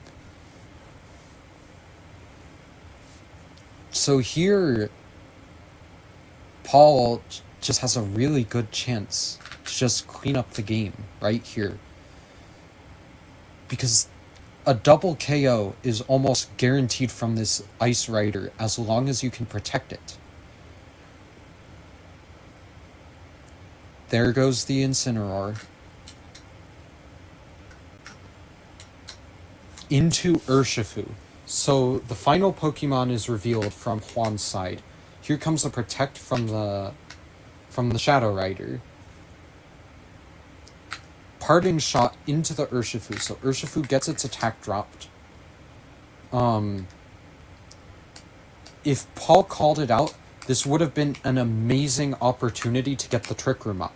But it doesn't matter, because here comes in a Raging Bolt. And that's going to be able to get a priority Thunderclap right into this Urshifu. And it's going to be able to take out the Urshifu on this turn, this next turn. Even if it doesn't, here comes a Glacial Lance, right?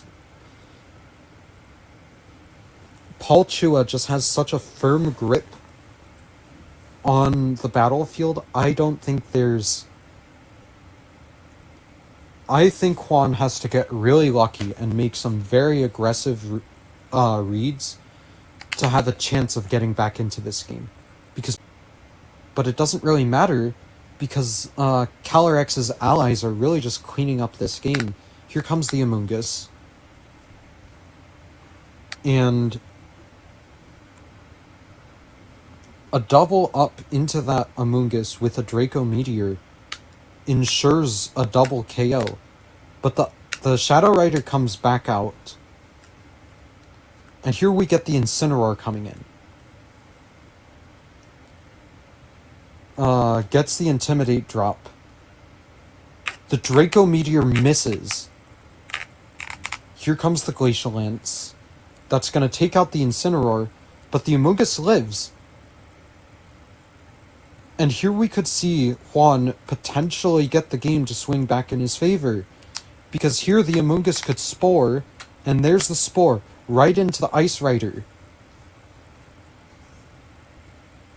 If that Draco Meteor didn't miss, Palchua would have had the game sealed right there. But the Draco Meteor missed, and now Juan has a tiny opening to potentially make his way back into the game. If you can maybe get a Nasty Plot off, and then maybe go for a Astral Barrage, then you can maybe have some sort of opening back into the game. There goes the Ice Rider out of the battlefield, and here we see the Incineroar coming back in. It's going to get an Intimidate drop, but more importantly, past the Intimidate drop, you're looking to, here's the Amoonguss Protect, you're looking to get a Parting Shot off. Here's the Nasty Plot. What does the, here we go, Snarl. The Amoonguss protects. And the Calyrex Shadow avoids the attack. This is such a huge, huge board state for Juan Salerno. Juan Salerno might actually have a way to get back into this game. If you protect the Shadow Rider this turn, protect from that fake out that's so obviously coming in. Coming into the, now we have a +2, we have a +2 Shadow Rider here. And this could very easily just pick up a double KO here.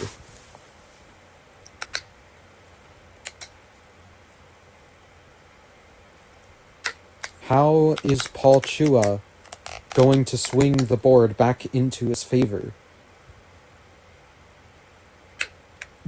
By not losing any of his Pokemon, that's how. The Shadow Rider goes down, and now the Amoonguss just doesn't have the gas left in the tank to deal with an Ice Rider, an Amoonguss, an Incineroar, and a Raging Bolt. Here comes the knockoff into the Amoonguss, and that is Game 2, won by Paul Chua, leading us into a deciding Game 3. Paul Chua played this Game 2 infinitely better than the first game. And now Juan Salerno has to adjust. How can I account for this Trick Room going up? How can I force the Terra on that Ice Rider and then take it out? Or make the Ice Rider think it's safe, force the Terra on something else, and then take it out? And I think I can see a really good way to get that to happen. You lead with your Incineroar and your Calyrex Shadow Rider, the same leads as that last game, and then you're going to protect knockoff into the Ice Rider. You're going to get rid of that Clear Amulet. You're going to Parting Shot out into Rillaboom. And since the Ice Rider is Terra Water, those Wood Hammers and Grassy Glides are going to be terrifying for that Rillaboom. Not the Rillaboom, for the Ice Rider. So then you have some sort of way to deal with this Ice Rider Calyrex. You have some way back into the game. Either that, or you have to figure out a way to force the terrestrialization onto something that isn't this Ice Rider Calyrex. Juan Salerno is really going to have to fight hard to get back into the game and win the set here. Paul Chua really has this match in his favor, so we have to see who is going to win this game number 3. And here we go, our leads: Calyrex Ice and Incineroar versus Cali Shadow and Incineroar. So if Juan Salerno has that Rillaboom, like I said that he needed to bring in the back, and Paul Chua just aggressively rips the Water Terra here, then this could be a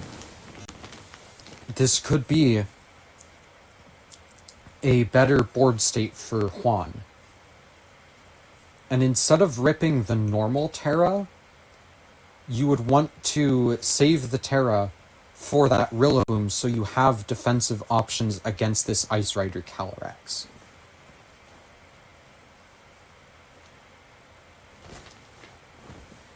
So here's the terrestrialization from Paul Chua.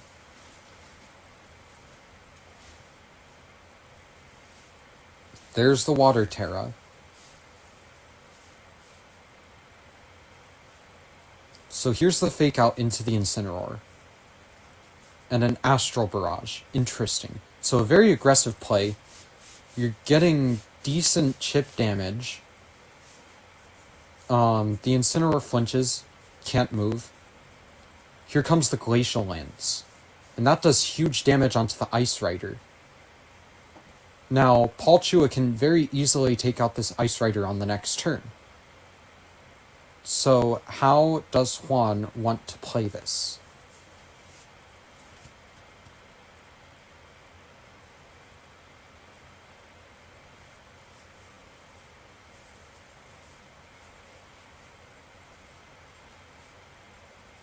So here's a Protect on the Ice Rider.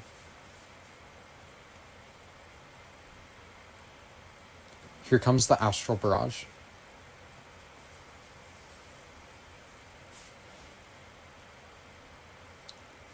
And that brings the Incineroar down to enough health to where it should just get knocked out in one more hit. So here's the knockoff onto the Shadow Rider. The Shadow Rider is gone. The fact that Juan didn't terrestrialize the Shadow Rider and just let it go down makes you wonder, maybe that's what Juan wanted. Maybe Juan wanted an opening for potentially that Rillaboom to come in. Because I really do think that Juan has that Rillaboom up his sleeves somewhere.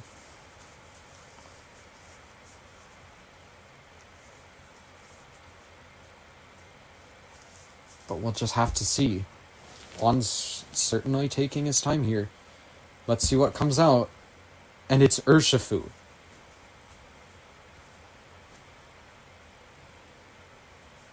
So, with Urshifu coming in, that allows for... The Calyrex is pretty safe. I don't really think there's anything that Urshifu can do against the Calyrex. Here comes Incineroar switching out into Raging Bolt. And that's the double switch into Raging Bolt and Amoonguss. So a completely different board state here. Now this Urshifu close combats into the Amoonguss, and the Amoonguss doesn't really take much damage. Here comes the knockoff into the Amoonguss, taking it down to half. There goes the Covert Cloak from the Amoonguss. So now you have to decide, do you want to take another double up and just sacrifice off the Amoonguss? Or do you want to switch out and maybe get something else into here? That Raging Bolt is really threatening that Urshifu right about now. So Juan really might want to take the Urshifu off the battlefield, especially considering that it doesn't have a Focus Sash, so it can't guarantee to live a singular hit. Here comes the Incineroar in for the Amoonguss. That means the Urshifu hasn't switched out.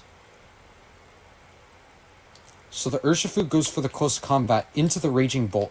Doesn't deal any damage at all. Well, any meaningful damage. Here comes the Draco Meteor. And that's just going to take out the Urshifu at -2 special defense. And you can see Juan right there. I think he knows that this game's already over. There's the Flare Blitz into the Incineroar. There's just no way for Juan to recover, I don't think. With Amoonguss and Incineroar, the pairing just loses to the Ice Rider that Paul Chua still has in the back pretty healthy. So Paul's going to play this safe, but there we go. Juan Salerno forfeits the game. Paul Chua wins the set and moves on undefeated 3 games. That was a crazy third game. Paul Chua really just easily dominated the board state. There really wasn't much that Juan Salerno could do. I mean, at the end of the day, Ice Rider is a pretty bad matchup for Shadow Rider. So I can't say that I didn't see that coming, especially with how high caliber of a player that Paul Chua is. I'm going to go get something to eat really quick because it's 7:30 in the morning. I want some breakfast. I'm gonna leave you guys to listen to the interview that's coming with Paul Chua. So I will be right back. Able to throw its way. It was nice for the Raging Bot to get its redemption and hit its Draco Meteor here and find its mark down off the opposing Urshifu, and after all of that damage, the effective button flicked into game mode for Paul, he was able to get that victory. Yeah, I really want to call out the one turn that I think, especially in that game, that really took us to a game 3 and allowed Paul to show us exactly how he was able to adapt going into game 3 was that thunderclap on the Urshifu. Yes, that was that's nice. Such a big call there. And one of the reasons that we're seeing quite a lot of Urshifu run a focus sash because it just prevents those one-hit knockout moves from being able to be effective. Where Paul was like, well, you know, even though the Calyrex looks like the most important threat, maybe that's going to go on the defensive. Maybe the Calyrex is going to try to boost up with a nasty plot and doesn't want to take that thunderclap this turn at least. I'm just going to go into the Urshifu and set up the rest of my team to be able to deal with the remaining Pokemon, knowing and trusting in the training of this Assault Vest Raging Bot. And I think going for that Draco Meteor in the end, because you kind of might think, well, Thunderbolt gets the job done.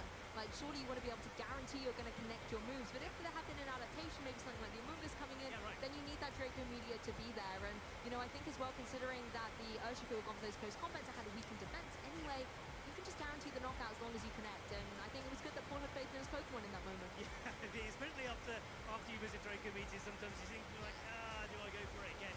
But yeah, I really like that call out there. It's about how you commit to those moves. And there's a lot of trainers out there that are running Dragon Pulse on their Raging Bolts. That's true. Because, you know, a couple of Raging Bolts and you can sit there, maybe you get a Photosynthesis boost, maybe there's a boost for energy, maybe there's a little bit of sun going on your side of the field. Maybe you're trying to take advantage of an opponent using that condition. But then you could just keep going for it over and over again. But where this Draco Meteor is like, well, it doesn't hit all the time. But when it does... But when it does, it's really effective. And that Amoonguss switch that you mentioned, it sort of closes the door. If Amoonguss takes too much damage on the switch in, it's out. It can't redirect more than one attack. I think that's the real key. If it can only redirect one attack instead of two, you can play a completely different turn. And I think that's the thing as well, you know, Juan was down to kind of a limited amount of Pokemon there. It's not like you could switch out Amoonguss and get the regenerator abilities and things like that as well. So it made it a little bit difficult. But Paul, I have to say, even though it was the Calyrex Ice Rider, and he took kind of a team that Juan was so well versed with, I want to credit the other Pokemon around it, the 5 Pokemon that were there, because the Calyrex, although it was a pivotal part of the match, obviously, to me it wasn't a superstar. That Raging Bolt in games 2 and then 3 was just so oppressive. It did such a good job. But then the way that Incineroar was able to go for the knockoffs, was able to, even without the Flare Blitz, have such a presence on the field, you've got to credit it. It allowed that Calyrex Ice Rider to shine. It did shine. And you know what else is shining this weekend, Lou? The stage? Everyone at home. Everyone at home. We're going to have a quick look at some of the tweets that we've got coming out. If you're watching along, hashtag Pokemon EUIC. Look who we've got here, Sophie Terrastar with that Eevee as well. Yeah, Sophie, I normally see her dressed up in some kind of cosplay at these events, but this time she's hanging out with good friend Eevee here. Fantastic to see that she's already winning at live here at Pokemon EUIC, a fantastic venue to be at for sure. Definitely winning at live there. Full-sized Eevee, really one of the cutest Pokemon that we've got. Maybe you've got some other shout-outs there, Lou, but yeah, I'm sure as you go around the venue, I mean, for me, especially at the international events and the World Championships, it's the Pikachu hanging from the ceiling. Yeah, that's always the... You walk into the venue and you're like... I've made it, I'm in the right location. At these event halls, you could be walking into anything at these amazing, you know, exhibition centres, but when you see the big Pikachu, you know you're in the right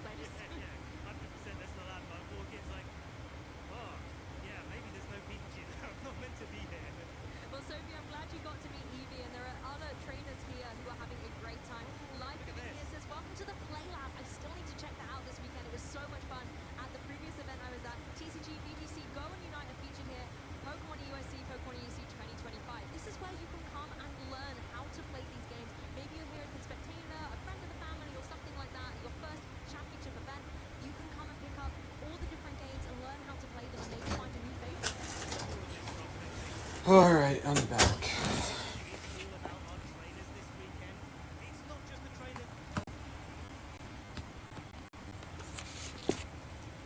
trainers. Oh man. Commentating over these matches is a lot harder than I thought it'd be. But I am having a lot of fun doing it.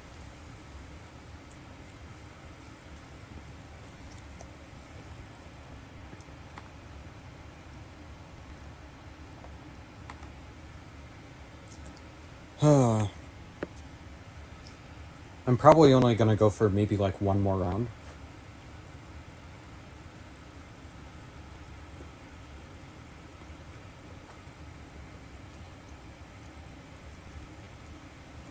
Unless I should just try to tough it out, finish out the day. I'm not sure.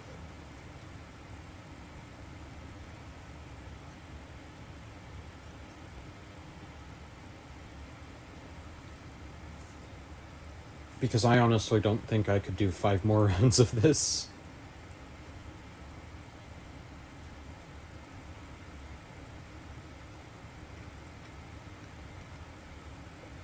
Not today, at least.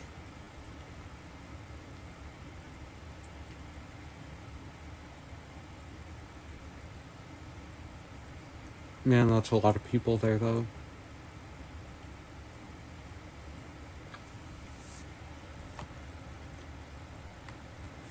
I was gonna try to go to that event, but, yeah, I kinda can't. No passport, you know? It's kind of a big issue when trying to travel to Europe.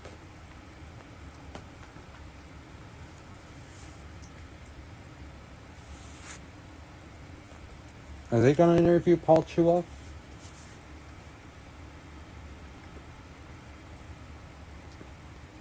I'm honestly not sure if they will. Because it really doesn't seem like it.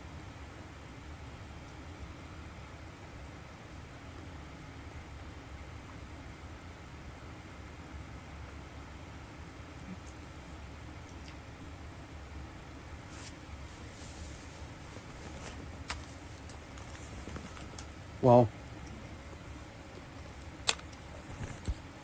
while we wait,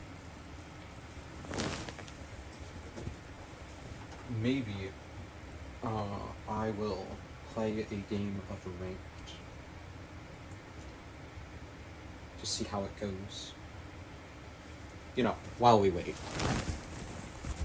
for the next round. Because, I don't know. I'm trying to figure out ways to keep the stream entertained while we wait between rounds.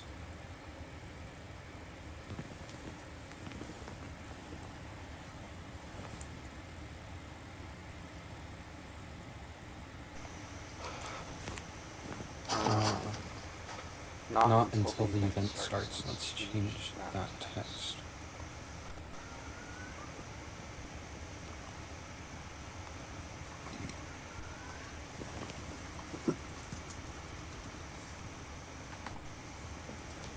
And then, I'm gonna move over to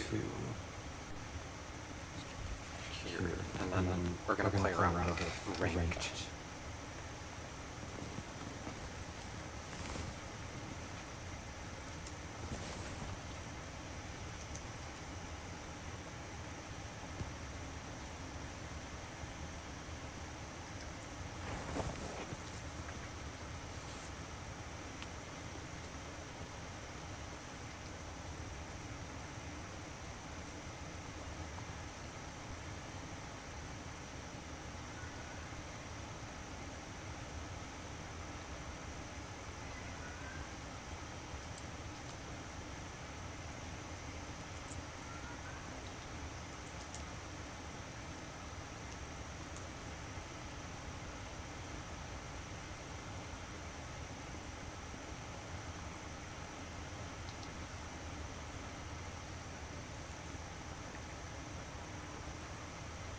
Alright.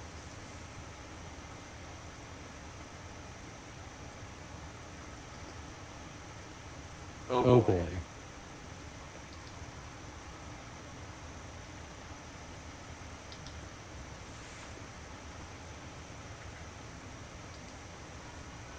This is not a good looking match.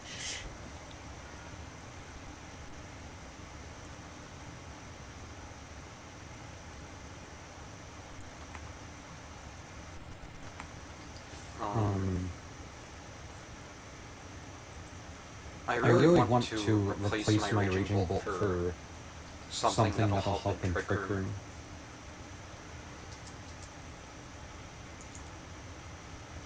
I think I need to lead with these two. No, these two. And then I think I'll bring you two in the back.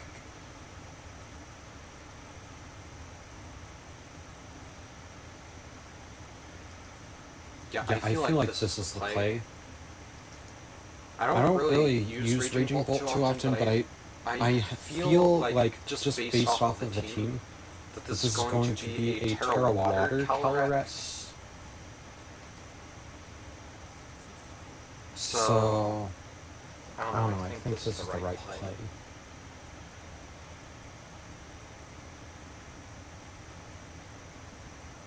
Man, they really cut it close, didn't they?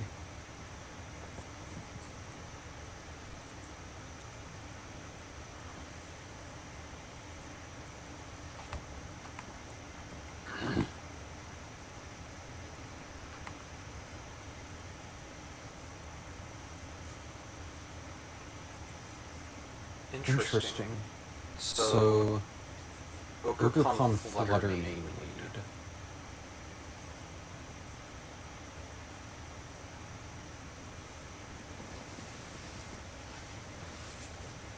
I think I want to get this Chi-Yu out of here.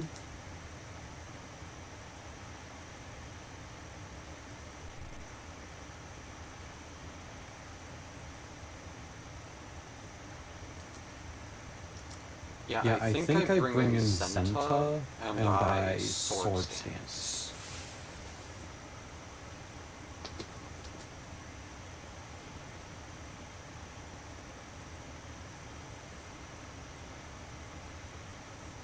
Alright, Swiss round 4 begins in 10 minutes.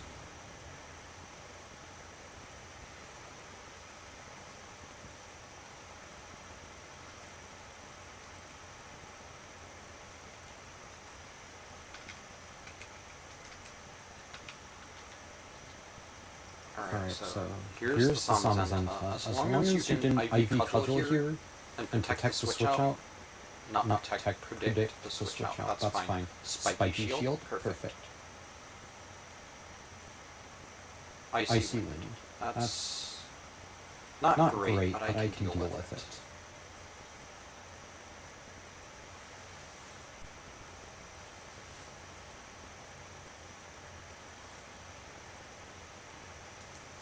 I'm going to Terra Fire Heavy Slam, because even if they switch out the Flutter Main, I get in some chip damage. And then I have +2 here. So whatever comes in on the IV Cudgel is going to take a lot of damage.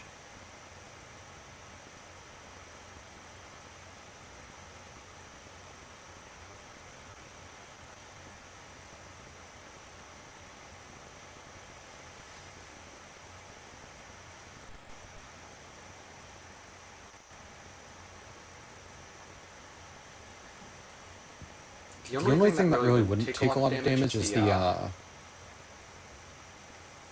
Calyrex Ice Rider. But it doesn't look like they're switching out at all.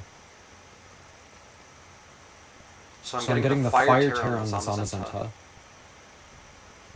So now I'm going to resist a bunch of attacks from the Flutter Main and from the Ogre-Con. Here's the Moon Blast, and that does nothing. And here comes the IV Cudgel, and that also does nothing.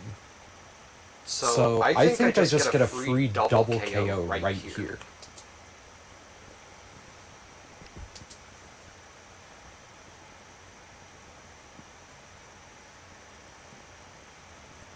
Yeah, that's literally free.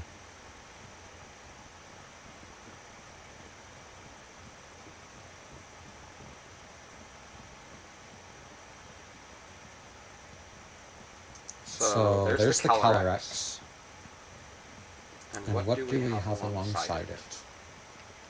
Torkoal. I'm not sure how I feel about this.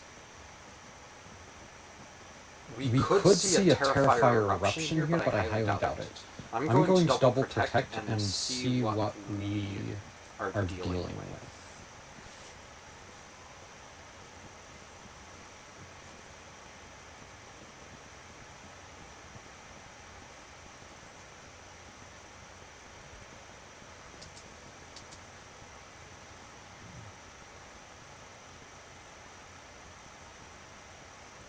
I need to make quick work of this Calyrex Ice Rider because the Ice Rider, Solar Beam, that's unique.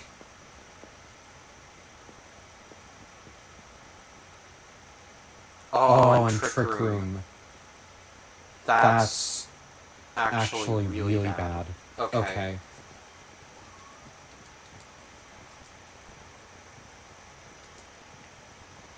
Well, I'm just going to double into the Ice Rider and hope I pick up a KO.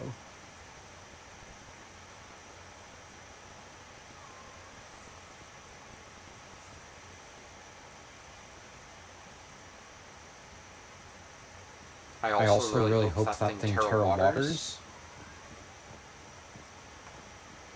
Because if it does, then Raging Bolt can just come in and, you know, Thunder Strike it into oblivion.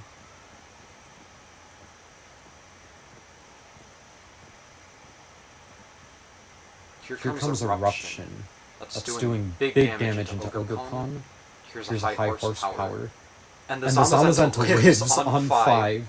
Here comes IV Cudgel. That does quite a bit of damage, but that's not going to be nearly enough to take out the Calyrex. No, it's not. So how many turns of Trick Room do we have left?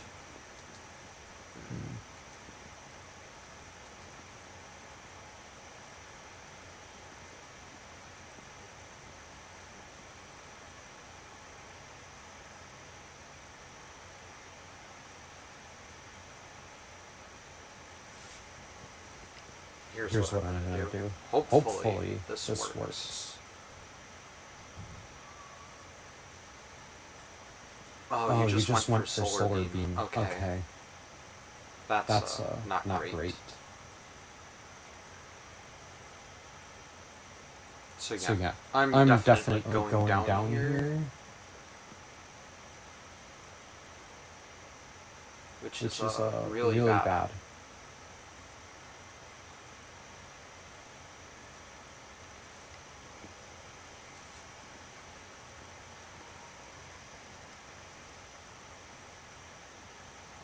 There's the Chilling A boost. I'm not sure if there's any way for me to win this.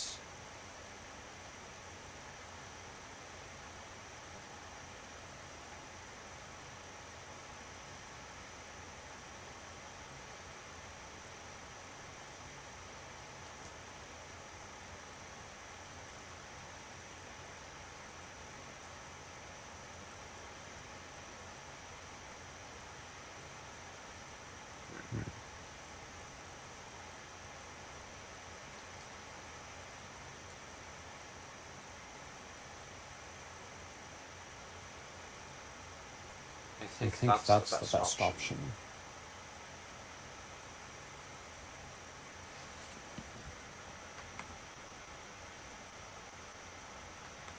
Try to get the Thunderclap off.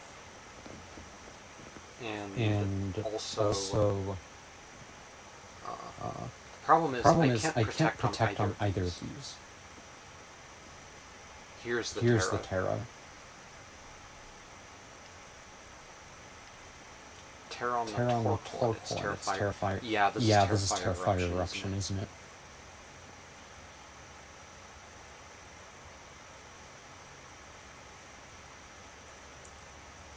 Of course you protect. Why wouldn't you?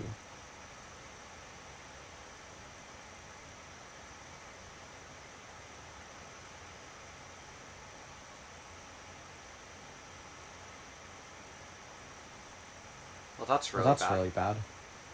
But at least But the at least the Color Color X X can't can't terrestrialize. terrestrialize.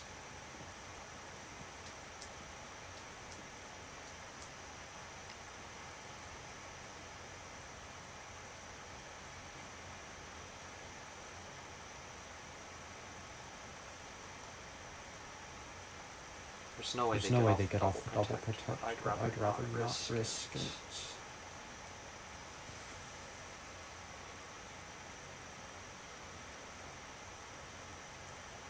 Okay. Okay. Come on, Come on, Chi, live the eruption. Of Of course you don't.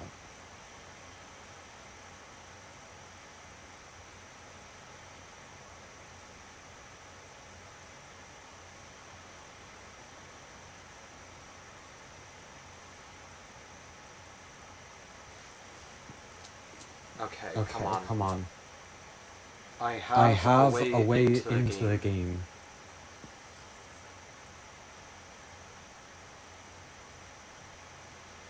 There goes There the goes the trick room. trick room. So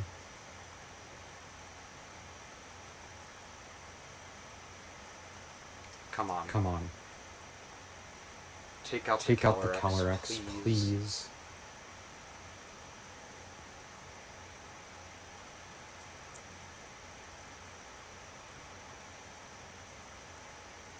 Yes. Okay. That was way too close for comfort.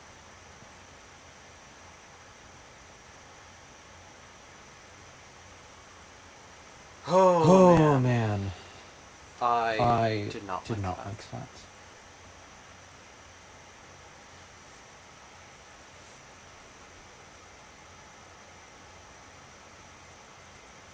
Like I said, that was way too close for comfort.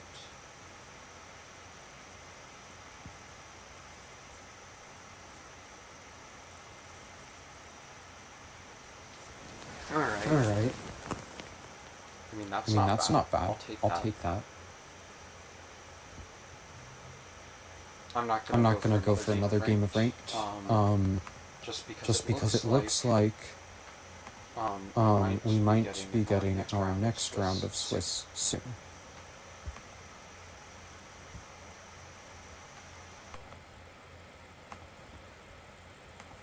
So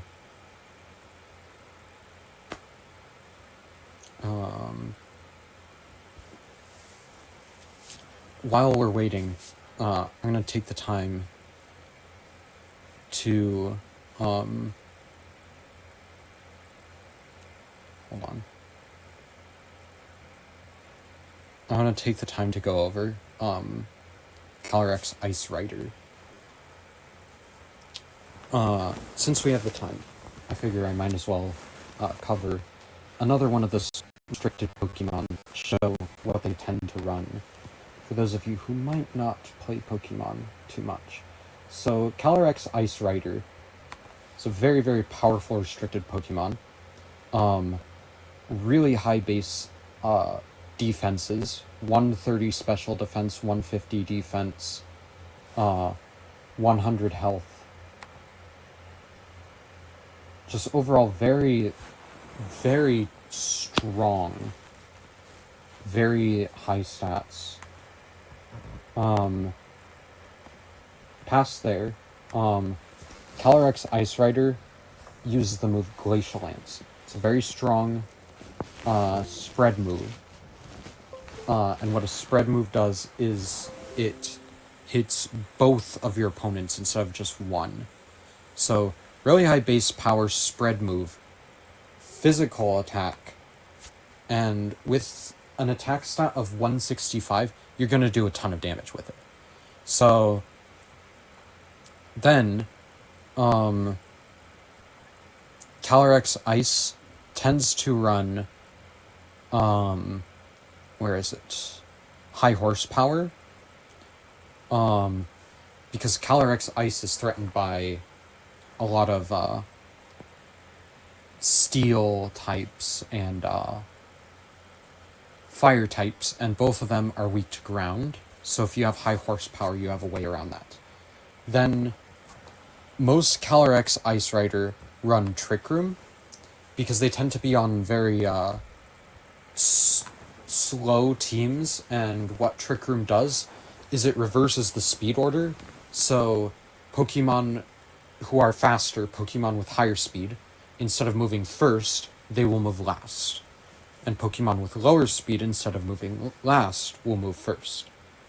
Like, for example, normally, Calyrex Shadow Rider, 150 speed, is going to outspeed Calyrex Ice and move first, right? Under Trick Room, Calyrex Ice will move first because it has lower speed than the Calyrex Shadow. I don't know if that makes sense. Hopefully that makes sense, but you run Trick Room to try to make your Calyrex Shadow Rider not only very hard to remove, but also one of the fastest things on the field. So then, the last move you run is Protect. It allows you to scope out what your opponent is doing, stall out for a turn, just sit back and see what your opponent's doing. From then, because you're a physical attacker, you are very susceptible to Intimidate. So you could very easily take a stat drop. Take an attack drop, all of a sudden you're not dealing nearly as much damage. So what you do is you run the Clear Amulet. So you're preventing those Intimidates from coming through. And you're stopping your attack from being dropped. And then you run a defensive Terra type. Most Calyrex will run Terra Fire to prevent burns, and it'll prevent burns, and it'll stop a lot of the super effective damage from like fire types and steel types. Another Terra I've seen that people like to use is Terra Water. It doesn't prevent burns, but it does give you better defensive type coverage, if that makes sense. So you'll resist more types, however, the downside is you can still get burned, and burn cuts your attack. So that's sort of the build on Calyrex Ice. Now there are other ways to build it, but that's typically how Calyrex Ice is built.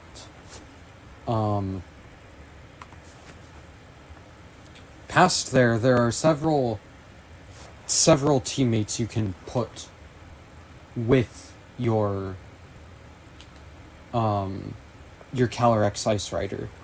One teammate that works really well with Calyrex Ice Rider is Alola Ninetales, because Alola Ninetales has Snow Warning. Snow Warning will summon snow, and in the snow, all Ice-type Pokemon have their defense increased. So, Calyrex Ice Rider is Ice-type, you're going to get a defense boost. In addition, Alolan Ninetales has this move Aurora Veil. For 5 turns, damage to allies is halved. So, your Calyrex Ice, who is already incredibly tanky, is going to take even less damage. So, you know, that's pretty amazing. And then, this is going to work really well alongside your Terra Fire Calyrex Ice, because now, Fire, one thing that Fire is weak to is you're weak to ground, right? But with this Alolan Ninetales, you can run Blizzard, which is a really strong spread Ice-type move. that has perfect accuracy in the snow, ground types are weak to ice. So you're gonna be able to just Blizzard and then Glacial Lance and get rid of that ground type that threatens your Terrifier Calyrex Ice. Past there you can run Calm Mind, boost your special attack and defense, Dazzling Gleam, you can do Draining Kiss, you can do Moonblast. And that Moonblast is going to help if you run a Dragon Terra Calyrex Ice. Because that's another common Terra type. Dragon Terra.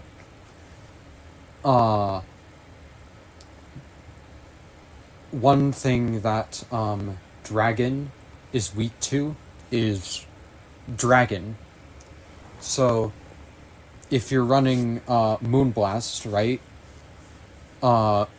With a Dragon Terra Calyrex Ice, you have the Glacial Lances and you have the Moonblast to deal super effective damage to those dragon types, and you can just get them off the board very fast. If you want more support on your Alolan Ninetales, you can do Fake Tears, you can do Foul Play, just to deal with opposing Calyrex. Freeze Dry if you want coverage against water types. Helping Hand, it's a really nice support move. Nasty Plot if you want to boost your own defense. Icy Wind. There's just several really good moves that Alolan Ninetales can use. Psyshock, Weather Ball, like, there's just so much good coverage for Alolan Ninetales. Alolan Ninetales tends to run not the Terrain Extender, is the Light Clay? Yeah. And it makes the Aurora Veil last for 8 turns instead of 5. And then as for the Terra type, you tend to run Terra Fire or Terra Steel to go from being quad weak to Steel type moves to resisting Steel type moves. So,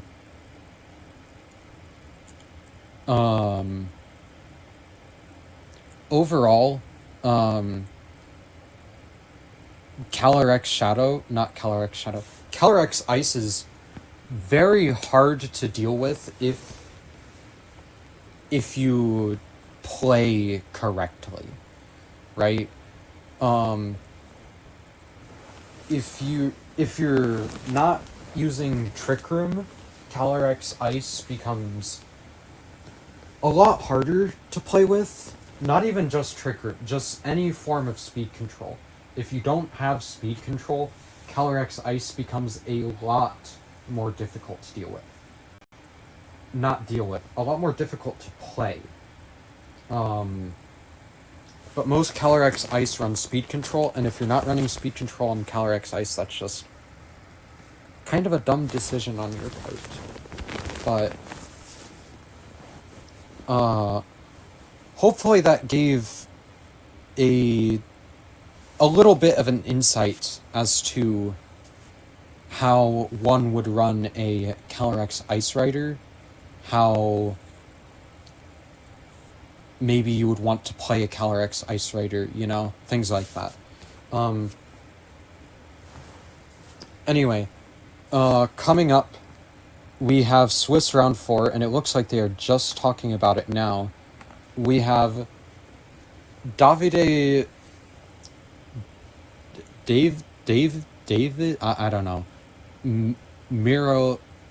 Miragilla, my gosh, versus Victor Medina, Gunter Probowo versus Francesco Piopero, Emmanuel Briganti versus James Evans, Lewis Markle versus Wolf Glick, and Maurice Uteg versus Hippolyte Bernard. A lot of very, very well-known names here. like Victor Medina, Francesco Pierpero, Wolf Glick, Hippolyte Bernard. I don't really know many of the other players though.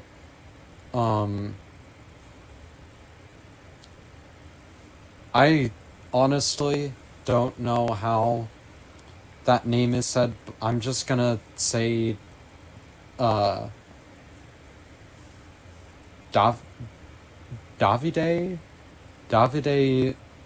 Miragala. No, Miragilla. Miraglia? I don't know. Names are difficult. But I'm just gonna call him Davide.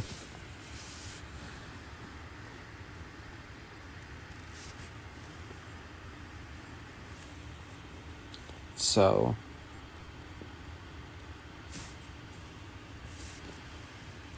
overall, I'm looking forward to it. Hopefully we get something interesting.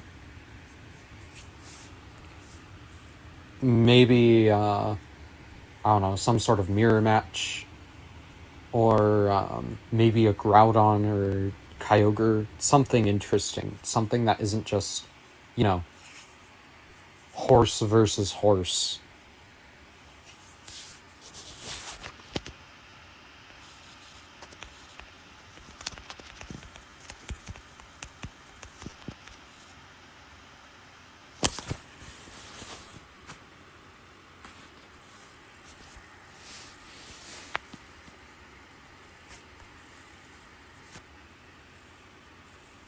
Because, I'm gonna be honest, the horse versus horse matches aren't the most interesting.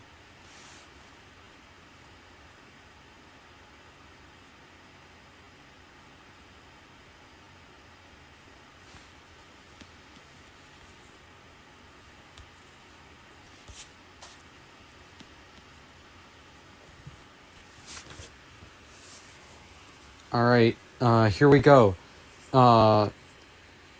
Victor Medina versus Davide Miragilla. I'm sorry I'm butchering your name, man. So we are doing Calyrex Ice Rider, Regieleki for Farigiraf, Urshifu, Ogerpon Cornerstone, and Landorus Incarnate versus Zamazenta, Amoonguss, Chi-Yu, Fluttermane, Ogerpon Cornerstone, and Qianpao. I have almost the exact same team, except instead of the Amoonguss, I have Raging Bolt, and instead of Ogerpon Cornerstone, I run Ogerpon Wellspring. So, pretty interesting. At the end of the day, one of these players is going to come out still undefeated, and the other, well, the other is not going to be so lucky.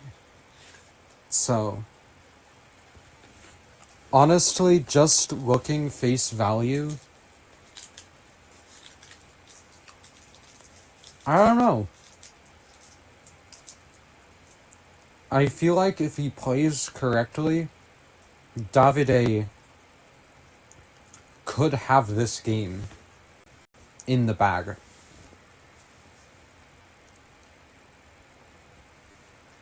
Because Victor's team isn't like a hard Trick Room team. And because it isn't hard Trick Room, and because Davide has some slower options like the Amoonguss, Davide has some ways to get through this. Terra Water, Calyrex Ice with the same set I showed earlier. Clear Amulet, you know, the usual. Sash Regieleki is the interesting thing. With Terra Electric to boost your damage, Electroweb for speed control, Thunderbolt for damage, Protect and Volt Switch just to get out of there. Then, Farigiraf You have Foul Play, Psychic, Helping Hand, Trick Room. It isn't really a... This one's more of a Trick Room support, and then just damage. Then your typical Urshifu Rapid Strike set. You've got your Ogre Pun for the powerful Ivy Cudgels and Redirection. And then Landorus Incarnate with the Life Orb, which is a very interesting pick. I mean, it makes sense. You're going to deal a lot of damage, and that Zamazenta is going to be really scared of that. Now, it is Dragon Terra Zamazenta with Amoonguss running Sludge Bomb, Rage Powder, Spore, so Disruptive Redirection. You've got a Choice Scarf Chi-Yu with Snarl, Dark Pulse, Heat Wave, and Overheat with Terra Ghost. Then you have a Fluttermane with Taunt, Icy Wind, Shadow Ball, and Moonblast. And Terra Grass is a very interesting choice. I'm not sure what the... Oh, it's probably for Amoonguss Spores. And then, again, Ogre Pond Cornerstone for those powerful IV Cudgels, and then Follow Me, Redirection support. Qian Pao with Sucker Punch, Crunch, and Ice Spinner, which is a very different from the norm sort of Qian Pao set. Typically, Qian Pao isn't going to run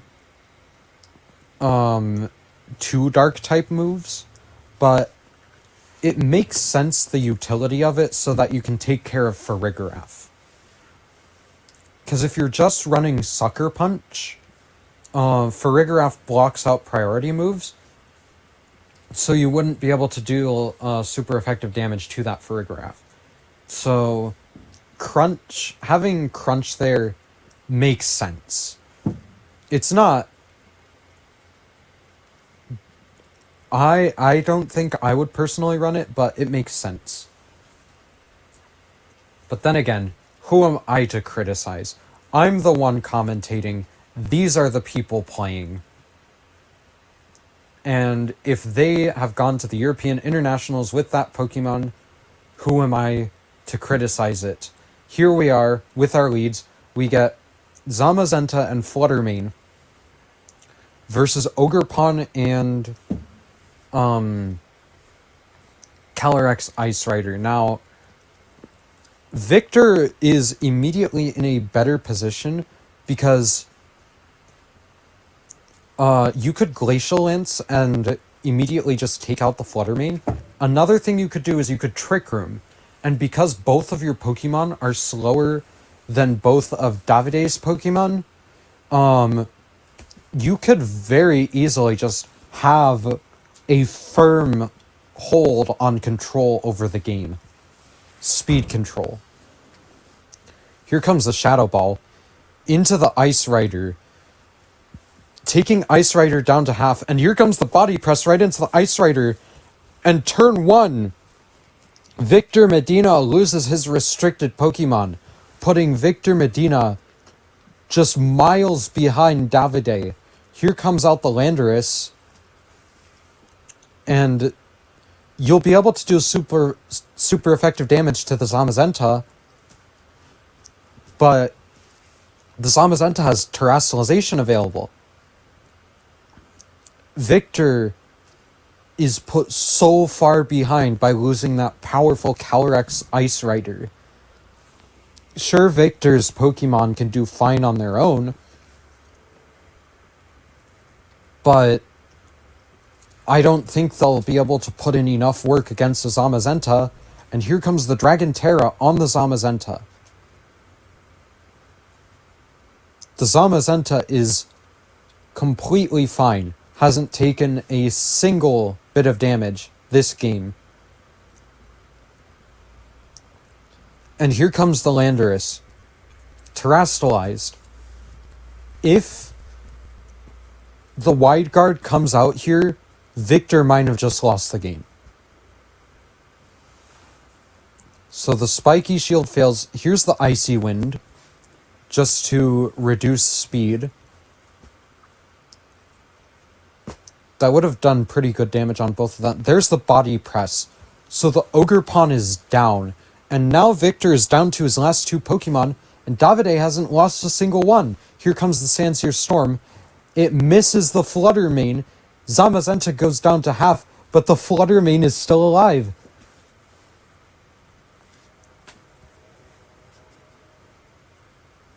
Here's Victor's Regieleki, the last Pokemon. Regieleki is probably going to start trying to get those Electrowebs off for speed control. But I don't think it's going to be enough. Victor's settled down.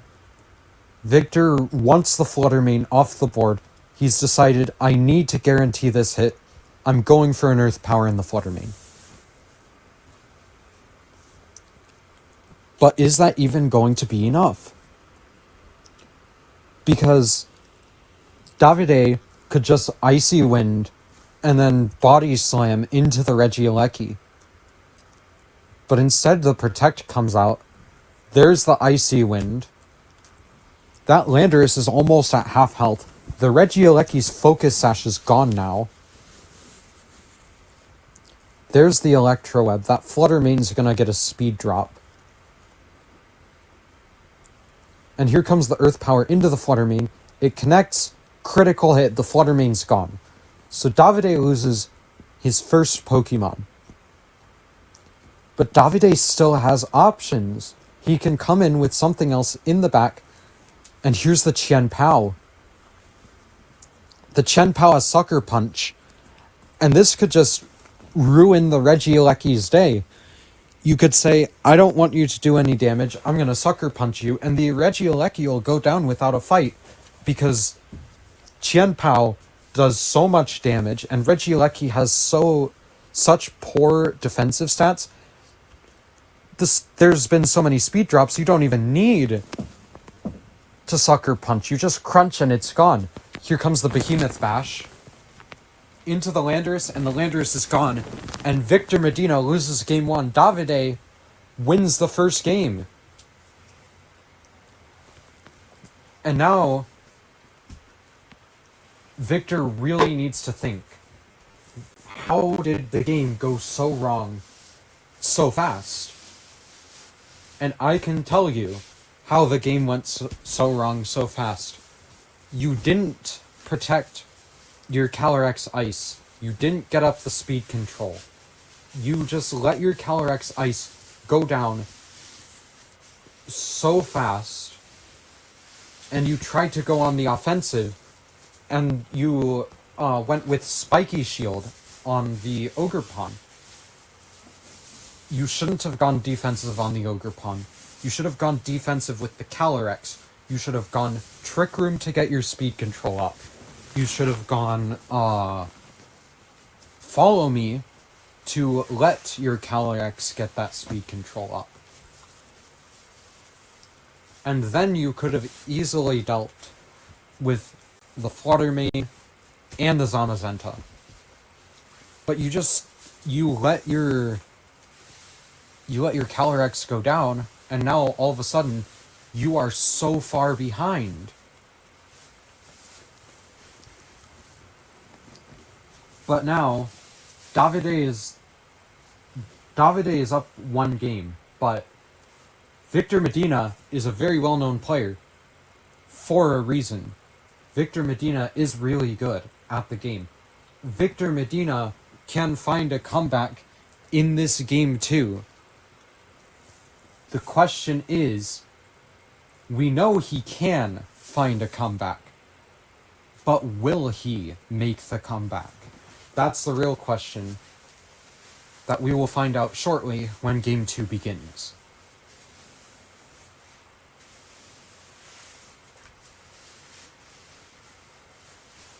Now, I feel like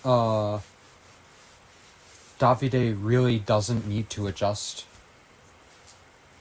because barely any of your pieces got revealed in that last game, and you played so well. Victor Medina is the one who needs to adjust. by far. And there's immediately an adjustment with Urshifu and Calyrex.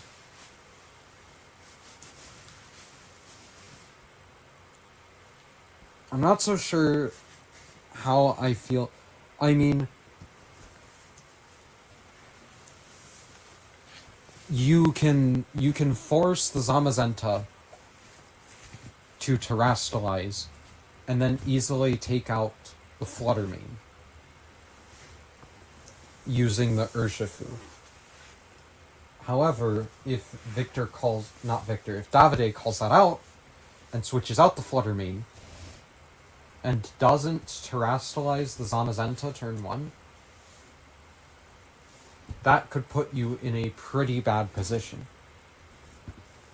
Like I said, I feel like the best possible play would have been for Victor to lead off. And here's a taunt. Now the Calyrex can't get the Trick Room up even if it wants to. Here's a body press into the Calyrex that takes Calyrex really low. Here comes the Glacial Lance. It doesn't get the KO on the Fluttermane. So now, that lets you pretty easily take out the Calyrex. And then all of a sudden, Victor loses his restricted Pokemon. Which puts Victor in such a bad position if he does lose that restricted.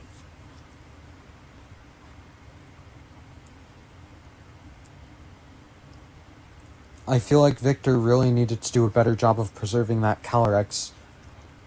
And the Calyrex is almost... It's gonna go down. If Davide doubles into it, that...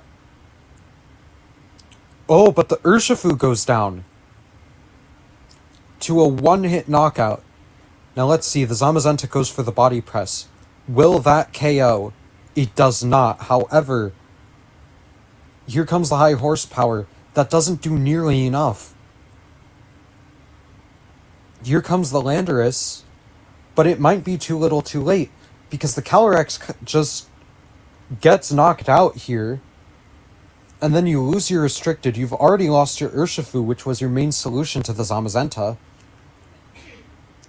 How are you supposed to come back from this?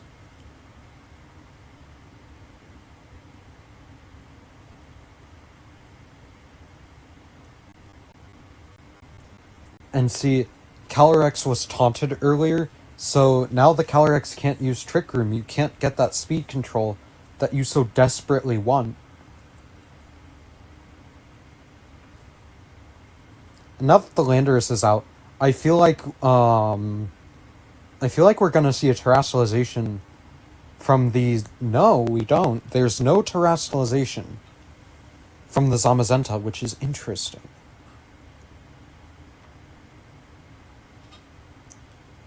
Zamazenta protects. And here comes an Icy Wind, dropping the speed of that Landorus.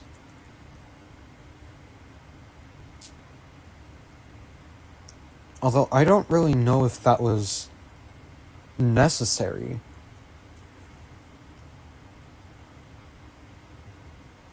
Did the Landorus outspeed last game? I really don't remember.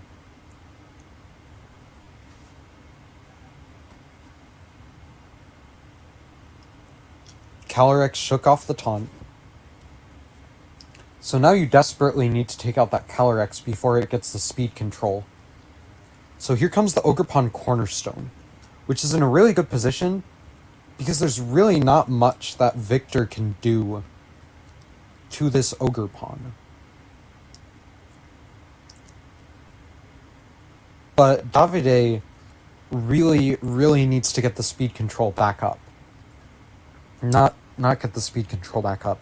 To stop Victor from taking the speed control in this game.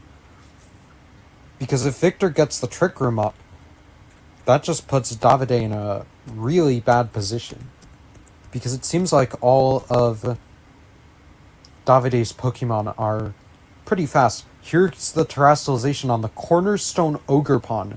That's gonna boost your defense. Which is a really interesting choice. I'm not sure why you would do that. Are you going for the extra stab boost for the IV cudgel to try to take out the Landorus? Was that the idea? It doesn't matter. There goes the Calyrex, and that leaves Victor down to his last 2 Pokemon. That is why Davide wanted that. So there's the IV cudgel. And here comes Victor's own Ogerpon. But now there really isn't much that Victor can really do to come back into this game.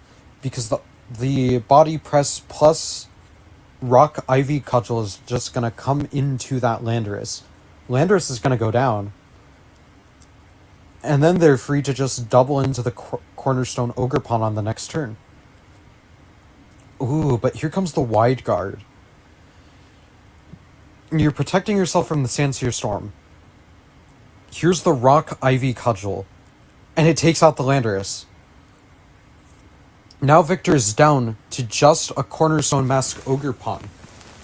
And I don't think it'll have enough left in the tank to take down a Zamazenta above 50% health. A full health Cornerstone Ogerpon. And whatever Davide had in the back. And there we go. Davide wins 2-0 against Victor Medina in Swiss Round 4. Wow.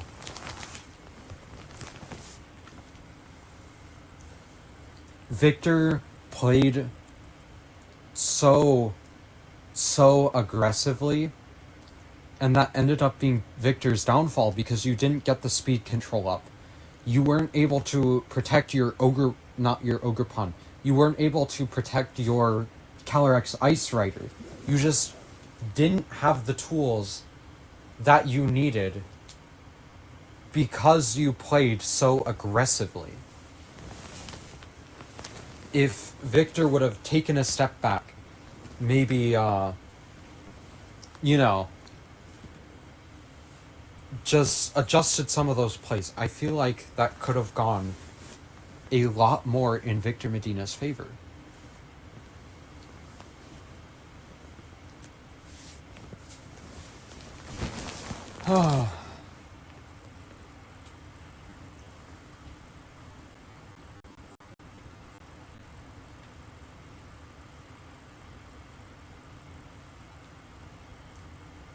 Well, anyway, I said I'd go to about round 4. I'm gonna stop for now, because I really don't want to lose my voice. And I'm not used to talking for like 8 to 10 hours straight. So, that's where I'm ending for today. Tomorrow I will be picking back up.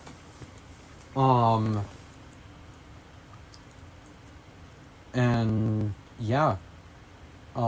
Anyway, thank you guys so much